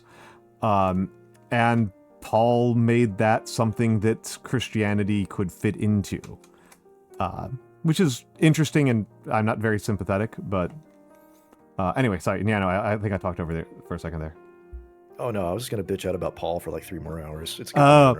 I mean, I tend to take a slightly more. This is actually like one of the funnier, goofy stories in my life. My relationship with Paul, which is that there's a really important communist named Alain Badiou. If you've heard of Slavoj Žižek. Oh my god! Of course I have. Slavoj Žižek is basically his attack dog. Yep. Really? Yep. Alain Badiou is old as dirt. I don't think he's dead yet, because I think I would have heard, but he is old as dirt. And the so Alain Badiou is really kind of famous in communist circles for his theory of being and event. And I think this is a dumb theory. I think it's dumb and I think it's uninteresting, but a lot of people think it's mysterious and cool and interesting. And the thing is that I actually do know a lot about Badiou. I've read most of his writings. I'm a relatively speaking versed person in Badiou. But the only one of his books that I thought was like interesting and worth talking about was his interpretation of Paul. Really? Yeah, he has a really interesting work on interpreting Paul through a Marxist and liberationist lens. It's really quite interesting. And then like people will be like, "Oh, like see how that could be done." The biggest thing is a lot of what Paul is talking about is a universalizing bargain. Yes. Based on your actions and your beliefs that transcends the status of your birth and the things that have happened to you. Yes. Yeah. So I've read this as well. Yeah. I mean, And I will say, it's quite interesting. Mm-hmm. I also think it's full of shit. Oh yeah, no, yeah, it's that's what I was kind of about to say. Yeah. It is worth reading, though. To everybody in chat and to Nyano as well, it's worth reading. Okay. I would say it's not like the most important thing for you to read, but it's like, No. I think if you read it, you will not feel like you have wasted your time. I can name books that like I've read and I'll be like, you shouldn't read this because it's like a waste of your fucking time. I don't think this one's a waste of the time. The Witcher. The Witcher. For me, the big one is Conspiracy Against the Human Race. Oh yeah, that What the one. fuck is that? The Conspiracy Against the Human Race is what's his name? He's from Michigan. That doesn't narrow it down at all. Plenty of assholes in Michigan. Does somebody know this? Because he gets quoted a bunch in first season of True Detective. It's the Gaudi. Legati. Thomas Legati. I want to say Tony, but no, it's just his last name's so Italian. Hey, that I almost Tony Legati. Tony Legati. It's an argument for philosophical pessimism. Is the purpose of it. Like, and it's like this is like the big thing that they quoted in True Detective is when Rust is like, I think consciousness and the ability to think was a mistake. That it was a form of like divine torture and a joke being played on us. That's like straight Legati, right there. Yeah. The actual. I can already tell that I would absolutely fucking hate this book. That's not actually the reason why I hate it. That's not the reason why I think it's a waste of time. The reason why I think it's a waste of time is I think it's extremely repetitive. I think it lays out everything it says in the first 20 pages and then just continues for another 200 pages for like no good fucking reason. That's about right. Yeah. It just says the same things over and over and over again. It's just like, isn't it so sad that we're capable of being sad? And it's like, okay. What, that we're capable of being sad? It's so sad that we're capable of being sad? Basically, yeah. Yes. That like our perceptions of. Isn't it unfair that we can feel bad? Yeah. It's. Wouldn't it be better to just be like unthinking animals, right? Wouldn't it be better to just like not have? Yeah. I don't credit it, and also I don't think animals aren't unthinking. Yeah, and right? Again, like it's not. My point isn't even that like the argument is bullshit. Like that's not even my argument about the book. My argument about it is that the book wastes your fucking time. That's the reason why I don't think it's worth reading. His actual argument is that we have explained to you the entire book here. Yeah, like the only rest of the book that's like at all like kind of like worth pointing out is that there's like he's not making an original argument, right? He's not making an original argument. His teacher and he knows better job. he knows he's not making an original argument. He's not trying to make an original argument. He is putting himself in the line of a philosophical tradition, and he is elaborating on an existing philosophical tradition around philosophical pessimism. So he has a whole history section, and I don't think Thomas Mainlander's arguments are interesting at all, but the story of Thomas Mainlander's life is interesting. Thomas Mainlander was also one of these guys who's just like, being alive is intrinsically suffering, and there's no escape from that, and is incredibly unfair that we have to be alive and be conscious of the fact that we're alive. Right? This is all of these guys. This is all of them are arguing. And Mainlander winds up being kind of interesting because he writes a book, and he submits it for publication, and he gets published, right, on this book that is arguing this. And his response to his success is to stack a pile of copies of his own book up, like, I don't know how many feet high, but like taller than himself, and hang himself from it. Yep. And that's weird. That's a weird thing to do. I don't know about that. I'm gonna be real with you. That seems fairly in character. It's in character. It also feels like a parable from a religion I don't understand. Like, it's pretty easy. Okay. It's like a kill 6 billion demon side story, right? Honestly, it kind of is. That's probably like the best way to describe that, actually. Yeah. Yeah. Like, hello, Ferocindras. The philosopher Rathun, upon seeing the success of his works. Yeah. No, that's exactly kill 6 billion demon thing. Like the character, 30 swords, he had inscribed the entire. This corpus is what I of will his do if text. anybody ever likes a character I create. You'll create a 20-foot tall standee of the character and hang yourself from the standee. Yeah, I mean, I'll get to hang myself somehow. Sorry, that's a little dark, but yeah. But it's it'll be fun. They said, hello, Meet the Robot. I mean, the bigger problem, Meet the Robot, is that this mini I thought was halfway done when I ended the last stream. It turns out it was like 80% done, and so I got 3 hours into the stream, and I don't know what else to do with him. Do you want to look at my shitty list? Start a new one. I could start a new one. I mean, okay, here's the actual reason why I'm not going to start another one, is that I'm not going to be able to paint for over a week, so I don't want to be halfway through. I'm going to be traveling. That makes sense. Where? I'm not going to tell you, but I'm going to be traveling for family. He's going to the moon. Dude, you know how much I love Huff and Regolith. Yeah. There's a funny product idea. Regolithic, what's that phrase? For defoliation. Regolithic defoliation. Instead of pumice, we're gonna use regolith. Anyway, yeah. I'm fading again, so I shall. Right, Nagi.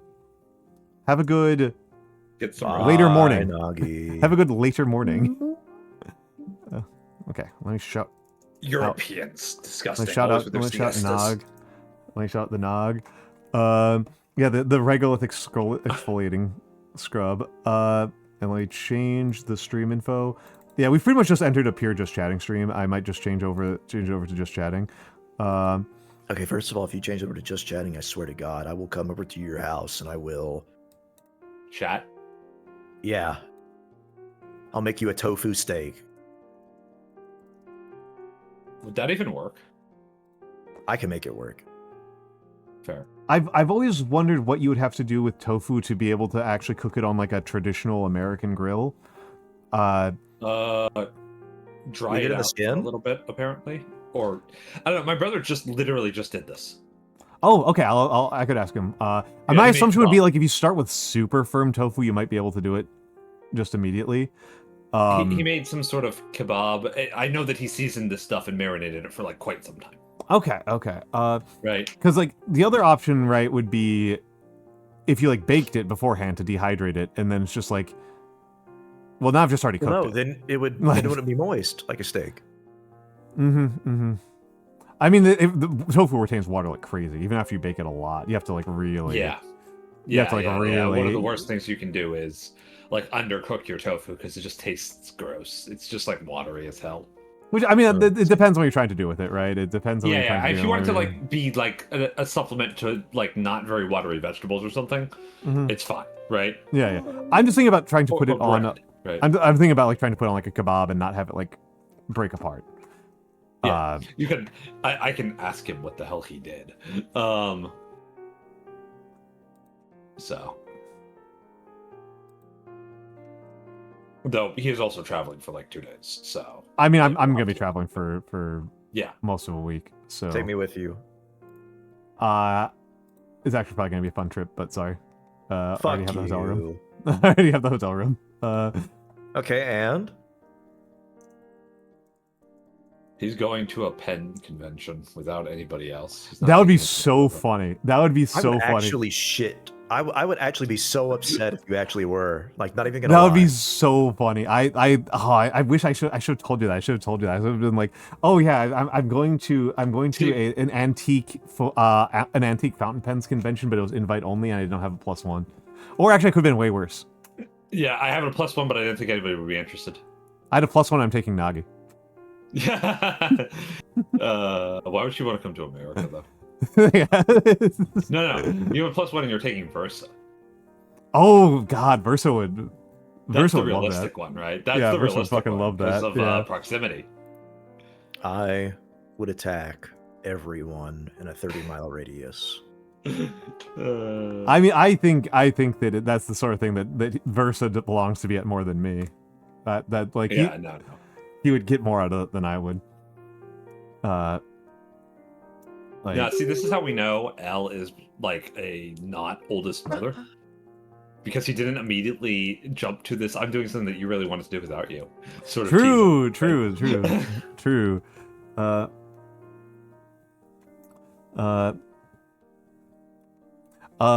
Yeah, Koi. It was actually kind of funny that when I was in Japan, I felt like I actually had less variety of tofu because it was just silken and wooden.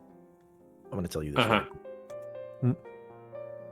If you carried through on that fountain pen thing, I would have cast a spell that would have deflated the asses of everyone on planet Earth. You would have given me butt. No. I said deflate. Oh, okay. So everybody, It wouldn't have everybody's affected on, him in any way. everybody's on my level. Yeah. You've leveled the playing field for him. Good job, wizard. Yes. I'm sorry, I thought you were an ass man. No. I'm an assless man. I see. I have no ass. That's why I don't sit on a normal chair. It's true, this man has no ass. That's a reference to Ghostbusters. I'm pointing it out so that all the conservatives in your audience can understand it. Thank you. Conservatives love Ghostbusters because it's against the EPA. Yeah, but they can't. But they don't understand references unless you point them out to them. Yeah, Galaxy Wolf. Sorry, I have Hank Hill ass. It's just like Hank Hill says, Nagi. Honestly, I slap your ass and like I. Yeah, you get my cut. hand. Yeah, you get cut on the bone. Even when I've been like very overweight, there's nothing there. That is such a curse. I'm so sorry. No, it all goes to my stomach and my neck And your beard. and my beard. Yeah. Okay, yeah, no, you are Irish. Yeah, true. Yep. You were born to drink 15 pints at a pub, brother. Due to misspent youth, I cannot escape my ass. That's a good book title right there. That's almost thoroughly unremarkable physical specimen.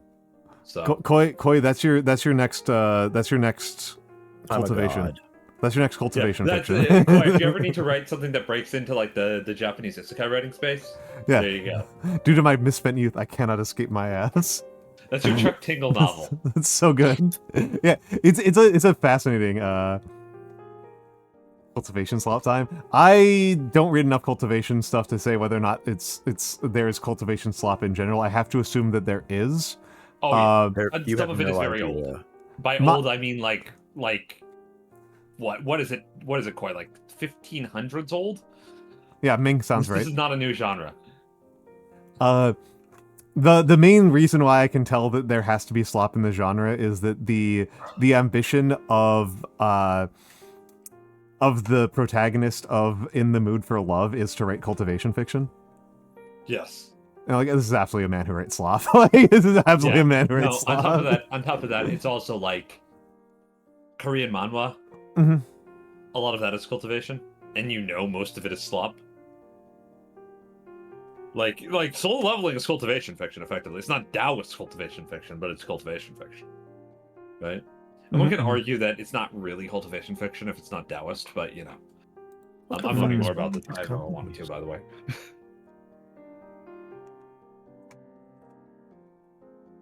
Doing a little bit of self-promo there, Koizatsu, I see. Kill him. Hello, Youngly. Hello, Youngly. Welcome in. Tales of the Teal Mountain Sect. I will just vouch for my friend here and say that it's actually pretty good, and it actually does break out of the genre in a lot of ways. I mean, by actually giving a shit about characterization. It's actually this is the thing, right? It's like I say this all the time. Like, how do you sell me on a piece of writing or fiction, right? It's like how do you sell me on it? And Koi has made a good pitch here. An exploration of the different lives lived in the corners of a sect that just live for centuries, right? Like, you've kind of sold me. Like, I'm reading that, and my first thought is that sounds like a Italo Calvino. Yeah. Right? No, I would actually say that's actually relatively accurate. Yeah. I've had conversations with Koi about his work, right? And his work is pretty much just like, what he's interested in is, how do I showcase this character and how they relate to the world around them, and how they relate to the philosophies that they need to understand in order to make progress in their lives? Right?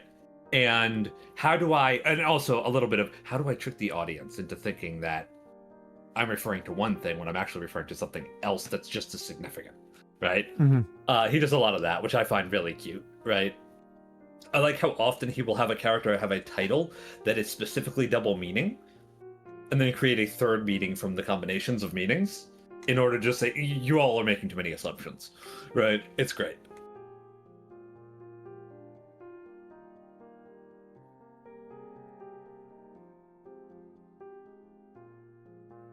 I think I do a pretty good job of generally selling you on the ideas behind stories. So, I think you generally do. I mean, it's because we care about the same things. Oh, there's that. Oh, wow, Leshy. Let me give you this shout out, Leshy at Leshy. Yeah. You've got it. Okay. Welcome in. Okay. Yeah. Okay. Welcome in, Raiders. My name is Almantas. I am a former professor of sociology, current VTuber, and old man who loves old things. I do a lot of calligraphy, and I also paint miniatures. I have painted a miniature tonight, and that's pretty much all I'm going to do on this particular stream. I am... Forbidden Solitaire. Good game. Forbidden Solitaire seems really cool. Oh, yeah, baby. I haven't played Forbidden Solitaire, but I have played one of the precursors to Forbidden Solitaire. Regency Solitaire. Yeah. Listen, you have to play Forbidden Solitaire, okay?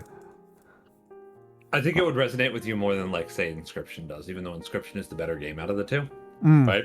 I think Forbidden Solitaire would resonate with you quite well, actually. With, like, how its gameplay mechanics work. I have been enticed by it. The most enticing thing somebody said to me about Forbidden Solitaire is that they've managed to make a compelling stealth game inside of a solitaire game. Which is interesting. Yep, they did that. Which is interesting. I mean, honestly, mechanically, Forbidden Solitaire is probably one of the most solid card games out there. All right. And with how they apply just solitaire mechanics to like random ass events in a game, it's really awesome. Hell yeah. I don't like the story. Yeah, Inscription. The other thing about Forbidden Solitaire versus Inscription is Inscription is a game that's much more. It is proportionately more rewarding the more you know about card games and the culture around card games and the culture around certain other things that I will not spoil. Forbidden Solitaire is very analog horror coded fiction, just in general. It's just really solid. It's good. I think it is a good game that is enjoyable that people should play by a good developer who people should support. I am absolutely totally fine that the game is the length that it is, because this apparently gets a lot of people mad at me for saying such a thing. But I would much rather be left wanting more than, feel like something overstayed its welcome. See, the thing is, right, that's not what is being advocated for here. What's being advocated for is for something being just right. Exactly as much as you want, no more and no less. Because it's deeply unsatisfying, you see, to ever not get the 2 cookies when you want 2 cookies. It's the 2 cookies philosophy of entertainment. Well, that's fucking stupid. I have thoughts about it, but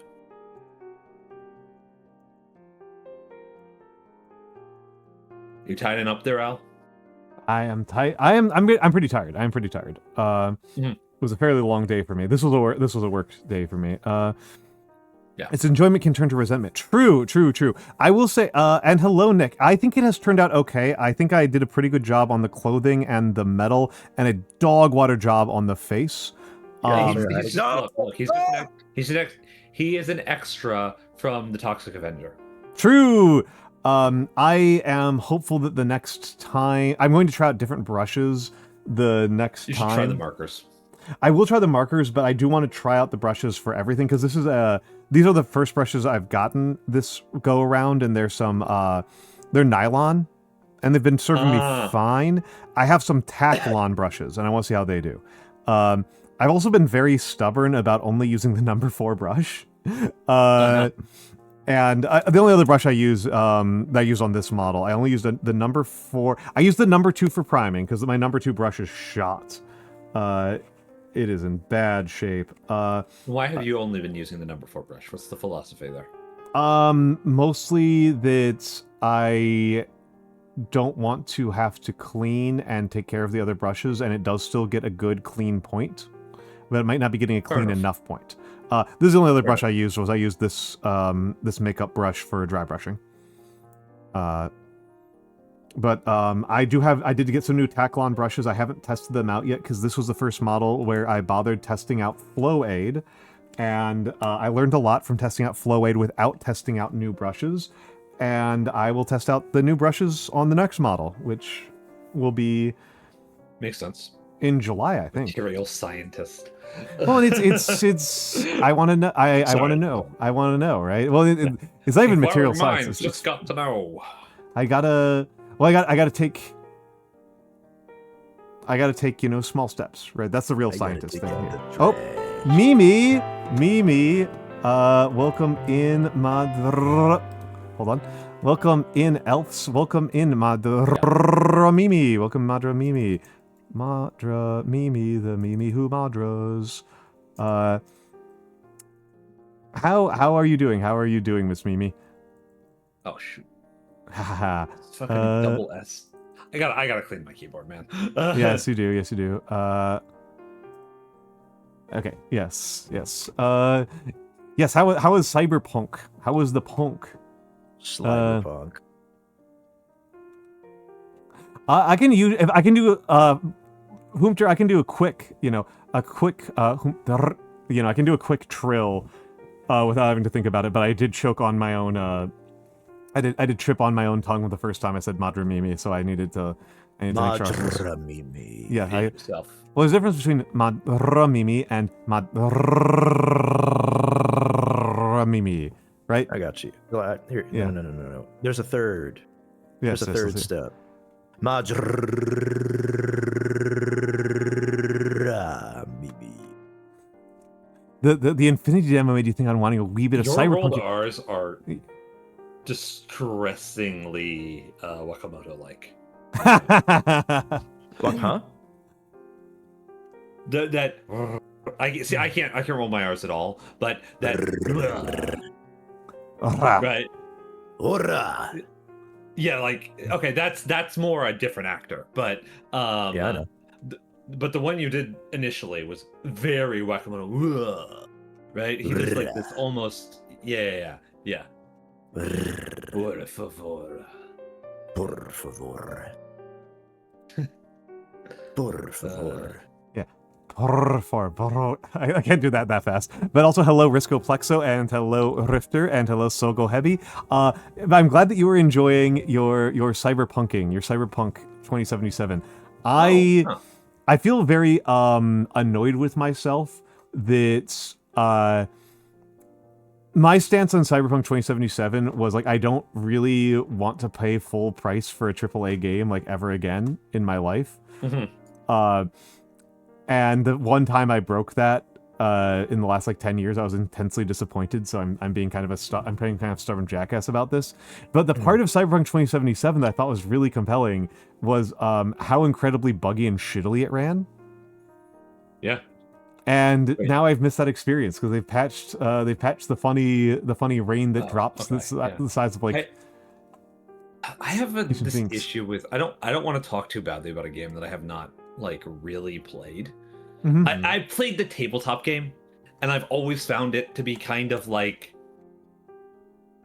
okay, so you think Cyberpunk is about like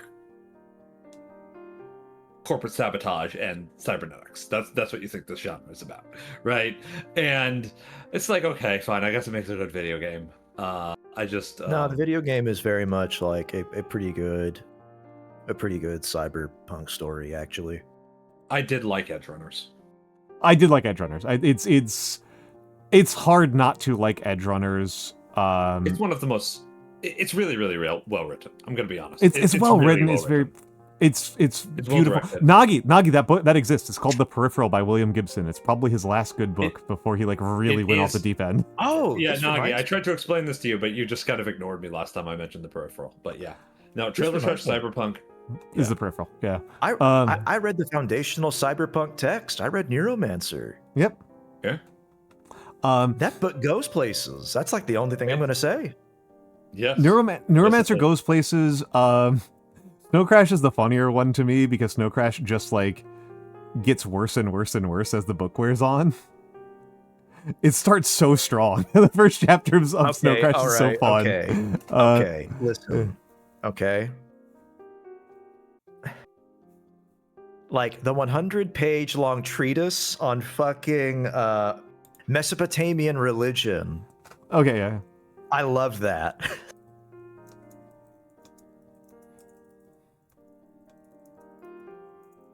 I love that. I love that part so much. Sorry, there's a side question I wanted to answer. Well, that the stream I can do multiple streams of streaming right now. I can have a yeah, adders. That's painful. That's actively painful. Brutal. Totally that's ignored. active pain that you are inflicting on us nerds. I mean, if you want D&D Cyberpunk, just play Shadowrun. That's literally what it is. Yeah, you can just play Shadowrun. I do think that for the degree that people actually engage with this genre, D&D is actually fine because all you have to do is make a bunch of feats for cybernetics and then you have Cyberpunk, right? By most people's reckoning of the genre. Because that's all anybody cares about. Cyberpunk and like neon hair and sexualized transhumanism. All right, hear me out. D&D, I think, is pretty uniquely suited in terms of tabletop systems in that most dungeons are effectively large corporate headquarters that could in fact be infiltrated. It really depends on how crunchy you want your game to be, right? But I don't know. My issue with Cyberpunk as a genre, and this is more of a genre how it's written rather than a genre how it like could be or has been, is that Cyberpunk only seems to have two stances here, which are there is no spirituality, technology is the coolest thing ever, or there's a lot of spirituality and technology is rotting our souls. And both of these are really deeply boring to me. Yeah, they're not very sophisticated critiques. Yeah. It's what I mean. It's one of those things that's always kind of funny. Like I was mentioning The Peripheral, and this is just true of Gibson in general. Is that he's very prone to just like writing a story that has a premise and then like treating both the characters and plot like they are painful obligations that he is trying to get rid of.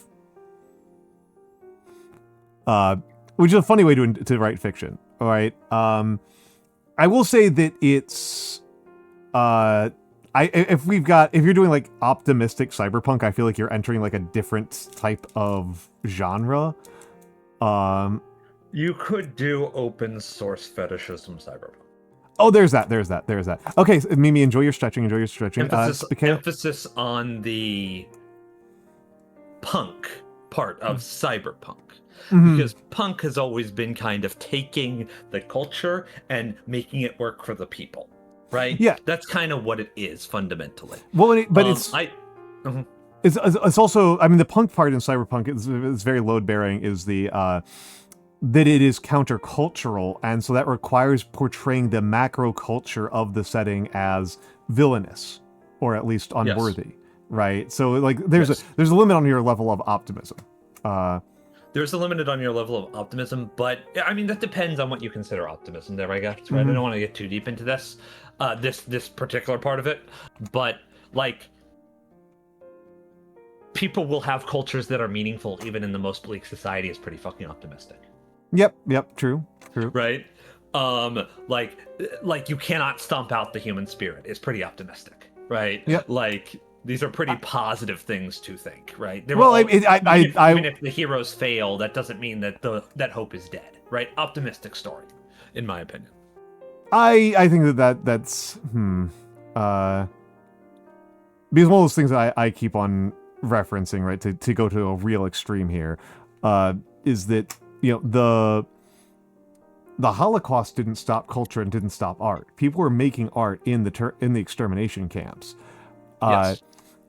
Like, you can't, this is something that, like, maybe it's just because I believe that that's just, like, accurate, right? Like, even as a pretty pessimistic person, I just believe that it's just accurate that the only thing that is going to stomp out the human spirit is, or culture, right? The only thing that's going to end culture is the end of beings capable of experiencing culture, which is going to happen, right? That is going to happen at some point. At some point in several billion years, probably.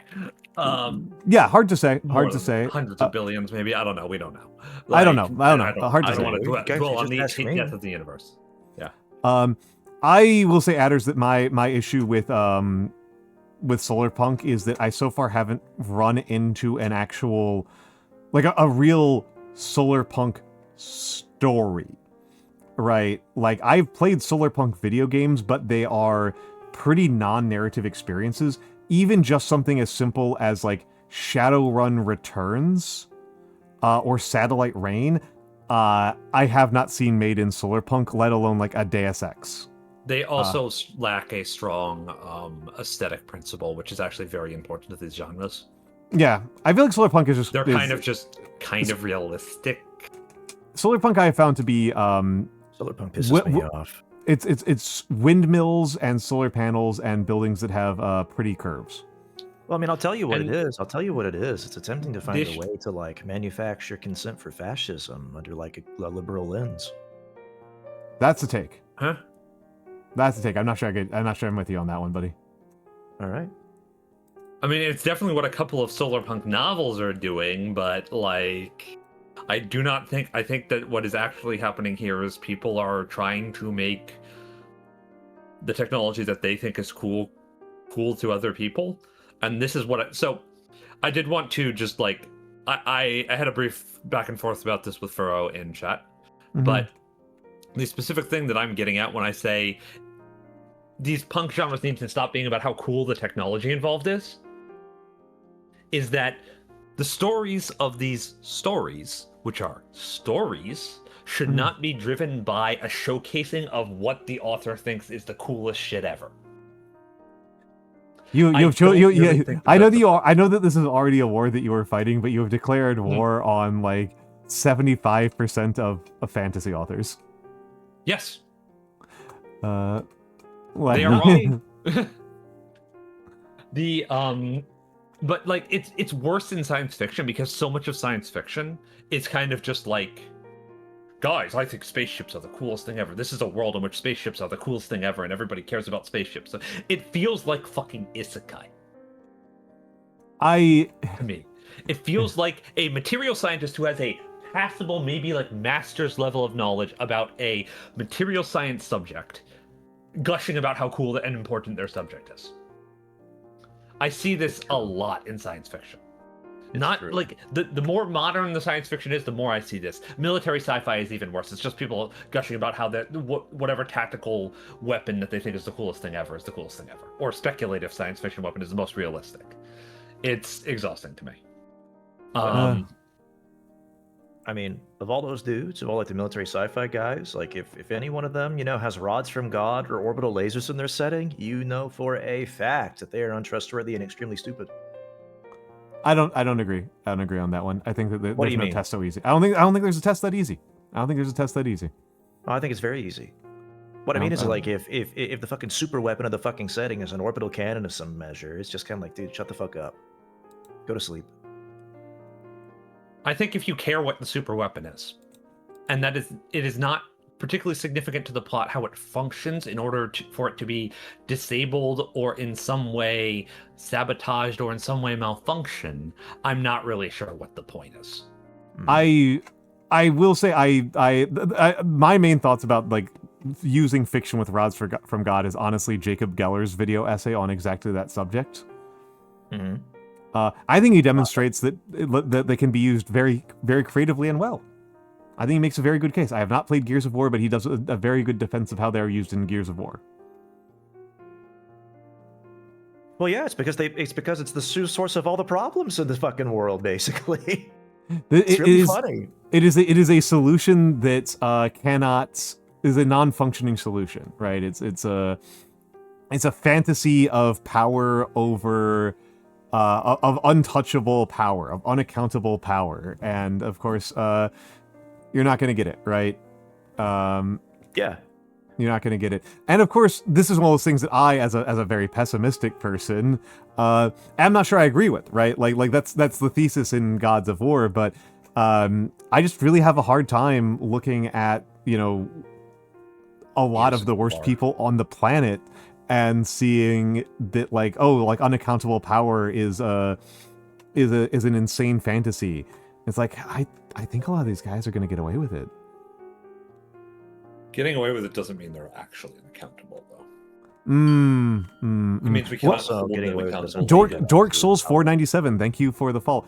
Well, where I'm going with this, right, is that unaccountable power is achievable, but it's not achieved by inventing a new technology. It is achieved by the apathy and powerlessness of those who would hold you to account. Sure. Yes. It does exist. It just requires other people consenting. In a sense, right? In a form. Like, I can, like, okay, so here's the thing. It depends on whether accountability and consequence mean the same thing to you.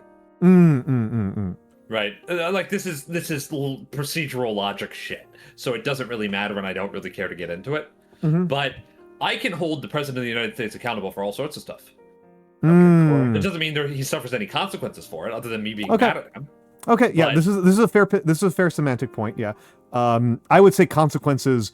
I would not just say consequences, but also consequences the person gives a shit about, right? Like, but ultimately, that's an argument for just not giving a shit about anything that can actually hurt you. Gentlemen, not swords. Hands have been thrown in my general direction. By Koi? By Koi. Swords shooting beams is the coolest thing in the fucking universe, and I will defend that to my death. You should watch Fafnir and the Azir. Okay. That entire show is about swords shooting beams. I'm adding that to my list. I like it. I mean, so go heavy. This is the thing that I think it like drives so much of our world, right? Is that wealth enables so much, right? And it's been an interesting thing, right? That like, I'll be frank with people, right? I'm frank about this. If I were a richer man, I would be a happier man, flat out. Yeah. Like a huge percentage of my problems. For most people. By far, the most pressing problem in my life is that I don't have enough money. like by far, it is not even close. But it is also something of a fun little piece of wisdom about the world that Elon Musk is the richest man in the world, and he has proven completely incapable of buying something that is famously easily bought, which is other people's approval. Yeah. Yeah, like that's supposed to be one of the cheap things. $1 trillion, I could do that easy. Yeah, I don't even need $1 trillion. I do it with like $20 in my bank account. He just doesn't seem to want to see. The thing with Musk is that he doesn't seem to have the capacity to buy people's approval by giving them things that they actually want. True. They have to approve of him giving them things that he wants to give them. Yep. He cannot just like say, okay, no more medical debt. Yep.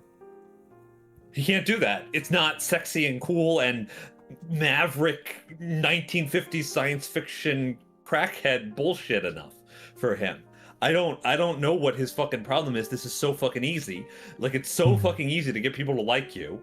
Like, I don't get literally in the Torah. Literally in the Torah. The rich man will have many friends. Right? Yeah, the rich man will have many friends. Literally there. And he is the sole exception to that rule, as far as I can tell, except for maybe Mark Zuckerberg. Well, the thing is, like, Zuckerberg is less outrageously insecure about it. So he might have the approval of all the people he cares about having the approval of. I will say, Dark Souls, I actually have not read much Pratchett. What I've read of Pratchett has been like snippets. I thought it was pretty nice. I'm trying to think, what Pratchett would I suggest that you read? I'm still very slow. Like Eric.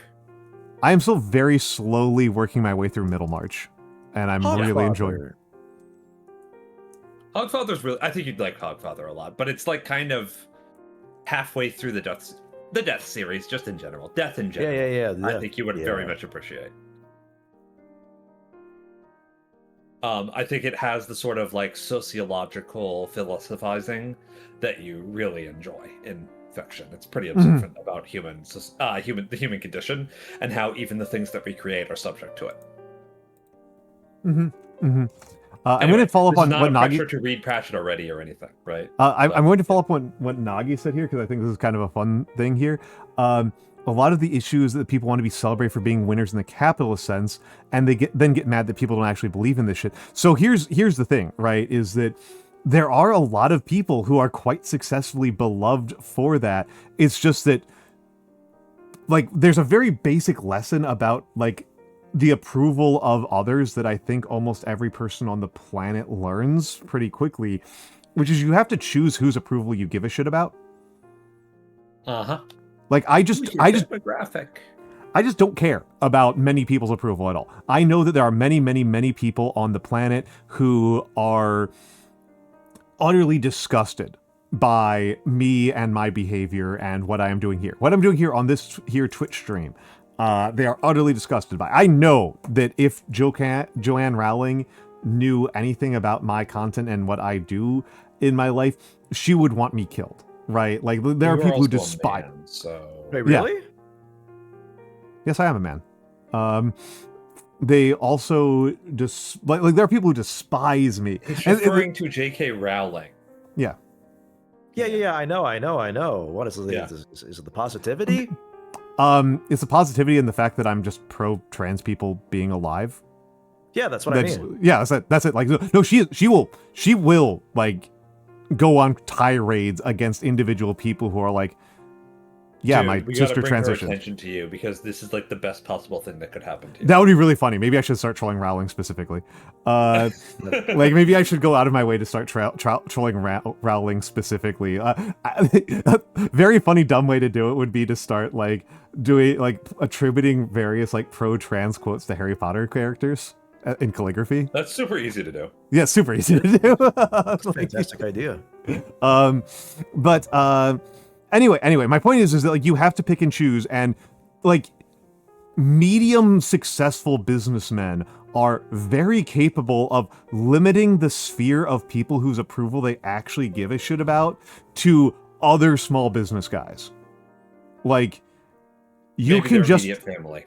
Yeah, you run a restaurant chain of like 5 steak Local franchised restaurants. Well, you run like a medium-sized franchise restaurant, right? You have like 5 steakhouses. This makes you legitimately very successful by capitalist standards. This makes you a pretty wealthy man, and you Pretty just influential too. Oh yeah, no, that is the type of wealth where you are now politically distorting. That is you can ruin elections at that level of wealth. With 5 steakhouses? I'd say about there. Local elections easily. I usually consider the minimum for being a like politically ruinous person is owning a used car dealership. Yeah, used car dealership in a small town. Yeah. You know what? You've now given me a new aspiration. I really want someone to call me politically ruinous. Yeah. But yeah, you are a man who doesn't hate women, so you're automatically politically ruinous to all conservatives. So. Yep. Let's not get ahead of ourselves. They're very fragile. And the point here, right, is that like you can be a guy who just owns like 5 restaurants and you are a pillar of your local community and you can swing school board elections relatively casually. You will show up in the newspaper regularly, and you talk to other guys who own car dealerships and barber shops and sporting goods stores, and these guys fucking love you. That's all you have to do, and you now have hundreds, if not thousands, of people who approve of you enormously for just being greedy. It's so fucking easy. It's so easy. Like, it is like... Okay. If I were running 5 steakhouses, one, they would have the best steaks on planet Earth. I would ensure that. All right. Yeah. Every single, absolutely no sacrifices in quality would be made. Mm-hmm. And to ensure that, not only would the cows be treated well, but so would every single person who, like, ensures that the steak is served to the customer. Mm-hmm. From the chefs, to, like, the back staff, to the front staff, concierge, all those guys, they would be treated extraordinarily well.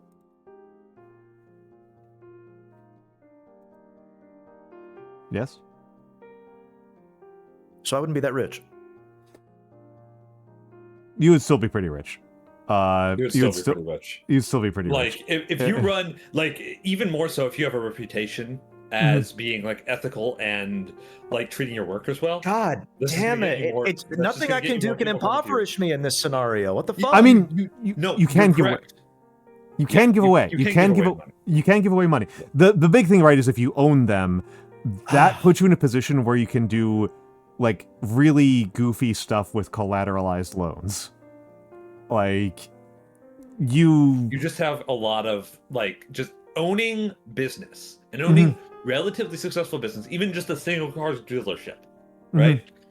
Puts you in such a positive financial position. Yeah. That it's like fucking insane. This is just how capitalism works. Yeah. The person who controls the capital is the ist, right? Yeah. Is the game wrong the entire time. I now know what I must do. I must start a VTuber agency.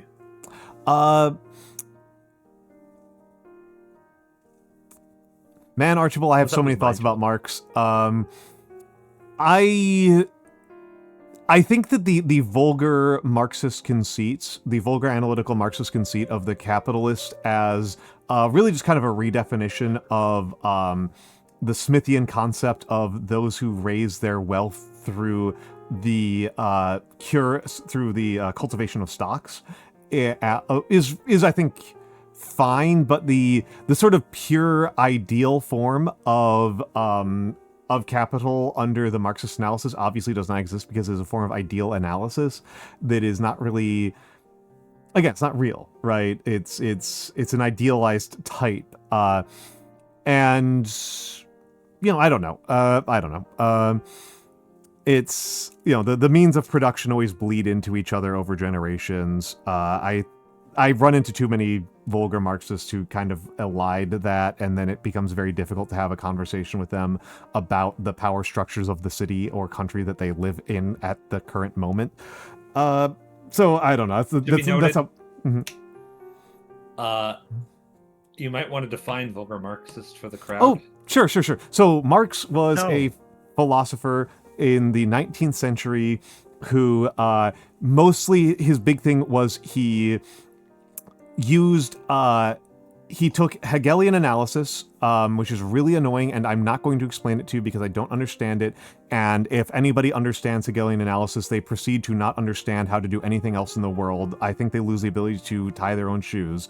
It's very weird. I understand Hegelian analysis. Don't explain it to me. I will right now. No. It appears to be being into Hegel appears to be a cognito hazard. Okay, but what if I like do it in a Werner Herzog voice? That would be funny. So he's writing at a time of great social unrest and is himself very much an ally of the poor. And he is looking at some of the other socialists of his time, and he thinks that they are idiots who are bad at economics. And he is particularly interested in Smithian economics. So he uses Hegelian lens and Smithian economics to critique Proudhon, who would be one of the prominent theorists of his time, and participate simultaneously in the intellectual lineages of insane German philosophy, classical economics, and pro-poor people social activism. That is where Marx lands. He wrote a lot, and Marx's writings tend to actually be fairly complicated and nuanced, and frankly, at times kind of psychotic, because both Hegel and Smith are kind of psychotic at the end of the day, and he's using those as bedrock foundations of his work. Vulgar Marxism is the term used largely by Marxists to critique people who are fans of Marx and notionally their own political allies, but whom they consider stupid. It is a pejorative for people who like Marx but don't understand Marx. I am using it less pejoratively. To refer to a sort of shallow understanding of Marx. Because most of the time you don't really need a deep understanding of Marx, and the number of people I talk to who have a deep understanding of Marx is like low single digits, and the number of people I talk to who have some understanding of Marx but not a very deep understanding of Marx is, hundreds. So, it should be noted as well, perhaps, that some people use vulgar Marxists or vulgar Marxism to refer to Marxists on whom they do not disagree ideologically about certain things with. That's actually a good way of putting it. Yeah, that's what I kind of meant by like their allies they think are stupid. Yeah. So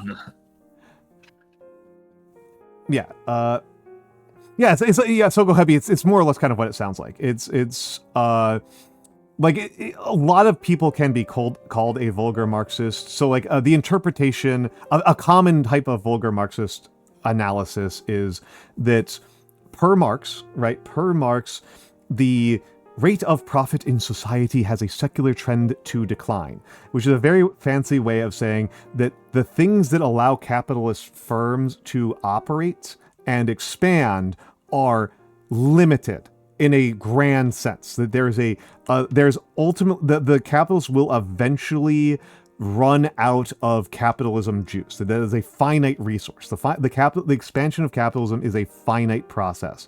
And when we get to the end of that finite process, the only thing that can happen to capitalism per Marx is the destruction of capitalism and the replacement of it with a different socialist system, a different social system, that being communism.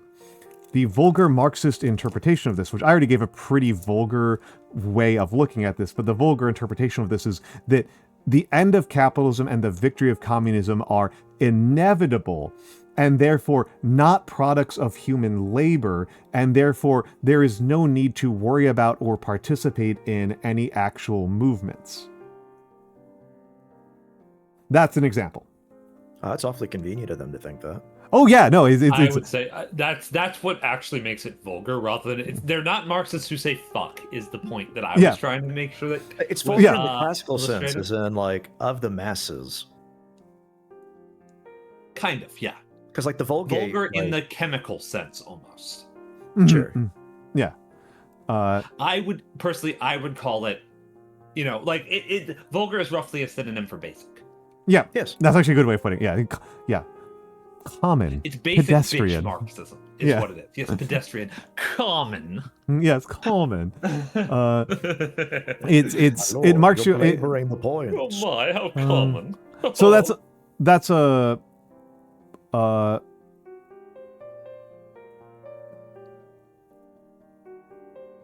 the knaves and the churls. Yeah, for the Yes, knaves. indeed.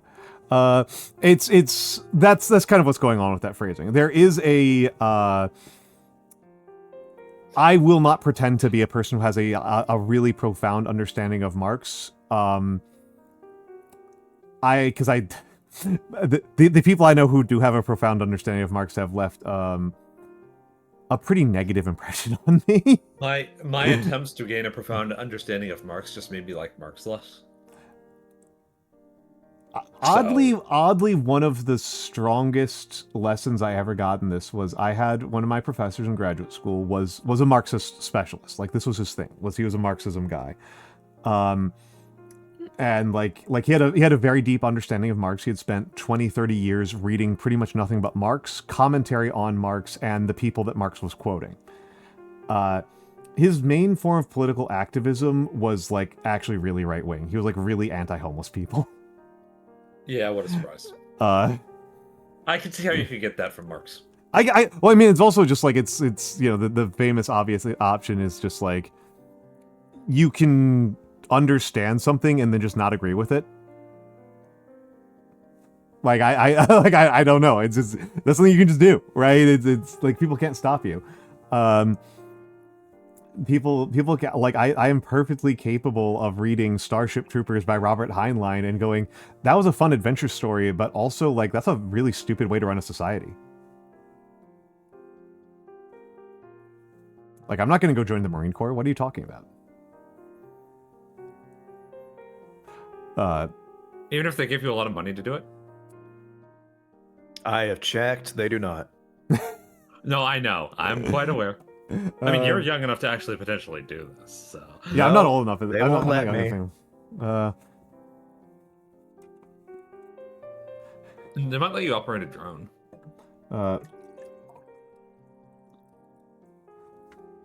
Maybe they'll Nyanomancer is powerful and evil, so they'll let him have the most evil career in the Marine Corps. Recruiting. Oh. Ah, true. You are a wizard after all. That means you're very incautious with guns. Yeah, Humter is correct. I am not qualified to be a Marine because I know how to tie my own shoes.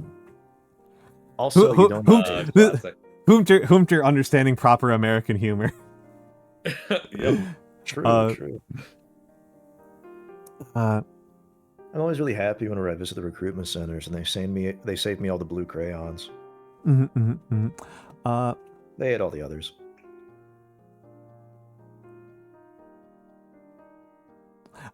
Archibald, I actually do not understand what you how you're using marauds here as a verb.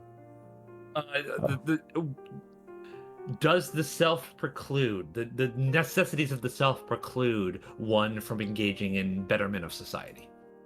Right? You're busy popping out of wells and telling preclude or disrupt alternatively. I've heard this phrase before. I am personally of the opinion that this is why the self must be mitigated. That is my philosophy on this. I do not want to get too much into my anti-human condition rant because it just depresses me and everybody else. But the my perspective on the self is that you are often your own worst enemy. And you need to be able to manage that in order to get shit done no matter what that shit is. Because if I was left to my own devices truly, right, with no sort of pressures or expectations laid upon me by anybody else, I would sit around doing nothing all day. And in that way, society, I am very social. I am very reliant on a society to provide me some sort of motivation to act, whether that is a negative motivation or a positive motivation, right? Whether it is I want to help people because everything is fucked, or I want to help people because things could be good, right? Regardless of what that is. A lot of my motive comes from external necessities or external impetus rather than internal wants, largely because I am in conflict with my own internal wants in this way. Mostly lethargy, mostly laziness. I will say to what Archibald was saying. I'm sorry, I was collecting my thoughts to make sure I answer Archibald's thing, is that I think that this is a place where there is an unresolved tension. And so the one of those most famous phrases in the 21st century of the United States is put on your own mask first. right? That you cannot help others until you are yourself in some sort of state of stability. And Yes. I think that this is true, and I also think that there aren't clean, easily detect. This is a policy and a belief that needs to have brakes on it. And there are not clear and easy guidances about what enough is, and that is where a lot of the problem lay with how we can do any sort of effective social advocacy in this world. Is that I gotta take care of me and mine first, is something that you can say to the stratosphere. And it's hard to tell people that, no, they are actually fine. It is time for them to give back to their community. And the metaphor I prefer is secure the mask on your own face before securing the mask on the face of the child. Well, I mean, that is the where I'm going with this, right? Is that when we're talking about, say, like financial and particularly financial security, financial and social security, is that people can't tell when their mask is actually securely on. And if you are self-serving enough, you can always say that it's not securely on enough up until you're a multi-billionaire, right? That's what I'm kind of going for. They aren't the people who need to hear this. Yeah. That's the problem, right? That's the fundamental problem. They're the people who are just rushing to secure the mask on their own face. They don't give a shit about anybody else. Give me another mask, actually. I am definitely thinking about people who are, in my social class, right? Yes. Who are in my social class, who are,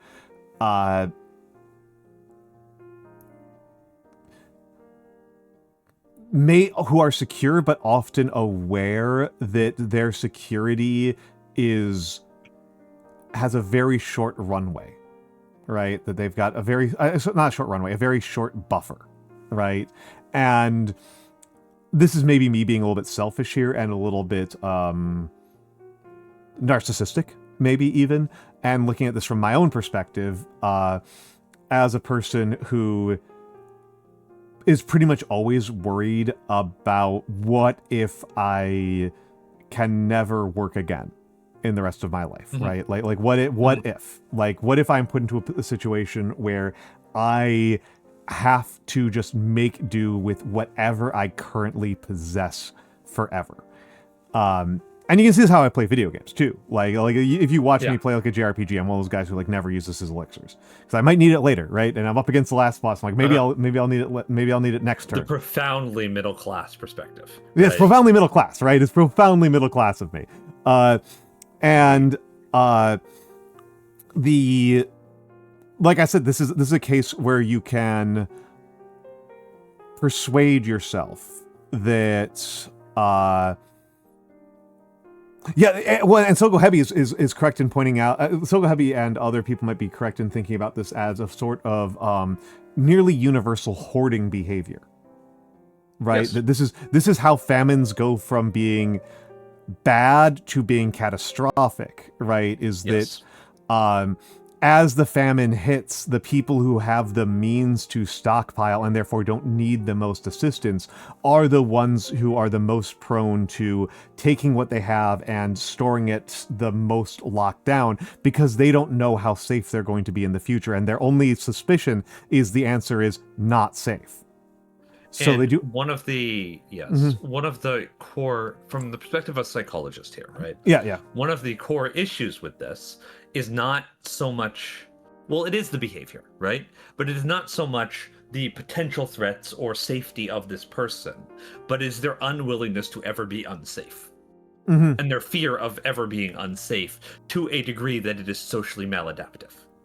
Yeah, and this is kind of my degree that it harms those around them. And that's the concern here. That's a concern. Right. And like I said, this is why I feel like this mask metaphor, falls apart, right? Not impossibly so, but it does have this limitation, and I think it's sorry. No. Go ahead. I because I'm not doing anything with my hands. That means I'm actually kind of get the magnets, my friend. I was doing a little bit of that, but that did mean that I was looking at blue sky and I encountered something that actually was so insane it stopped me dead in my tracks. Oh, okay. Okay, what I was going to say is, the reason I like the mask metaphor is that there is a stopping point. Yep. You secure the mask and then you look for other people to help. Yep. It is the point at which a clearly defined parameter has been achieved that you start looking around to see who else you can help, such as, like, the reason why this is also particularly effective, I feel, is because when they say the child, they mean your child, right? They mean do not, like, it because the point of this metaphor also includes this idea of you have to be safe so that you can help others. You cannot help those who rely on you if you are unconscious. Yep. And then everybody's dead. Right? Yep. And this is, do you think the malefactors nominative terms isolate to individualistic societies? No. Absolutely not. Nope. I don't. That's a lot of words there, Arch. Yeah. Do you want me to vernacularize it? No. Okay. I like the words. I'm going to be honest. Yeah, I like the words. It makes perfect I like the sense. word. It makes perfect sense. It's very precise language. It's actually. I'm just saying that's a lot of words. I'm also gonna say that's actually like prose wise. That's actually good prose. Like that's like a good It's prosody extremely to good it. prose. It's got a good prosody to it. Hello, Orpheus. Orpheus. It's very. You'd have to use like twice as many words to get the same idea across. That's what. Yeah. Well, that's what I'm gonna do. That's what I'm gonna do because Humter does want me to spell it out. Nagi just wants to be mad. And thus I have demonstrated the fourth of my tristogram palms, that being of changing the conversational topic. That's what we're doing right now. So the malefactors, the bad outcomes, the bad ways that this happens of nominative determinism. Nominative determinism is, I think most of the time it's kind of a meme. It's when you've got a guy Cook and he's a chef. A guy named Cook and he's a chef. A guy whose last name is Sweetman and he's kind, right? Or he's very Water mean. and he's a doctor. Yeah, these kinds of things. And where a person's name like tells you something deep about their character. Mr. Goodman is good. A man named Musk and he's smelly. So true.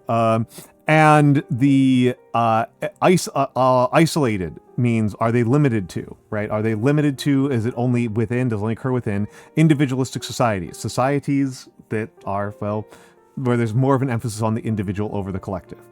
The individual, and particularly the psychology and needs of the individual over the collective good. Yep. And yeah, that's I don't think this has anything to do with individualism, personally. I think to some extent there's actually a good reason to believe that the malefactors of nominative determinism are worse in collectivist societies. Often, yes, because there's far more social pressure, for one thing. There's more social pressure, and there is less of a cultural script of accepting that a person would be different than what their name says. Especially because one of those big hallmarks of collective societies is that you inherit your job, right? The hereditary position. You are a smith because your father was a smith, and you're all named Smith because you're all smiths. Because you're all smiths, or right because you're all rights. Or wood right because you're all woodworkers, right? Or or wood engineers, right? Or Dick because you're all yeah. Because you're all related. Because you're all related to the House of York. Yeah, exactly. But yeah. So that's the spell out of that. That's the spell out of that is yeah. I mean, no. When English was a part of a more collective society, it was. Yeah, a lot of vernacular, or rather, vocational naming comes from more collectivist and hereditary societal norms. The reason why the surname Smith became the surname Smith is because Smith families smithed.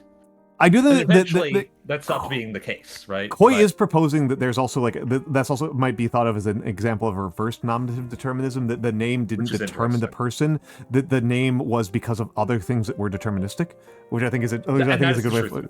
Yeah. That is the truth of it, right? Yeah. But I do think that would lead to, like, if Smith in your society have a reputation for being dishonest, then this would get even worse, right? Because not only is your name Smith, your career is Smith, and people are making even more and more heavy-weighted assumptions about you from your name. That the ideas and norms around making assumptions on somebody based on their name are stronger in collective societies, right? Yeah. So that's something I think is interesting, right? That's Kyle, right? Yeah. There's like Karen. there's like certain names that are just sort of like so commonly used for like dickhead bully characters, right? That they kind of gain this sort of self-referring nature, right? Mm-hmm. But yeah. No, Karen is the interesting famous question. one. Yeah, Surname Mill. Yeah, Or surname Miller. Mill. Surname Mill. They play. That determines what type of deck they play in Magic the Gathering. Magic the Gathering, yeah. Chad, Brad, Tucker. You know, Tucker's an interesting one, right? Because the most famous Tucker that I know is a complete fucking tool. Trans guy named Packer. Yeah. Pretty good. Oh my God. Pretty good. I appreciate it.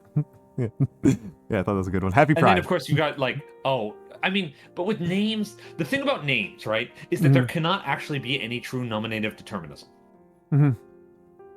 Because names are just chosen by people. Yep. One way or another, names are chosen by people. They're not granted by some higher force or by the universe or by time or by fate. They're just chosen by people. Right? Mm-hmm. I do have to say that Humpter has asked a question that I have an actual historical answer to. Why are millers in medieval stories always fucking bastards? Well. Do you have the answer? What's the answer, Mr. Answer? It's because they're fucking cheats. Correct. Yes. So you pay for a pound of flour? 750 grams. For the folks who are to spell this out for people. So mills. So when we're talking about miller as a profession, we are talking about a society where there is a water mill or a windmill that is a legally protected business. That is to say, people can't open up a rival mill in the same town as you. And when you are a peasant, you get wheat. And most people don't eat wheat berries. They prefer to have their wheat milled so they can make bread. Right? I must interrupt you, though. You. It freaks me out to call like the little pods on wheat berries, but go on. I mean, they're called wheat berries as one word. I know it's what they're called, but it pisses me off. I'm sorry. Yeah, generally, yes, Sogo Hebi. Remember that these are societies where there's a preference for stability over efficiency, and so making it so that there's one mill and everybody knows where that one mill is, and that one mill is the only miller that the higher up person in the food chain has to deal with, makes it easier for that government, right? If they limit the milling to a limited number of people. Away. So. Hello, Moe. And so there would be a limited number of there would be your miller for your town, right? For your town. And the way that millers usually made their keep, right, was you would give them a certain percentage of you give them a certain amount of wheat berries, and for a given quantity of wheat berries, you would get a certain quantity of wheat out. That is to say, they took a cut. Okay? They took a cut of the flour that comes out the end. And that's how they make their money. Because they are a protected upper class individual who is reliant on monetary exchange and is protected from quite a few of the consequences of their problems, they have a lot of incentive, because it's the source of their power, They have a lot of incentive to try to make more money, and they have very little incentive to be honest because they're unlikely to be held to account because they're the ones who are in charge of the flour from start until they give it back to you. Mm-hmm. Yes. They take a little more flour every time and the peasant can kick rocks. Yes. This is correct, Sogo Heavy. That is the basic gist of it. And millers did this so frequently that they developed a reputation. And the other part of this, right, is that the miller is of the big men, right? So if you're a peasant, your life is dominated, politically speaking, by the big men that you are surrounded by, which isn't necessarily full aristocracy. It's often a lot of lower aristocracy and merchants. Millers are generally commoners, but they are wealthy commoners. So your life is dominated by these people, right? Your life is utterly dominated by these people, and so the thing about the miller is that what the miller is doing is that they're taking your wheat and turning it into flour, and they're almost certainly cheating you. This feels like a huge ripoff, whereas the other big men in your life are going to be like the farmer who is rich enough to own cows, who is renting out cows to you, and the cow is a utility that you have a little bit more agency over, and you tend to have a little bit more good feeling about. That's really kind of the core of it, right? Is that of the various rich fucks that you have to deal with as a peasant just in order to survive, the millers are not doing a good job at making they're the ones who most appear like they are just robbing you, because they are just kind of they often are. They often are kind of just robbing you. Now, you want to know something really interesting that I always find a fun thing to bring up about this specific topic? Mm-hmm. The Quaker Mills Company is so named because Quakers had a reputation as honest businessmen. So they were going for specifically the contrast of what if a mill was run by the Quakers. Yep. We're so honest. It's like there's a Quaker running it. Right. Yep. Very interesting little piece of historical. Quaker, by the way, Quaker Mills and Quaker Oats, which is what it later became, have nothing to do with Quakers. Yeah, this is just the thing they said. they just were capitalizing on Quakers' reputation for honest business. Yep. Right?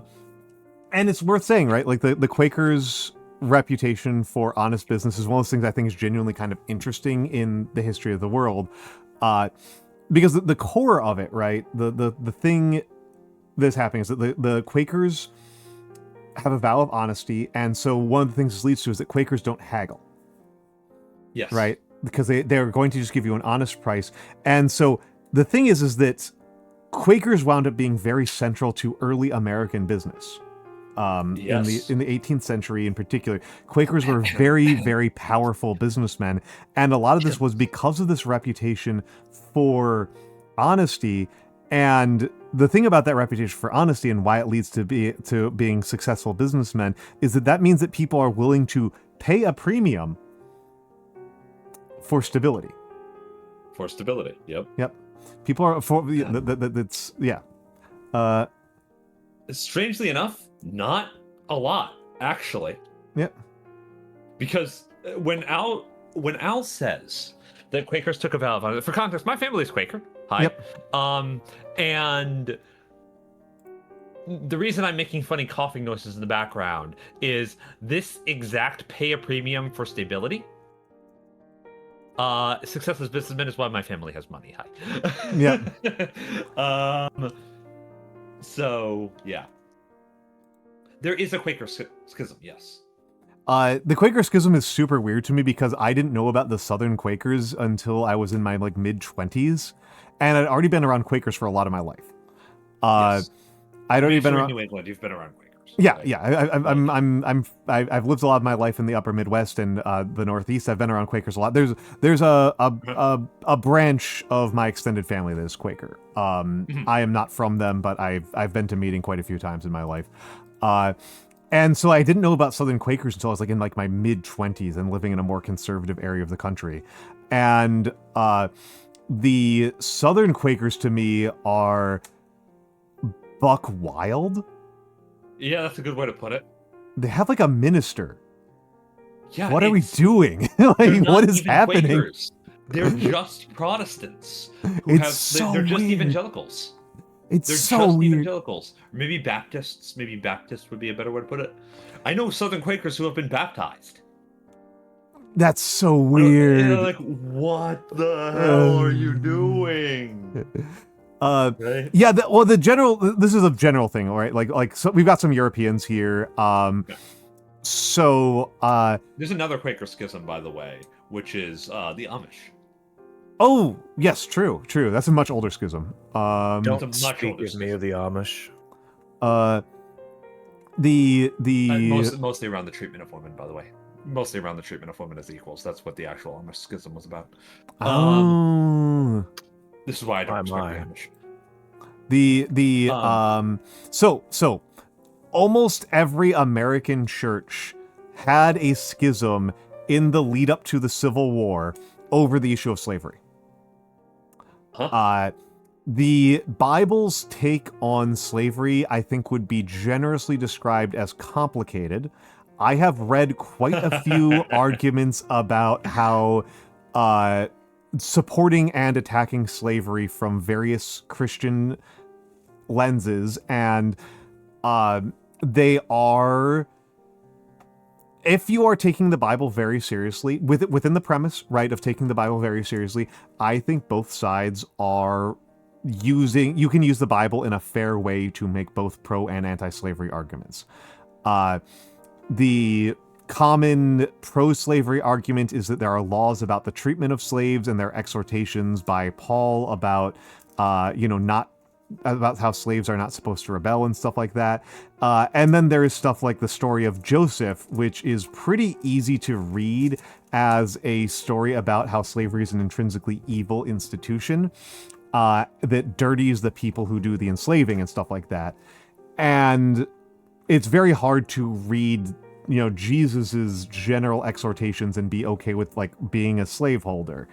And so the schism basically comes down to, if you read the Bible in a fairly straightforward fashion, it's not really easy to come up with a straightforward slavery is good, slavery or bad, read.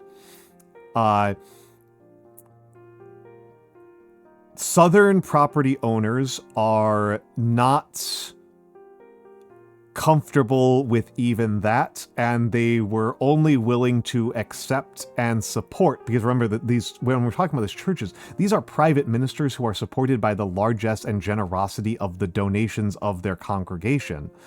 They are only willing to do that, and they are willing to do that at a premium for preachers who are just going to go nakedly. Not only is slavery fine, slavery is actively uplifting. Yes. That, it is righteous and moral and the correct way of things, and you deviate from it at your peril, which is a wild fucking idea.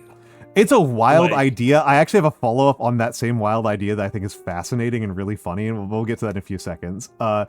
It is a wild and insane idea, and it's a we have many churches adders. I've never stopped making fun of Silent Hill for having to be like, Silent Hill having two churches. For only having two churches, when it's a city that, just based on the number of houses you see, should have at least 5 and implicitly should have over 20. Yes. And probably at least one of them, I mean, it depends on exactly when it's set, but probably at least one of them should be Korean.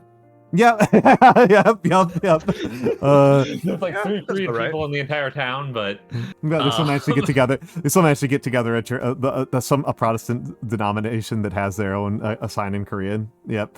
Yeah. It's and you're right, Quincy. Slavery as uplift is it's I would be even harsher about that. It's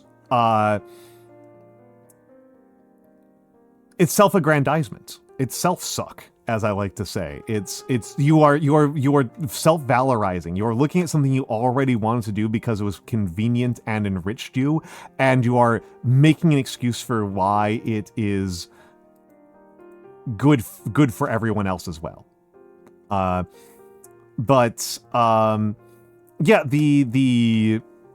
Anyway, So anyway, pretty much every church has had that schism, and there's usually been more than one in a couple of cases. There is, in theory, a Northern Baptist congregation. I have no idea if they actually exist or if they are just implicit by the existence of the Southern Baptist congregation.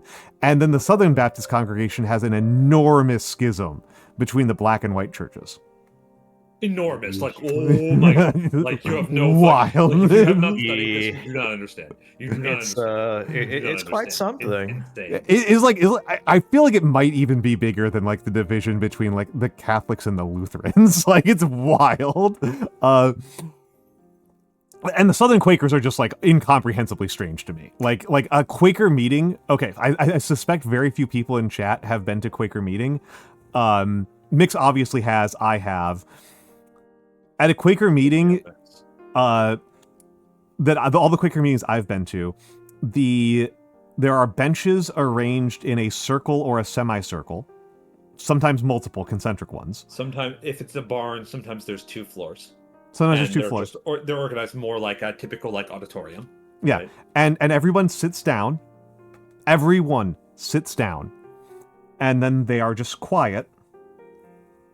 I've been to Quaker meetings where it's literally just 4 chairs, right? Like, it was literally just 4 of us, like 4 chairs in like somebody's kitchen, and you sit there, and then if somebody decides that they have something important to say, if they are moved by the Spirit, they will just stand up and say it, and then sit back down. And then you just sit there. And speaking as the resident Quaker, right? Mm-hmm.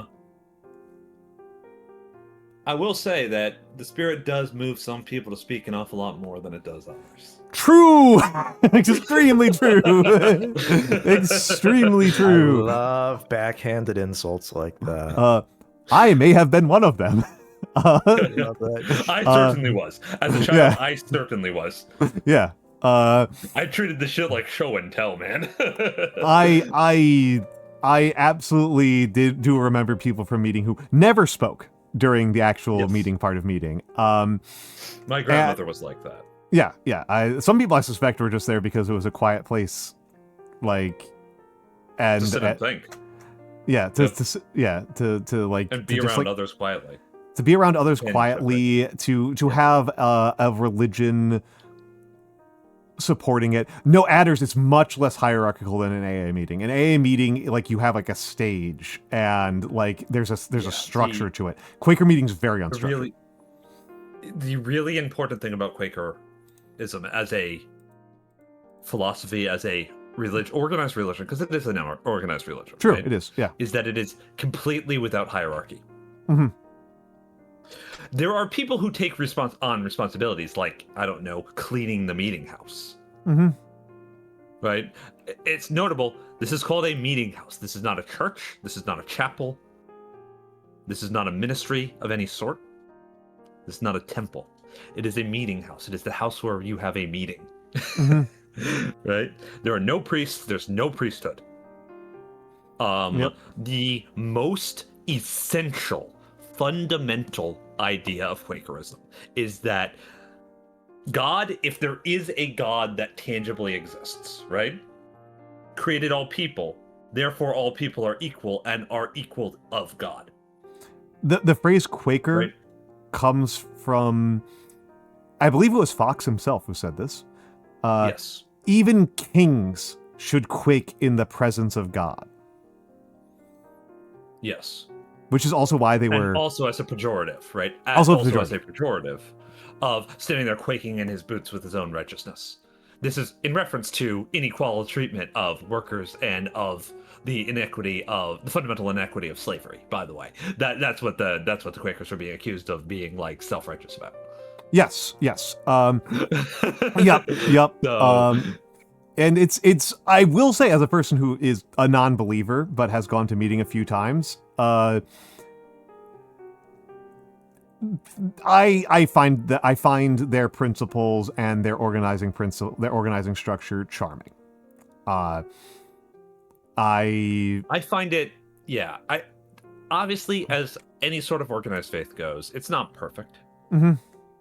But they're one of the, as a relatively dedicated atheist, right? Mhm. Not an agnostic, an atheist. I find Quakers pretty much tolerable. Not just because I'm from a family of Quakers and because I am technically a Quaker no matter what I say about it. A stupid fucking idea, by the way. But it is how it works legally. Like, legalistically, I cannot be drafted. I could never be drafted. Because pacifism is another tenet of Quakerism, right? Yep. Yeah. Progressive Jews are also pretty good, in my opinion. They have a priest in Jesus. I don't think so. Jesus is just a man. Yeah. Jesus is not the son of God, as per Quakerism. Christ was just a man and a teacher. Which we are spelling all of this out. All the children of God. Here's another way of spelling this out. Yeah. I have been to a lot of weddings, like a lot, like way more than people tend to think. And so I've been to some Quaker weddings, and so when you go to a Quaker wedding, right, everyone sits down, and it's just like a meeting. Everyone sits down in silence, and people will stand up and speak, right? People stand up and speak, and I remember, like, the father of the bride standing up and just sobbing while he gives the speech about, it's like a best man toast type of speech. And then he sits down, and then another person stands up and speaks, and then after a while, towards the end of the meeting time, the husband and wife to be stand up and perform their vows, as I would say, because I'm from Catholicism. They say why they want to get married and that they want to get married. And this is the part that always struck me, and actually does get me a little bit choked up, is then they go and they sign their wedding certificate, their contract. And for the witness, because again, this is the way that a Catholic wedding works, is that they do the ceremony, and then after the ceremony, they go into a little back room with the priest, and the two people getting married and the priest sign it, right? The two people have to sign it, and then they have to have a witness who is cleared to perform weddings, witness that they performed a wedding, and the priest will sign it. That's how the Catholics do it. At a Quaker one, every single person at the meeting signs it. Yes, and it's really rude if you don't. You're being really rude. Well, I mean, you're functionally saying that you didn't witness a wedding. You're functionally saying you consider it invalid. So it's very rude. Yes. And to be fair, this is also a thing where everybody who shows up to the wedding is somebody who's kind of been vetted already, right? They've already approved, right? They're your friends and family, right? So yeah. Well, I mean, technically you need 3, Michan. I don't know if you need somebody to certify your marriage legally as well. Right? Yeah, I think you just need the two people, and then you need whoever the officiant is. This is the ceremonial part here, right? Yeah. And as somebody I've officiated a couple weddings, right? Yep. Okay. In the Quaker style, right? My cousin's wedding, and then one of my best friends, right? Which this was a while back and gay, so it was not presently legal, but spiritually it was always legal. So yeah. Is the Quaker equivalent? That is actually the Quaker equivalent. It's staying silent and refusing to participate. Yeah, that actually is correct. Quakers, I've found to generally be pretty quiet, polite, and non-confrontational people. So yeah, just quietly refusing to do the right thing is pretty strong. In the meeting house, yes. Yeah. In public and in business, yes. When you get us around a dinner table, however. Well, I mean, I've been The Quakers the branch of Quakers in my family are they're chatty. They're chatty. I would not pretend they're not chatty, but they are. I would not also think of them as a when I compare them to some of the other families I know. How are Quakers when get married? Who's not, the pretty good generally. Well, and again, there's a schism. We are telling you all of this. We told you all of this to tell you this, which is the Southern Quaker congregation has fucking ministers. Yeah. We are telling you all this to make sure you understand how weird that is. I'm going to be real. They call themselves Quakers, but they aren't. Yeah. The phonies. They just aren't Quakers. Fakers. Yeah, they're fakers. Yeah. My grandmother would call them that, right? Yeah. Also, for context, Richard Nixon, also a Quaker. Yep. Richard Nixon, one of an exceptionally violent U.S. president. Yeah, exceptionally violent U.S. president. Yeah. Tricky Dick the fake Quake. Yep. Um. Yep. There's one president who's universalist. Who was it? Yeah. I'll look it up. You keep talking. You keep talking. You got this. You got this. I'm not sure actually. My heart says but Wilson, yeah. who I don't think it was. So, my the funny thing. So the thing that my father says about this. My father he's like a no longer Catholic sort of guy, right? Everybody has met somebody like this who's like grew up Catholic, no longer really anything. What a surprise, right? Hi, that's me. Yeah. Yeah. But the thing that my father always says about Quakers is, well, they need the meaning because they never shut up otherwise. Well, we actually have multiple. Wait, hold on. We actually have multiple Unitarians. Really? Adams, Quincy Okay. Adams, Okay. Fillmore. Sucked. That does not surprise me at all. Yeah. Taft. I think Taft is the most recent. Quaker? No, No. Unitarian. There's only been one Quaker president. and No, that's two. Unfortunately. Two? Wait. Oh, yeah, right. Hoover. Yeah. Oh, Herbert Hoover. Hoover. Neither of them very good. My grandmother. Neither of them have good reputations. I will say, Yeah. I think that Nixon has a worse and deserves a worse reputation than Hoover. Nixon was a Quaker the way I don't. No, Hoover was not Unitarian. He was Quaker, which is much funnier. Yeah. Taft Hoover was Quaker. Taft was the most recent Unitarian, which actually doesn't surprise me that much. That's not that surprising at all. Yeah. And the least surprising of all, Hoover acted more like a Unitarian. yeah. Least surprising of all on this one, Roosevelt was Episcopal. Yeah. FDR is Episcopal. What a shock! What a fucking shock, man. What a shot. For people who are less familiar with the I don't want to try to explain Unitarianism. I don't fucking get it at all. Okay, that's interesting. I What got Nagi you. has to say I is got interesting. you with Go down. Unitarianism. Yeah. Wait, hold on. What? Hold on. What am I explaining? Unitarian, the Unitarian Church. Oh yeah, there's just a bunch of guys who just get together and hang out and have a good time. They don't give a shit what you believe in, as long as you believe in something. And even then, you don't got to really believe in much. That's actually about how I understand the Unitarian Church. Yeah, Yeah, just hang out, and have a good time. Maybe say some words of affirmations, being like, "Yo, dog, we all good today?" And they go, "Yeah, we're all good." I knew a today." Unitarian who had like wandering hyperfixations with other religions. And when I say other religions, I mean when I knew this guy, his focus was, I believe, like Mongolian. What's it called? Tengrinism. Yeah. Actually, Goofy. it was extremely goofy. This guy was really goofy. He was cute, but he was goofy. Isn't that the same thing? No. Damn. Sometimes you've got like Ben Shapiro. Yeah, looking at it, it does say on I on really Wikipedia- reject using goofy to describe that man. I think goofy is all about how you say it. Like when I say goofy, it sounds like a slur. So. Gorsh. like Jehovah's Witness. Oh no, very different vibe. No.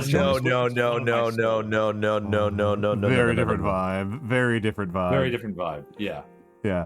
It's more like Unitarians. the Jehovah's Witnesses use the same sort of language as the Unitarians. I can believe that they might talk in similar ways, but like the Unitarians, like I would not describe them as cult-like at all. In fact, perhaps probably to their detriment, insufficiently cult-like to survive as a religion. Yeah. Like it's I think that there's whenever people have tried to explain Unitarianism to me, it's kind of like, oh, these are atheists, but they don't want to say that. Yeah, or agnostics, but they don't want to say that. It feels more like often. Yeah, right? yeah. They don't want people to be throwing around like, oh, you're just godless perverts. They don't want at to them. lose the argument of like, well, you gotta believe in something. Yeah. Yeah, I believe in like, I don't know, Mhm. things that I can touch and feel and interact with, like other people, Mhm. right? Like, I don't believe this in other idea that faith has to be driven by higher power is wacky. It's wackadoodle. It's wackadoodle. The Church of shit. Satan is just a libertarian organization. You are correct, Nagi. It is. It's just libertarians. Yeah, the Church of Started on them. Yeah. They're just libertarians. Fucking ate them. What I mean, like to what Sogo Heavy said, We've it's got like, ads, by the way. yeah, I know we're in ads. I'm not Yeah, you planning just on don't I'm not planning on staying up for much longer. I figured. Me neither. I am feeling, because I do have 2 more streams this week, and I do have a deadline. So Yeah. that's why I did painting tonight. Is that painting doesn't exhaust me as much as Timberborn. Because Timberborn I will play for like 9 Thieves. hours straight, Yeah. and then be like And you'll brain be dead in the a next state day. of elevated stress the entire time. Yeah, and I'll be totally brain dead the next day, and that'll be great for Wednesday when I'm traveling all day. When I'm gonna go like from stream like to the machines that take me away, the devices. Birds are not awake yet for me. It's 4 a.m. It's almost 5 a.m. for me. I got some time. While some only believe in morality because the objective morality must exist. Yeah, Koi, that is actually very weird to me. I personally think like it's a resistance to the idea that morality is a subjective personal matter and not a cultural issue, not a communal issue. This is, I have my own takes on the idea of morality, but most of it just comes down to the idea that morality is what you feel internally, not what you express externally. I don't think you can express morality externally because it's not real. It's made up. Ethics are a thing that you can actually do, right? But I broadly thinking, my broad thinking of, look, I'm really having trouble speaking. Holy shit! Yeah, you're falling apart too. Yeah. I have some amount of dental pain going on right now. Same. Because I am just in a state of pain all the time right now. Okay, I have a different excuse, but yeah, also same. It's sinus stuff. Okay, yeah, no, It's the truth. mine is upper- I'm still upper healing teeth from stuff. I'm still healing from dental work. Yeah. Yeah. I'll be fine. I'm just old and falling apart. And also, yeah, he's old and falling apart. I already have another dental appointment set up. Don't worry about me. I'll be okay.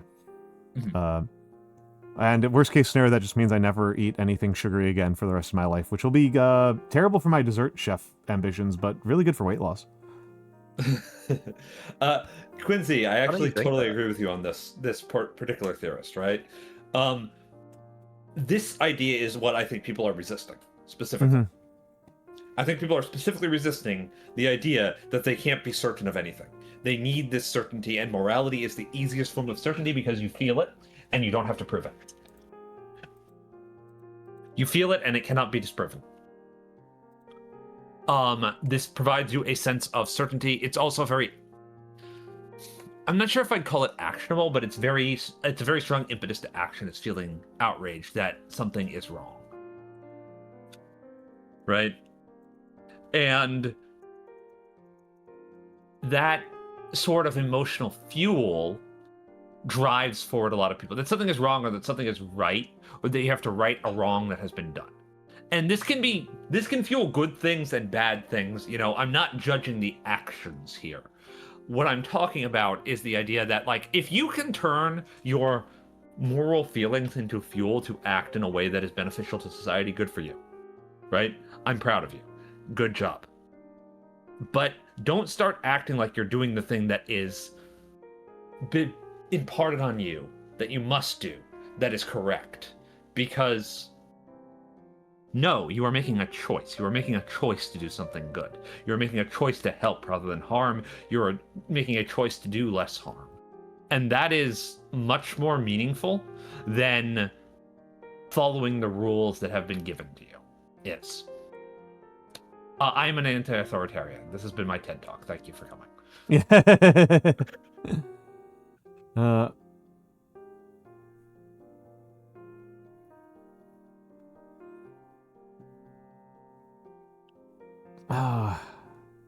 Kierkegaard if he was one of the lads. What was that? Kierkegaard if he was one of the lads. Yeah, if he's one of the lads. Yeah, it's all banter in the fight against death. Yeah, of the moment of succumbing, of the trial of becoming. Yeah, that's just casual mode Kierkegaard. Yeah. I'm just on a fucking like roll today. God damn. Oh, death is that. Well, it's ultimate enemy in that it's gonna be the final one, right? It's the one you can't. But stop. if you die, it's because you were at some point alive. I know it's So perhaps so it's cool. life that is the true enemy. If you have too much of it, you start blowing up. Once again, we have returned. We have once again returned to Judge Sidney Death. Baby. To Judge Sidney Death. Yeah. Oh my so god. sick of existential nihilism. I'm sick of it. I hate it. Oh. I'm sorry to be like this. I'm sorry. What do you mean? I'm an existential nihilist, you dipshit. Like, Oh, I'm an idiot. yeah. I know you hate me. You're sick of me. You're tired of me. Everybody's so tired of me. I'm so tired. Yeah. I don't know. I Mix, bet I could take you in a fight. Mix is yeah, Quaker. It's honestly kind of interesting, like the extent to which, like, some people have these ways in which their religion, even if it's a former religion, feels like a very obvious tell about a lot of the rest of their personality. I keep on saying that I feel like, despite my absence of any religious belief and particular moral and ethical and even philosophical oppositions to many parts of the Catholic Church that are not part of its religious beliefs. I think, for example, its bureaucratic hierarchy is stupid. oh yeah. And that's there's a bunch of stuff like that. Despite all of that, I still feel like I have a lot of affinity for the Catholic Church, and it still affects a lot of the way I think about the world, where You have a deep affinity for certain parts of the Catholic teachings in particular, those around humility and kindness in particular, which is a pretty generous interpretation of what the Catholic Church does, but hey, it's what I was taught in Sunday school, right? Was that when I went to a pretty liberal Catholic church. Some people had very different Catholic Church experiences, and the way that the type of priests I had and the type of religious people I was around were very focused on, like, a person is good because of what they do to and for other people, and you, as a Catholic, are in no position to call a Hindu or a Muslim or a Jew or a Protestant evil because of their beliefs. If they with such bile, and with I was going for like hushed fear. If they show up to the soup kitchen and they give clothing to the homeless, they're a good person, regardless of what is in their heart. Like, if they are, unlike you, they do not suffer the blood curse. and like you, and like it's that was like the way I was raised, and it's like I have this like affinity. Very social Catholicism, which is not how my dad was raised. No, a lot of people I know were not raised by his parents, but not by the church. Mm. Not by the nuns. I mean, honestly, a lot of people I know who were raised Catholic were not raised like this, right? Like, it's like you can go to a single town and have competing Catholic churches who have different visions of this different relationships with this. I know that in my family, whenever we would move, my mom would scout out all of the Catholic churches within driving distance, and like before she took us there, before she took the rest of the family, to make sure they were sufficiently woke. Having met your mother, this does not surprise me. No, it shouldn't at all. It should not. It should not at all. It should not at all. Very exacting sort of woman. She's very precise, sort of. She's very, I was about to say, she's very precise. Exacting makes it sound like she's harsh. She is a very not harsh person. She is very quiet and very non-confrontational, but she is... No. She is very kind. She is extremely kind and extremely cautious, perhaps. Would be Yeah, one. cautious is a great word for her. She's very cautious. I take after her in a lot of ways, and that's one way. Especially socially cautious in regards to kindness, right? I can Yep. see where you get that from. Yep. Right. I do not talk like her.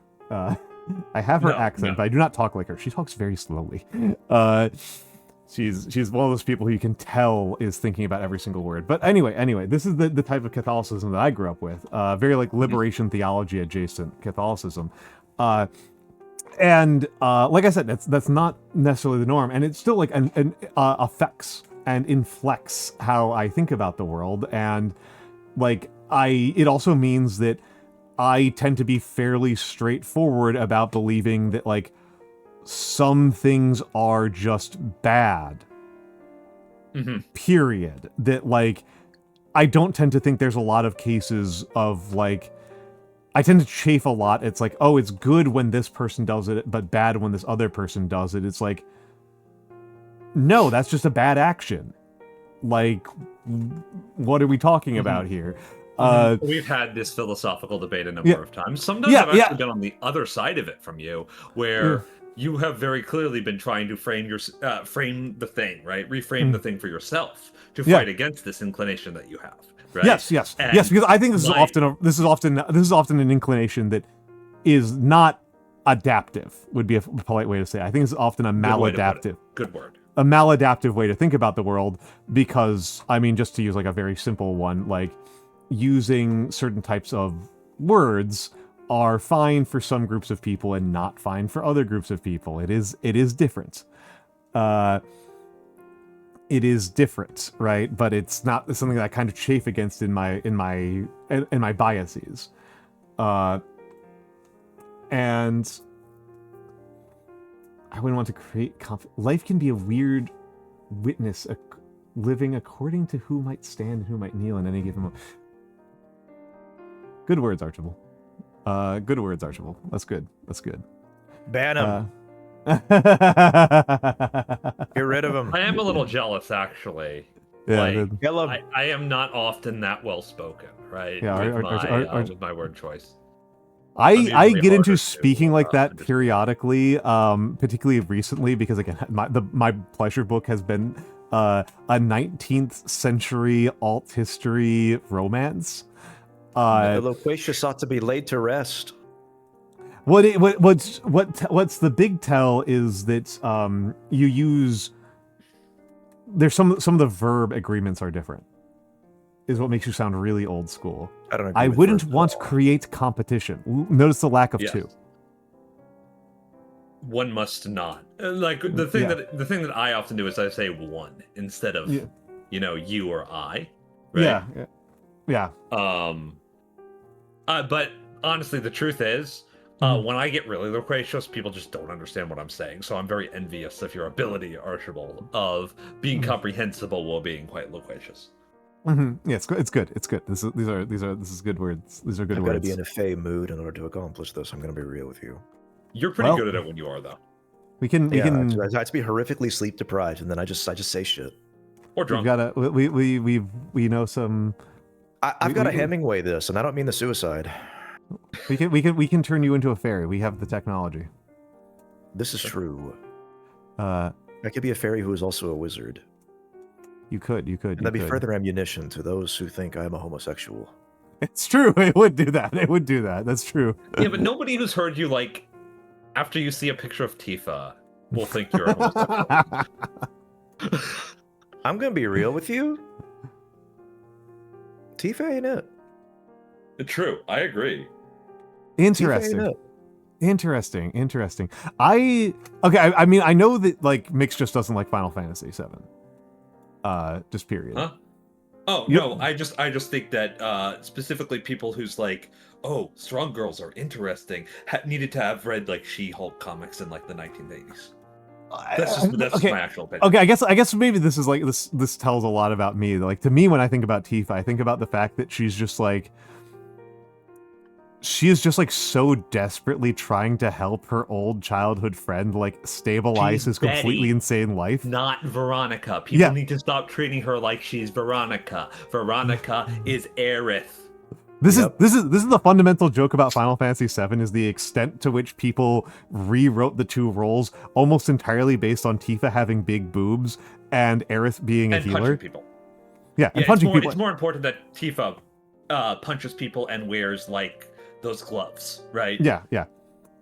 And like Aerith is just my favorite joke about Aerith is like Aerith is just literally wearing a shirt that says "I'm horny" parentheses for sex and parentheses. Yeah. Look, Oh, okay, the best description of Tifa is that she's like your nice friend who has a job. Okay? I could yes. think of a better description. Oh. I could think of a raid. We got double rated. We got double rated by people who were in chat earlier today. Okay.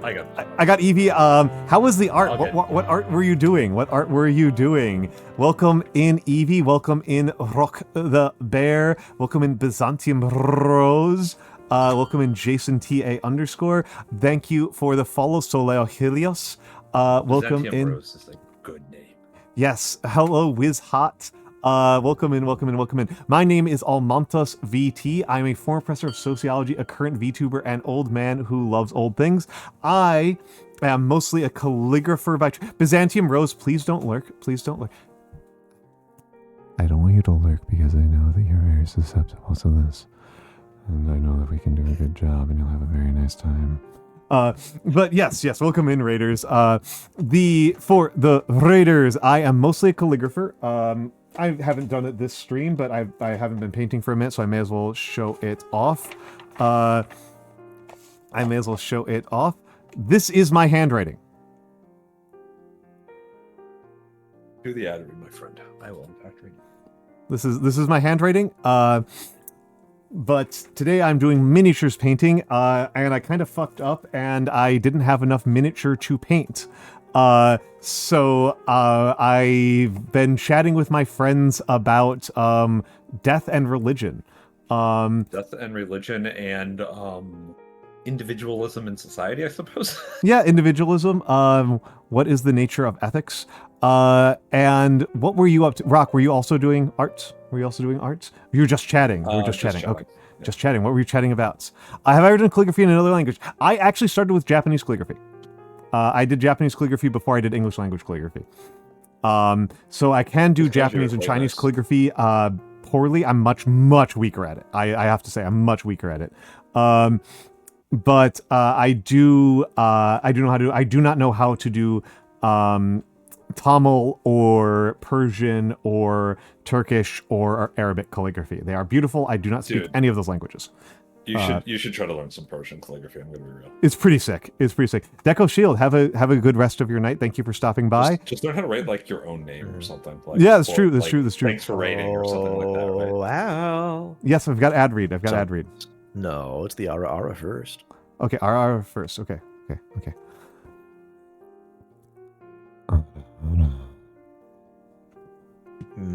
I think you should do that one again. I don't think there was enough like emphasis on the. Okay, no, you're not getting it. Okay, I'm not getting it. Here's what you gotta do. Okay, you gotta go. So you're doing too. I don't agree with this philosophically. It's too much of an open vowel on the front. What you're doing is that you're going from being sexy to being supercilious. No, I'm going. I don't know. My take on this is so That's really correct take. No, so go heavy. When I decide to show off a little bit of Japanese calligraphy, I use a brush. I learned on brush. You did. Jealous of your Ad read. Hit the ad. Okay, ad read for the 4 people. Why is the commissions page like this? For the folks, I take commissions on calligraphy. It is $3 per word. I do Gothic and Gothic-related scripts. Pretty much any broad script I can generally handle, although I will warn you, if you want Rotunda, it will take me a minute. I will also do cadels, but they are $10 per letter because cadels are very challenging. But yes, any quote you want, I will take you very, very, very literally. If you give me a "Don't dead open inside," you're going to get it. I will be very literal. Memes, character sheets, just your name, catchphrases. I will do it. I will happily do it. I enjoy doing calligraphy quite a bit. I have been getting better, and I like it quite a bit. To calm you for your wedding invites, I will... That would be lovely, Evie Cakes, and that is the classic... that's the classic one. If you are interested, we can discuss that. I think my DM should be open. You've been around me long enough. I think you know that I think you know I don't bite. But there we are. That is the ad read. Thank you for getting on me the wedding, by the way. Yeah. Yes. Congratulations on getting on finding the somebody who you can tolerate. That's the trick these days, I hear. Oh. That's the trick, absolutely. Also a brief aside to congratulate Rock on completing his subathon. Oh, indeed. Yes. Yes, congratulations. Well, I wanted to be nice, Evie, because I don't know you super well, so I didn't want to make the crass joke, which would be congratulations on finding somebody who could tolerate you, right? Yeah, yep. Or, of course, the very classic of, congratulations on your endurance, right? Yeah. I will say, Rock, I've done one full ASMR stream. I don't enjoy particularly doing ASMR streams in full because I feel a pressure when I'm doing ASMR to keep the conversational topics light. So I have never become an ASM artist because I am prone to having long conversations about church schisms in the 20th century United States and vulgar Marxism, vulgar Marxism, and major political conflicts and the things of this nature. And I feel like I cannot do that while I'm doing ASMR voice. However, that means is that I know that I have a nice little trick that I can pull on certain people, and it's very fun. You can pull it to see how whenever people you want. It's very, very fun to just get to surprise people, right? Do you know why I don't do ASMR? Because I really like yelling. That is true. You are very. You love it. It's my fourth favorite activity. I have a lot of trouble with low registers, so I just don't hear. If you wanted to get something from me, it would just be me going like this, right? I mean, it's well, this is one of the things that's comedic to me, right? Is that I was actually really wondering about this because I people talk, the way that people talk about ASMR, it sounds like a very common experience, and I don't experience it at all. And then I looked it up, and the statistics there, I remember this is burned into my brain. Upwards of 20% of people experience ASMR. Yes.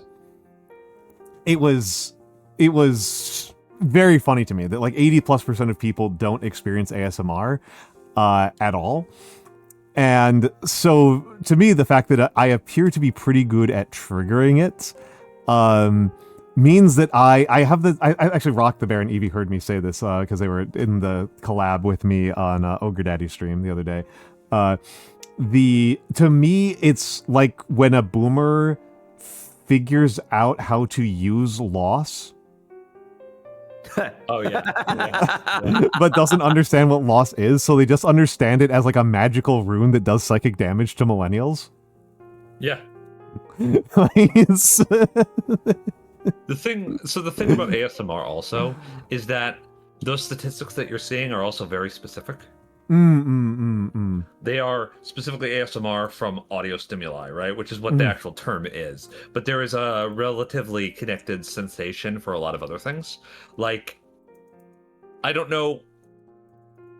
Okay, so classic example would be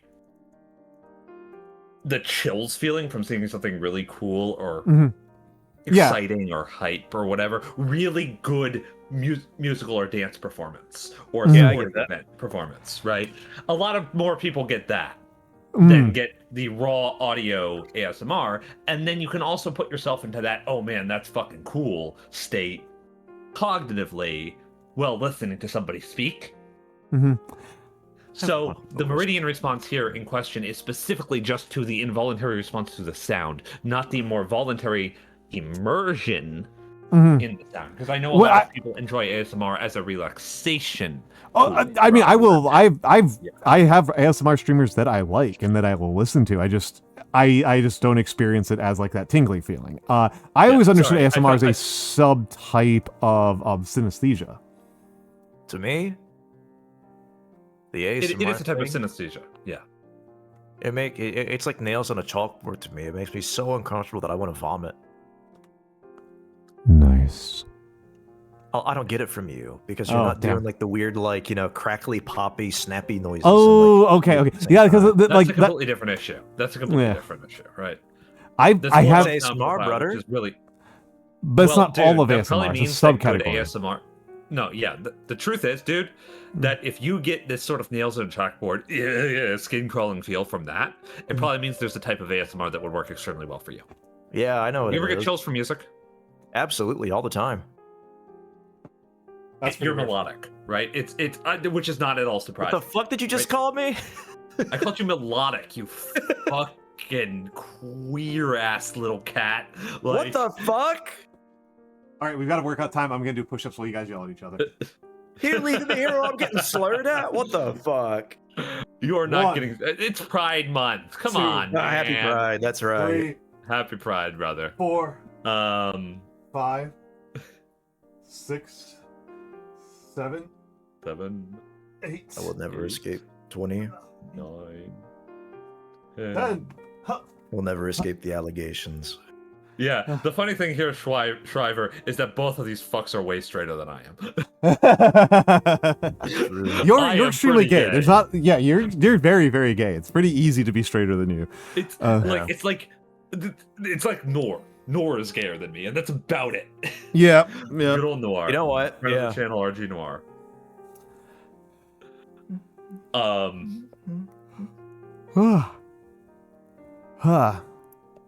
right. Oh. That said, I'm sorry to say this to Evie and Rock because they did just raid in, but I really have to resist the urge to like continue stream for like 2 hours. Give after me your every stream key. Every single no. I am trying to choose a raid target. No, give me your stream key. Give it to me. My stream your key. Twitch login information. My stream key is 123456. Why do you torment me with fake numbers? My stream key is 80085.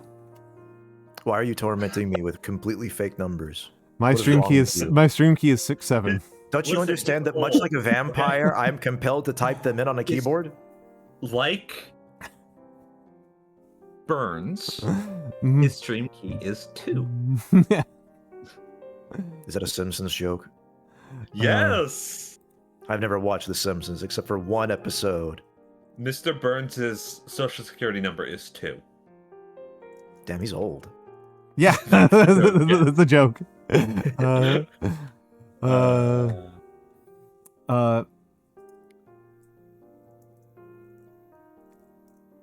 you, Eisenhower. I'm actually genuinely shocked, Nyano, that you haven't watched The Simpsons. I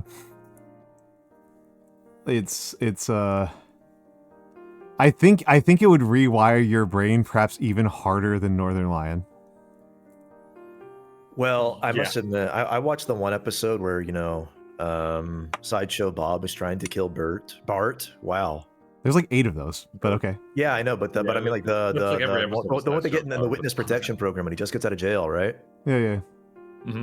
Yeah, and the rake scene that has burned itself to my brain, and every single time I see a rake, I go, yeah. Every The Simpsons just like that. It's just like that. That's actually the people who wrote that. The writers consider that one of their weaker episodes. Yeah. Really? Yeah, they include the rake scene because they ran out of jokes and they were trying to kill time. Well, they got me. Yeah, yeah. Cape Fear's consider the writers consider it one of the weaker episodes. My favorite episode of The Simpsons is the one where everybody tries to help Flanders, and he goes so fucking crazy from them being so bad at everything that he puts himself into a mental asylum. That's my favorite episode. That's a good It's one. the That's last a good... episode where he's like in character also. Like Yeah. it's the last episode before he actually goes like completely off the deep end. I think character. unsurprisingly, my favorite episode is Homer's Enemy. Homer's Enemy is maybe the best episode of the entire. It's so it's so hard to beat. It's so hard to beat. I also kind of like the episode where Lisa becomes a vegetarian. That's a really good one. Lisa the Vegetarian's a really good episode. That one's a really good one. Because they actually stuck to it. Yeah. I like almost all the Treehouse of Horrors. I don't really like those. I like a lot of them. Hank Scorpio's a good one. Hank Scorpio's a good one. It's a really good one. I'll be honest, I despise comedy horror. Okay, fair enough. Okay. So it the- feels gloating to me. Oh, to me, I mostly just kind of like that they like cram. They feel like they're on a much more frantic pace. I suppose, yeah. And I kind of enjoy that like they really work hard to like really squeeze things in. I don't remember Emmerich Draws. There's a lot of episodes of Simpsons, and I have not even seen all of the classic Simpsons. I'm being serious. I have only seen that episode. You've only seen not Cape any Fear, other which is episodes. fascinating. You know, I think Simpsons will rewire your brain. And do you want to know how I watched it? I watched it because someone posted the full episode on Blue Sky. Amazing. That tracks. That's really Just like how Grimmy did an on-screen watch along of all of Amazing Digital Circus. Maybe I should do one of The Simpsons. I was there. I know. Me and you were yelling in DMs I was about very how upset by several of the chatters. one of them nearly killed her. She was so mad about that guy. Dude, I think it's the most angry I've ever seen her. it was incredible, genuinely. Uzumaki me? You can't fucking get me like that. I've gotten you like that like You 8 have. times. Yeah, you always get Are the you spin. threatening to Uzumaki me currently? No, I'm just saying that the power is there. Emmerich, for you specifically, I'm going to start charging 500 bits.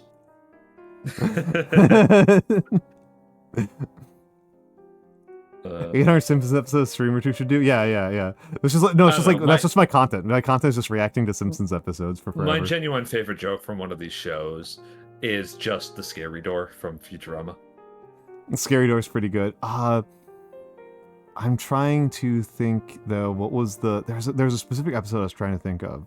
I mean, Monorail is one that people tend to love a lot for good reason.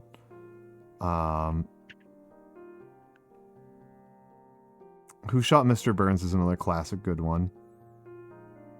And that's like a weird one. Like that's a weird one. I mean, I'm going to be real with you. Mhm. I pride myself in my Simpsons ignorance. I think it will enrich your life. My life is plenty enriched. I'm like a little dude who's just in a little cage. I got a hamster wheel. I got the theater.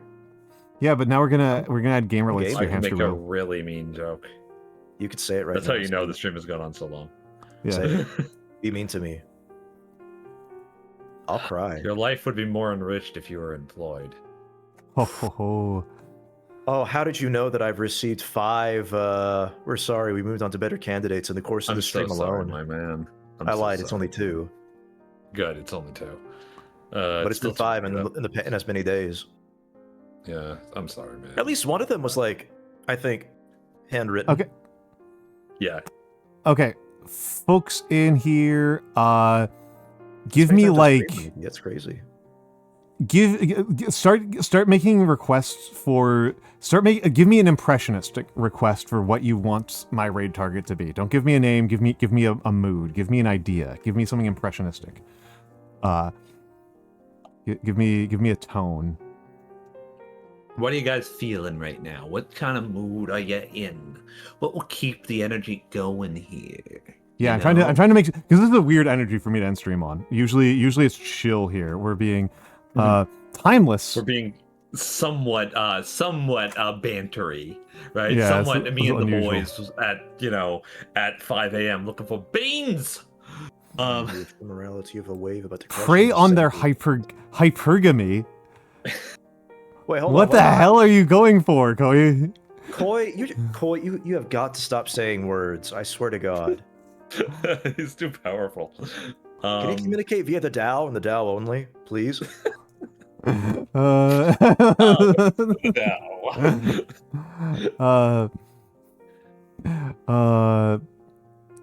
Like at least your Because sword I can spirit tell you upon me or something. there are 4 pretty good candidates right now. I have the perfect candidate. Is it Nyanomancer? I wasn't clicking on OBS, but I can. Go live, young man, so I can read you. No, I'm not doing that. All right, I think I'm gonna go with this silly lady who I haven't rated in a while. Is it the Ronin? I was going to go with Molly. Oh wow, where did that come from? Was that? I'm gonna go with Molly. The belly. Yeah, No, it's because I rolled a 3. All right, folks. Do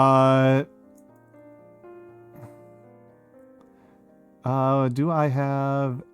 There we go. That's a good emote for this. So, hold on. Let's socials. And Discord. Discord. Okay, let's put away the miniature. Let's put away the miniature. So, oh, wait, what? Didn't go away. There we go. There we go. And I'm gonna make you guys a little bit smaller so people can see the schedule. That's not the right schedule. That's not the right schedule. I'm going to have to pull up the schedule from elsewhere, but that's not the right schedule. Give me a few seconds. I'll scream extremely loudly. That's good for you. Hold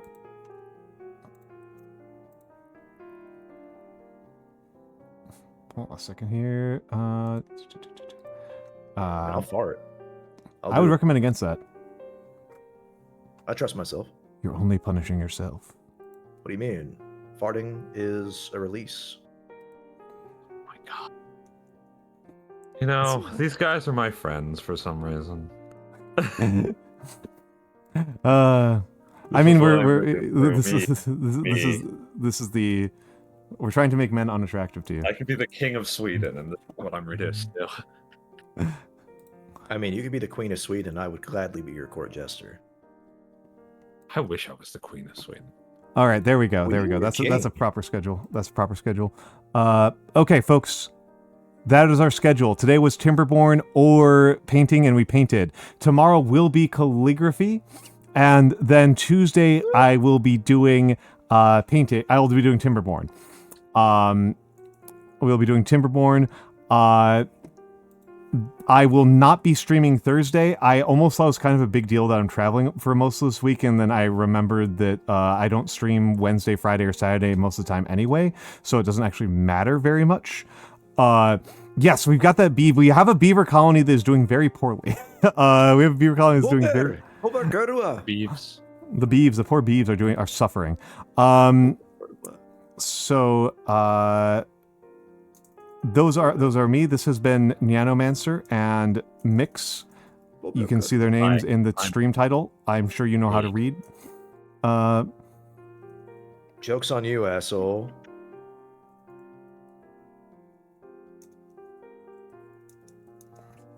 Scaldy, that's many people say that in FF14.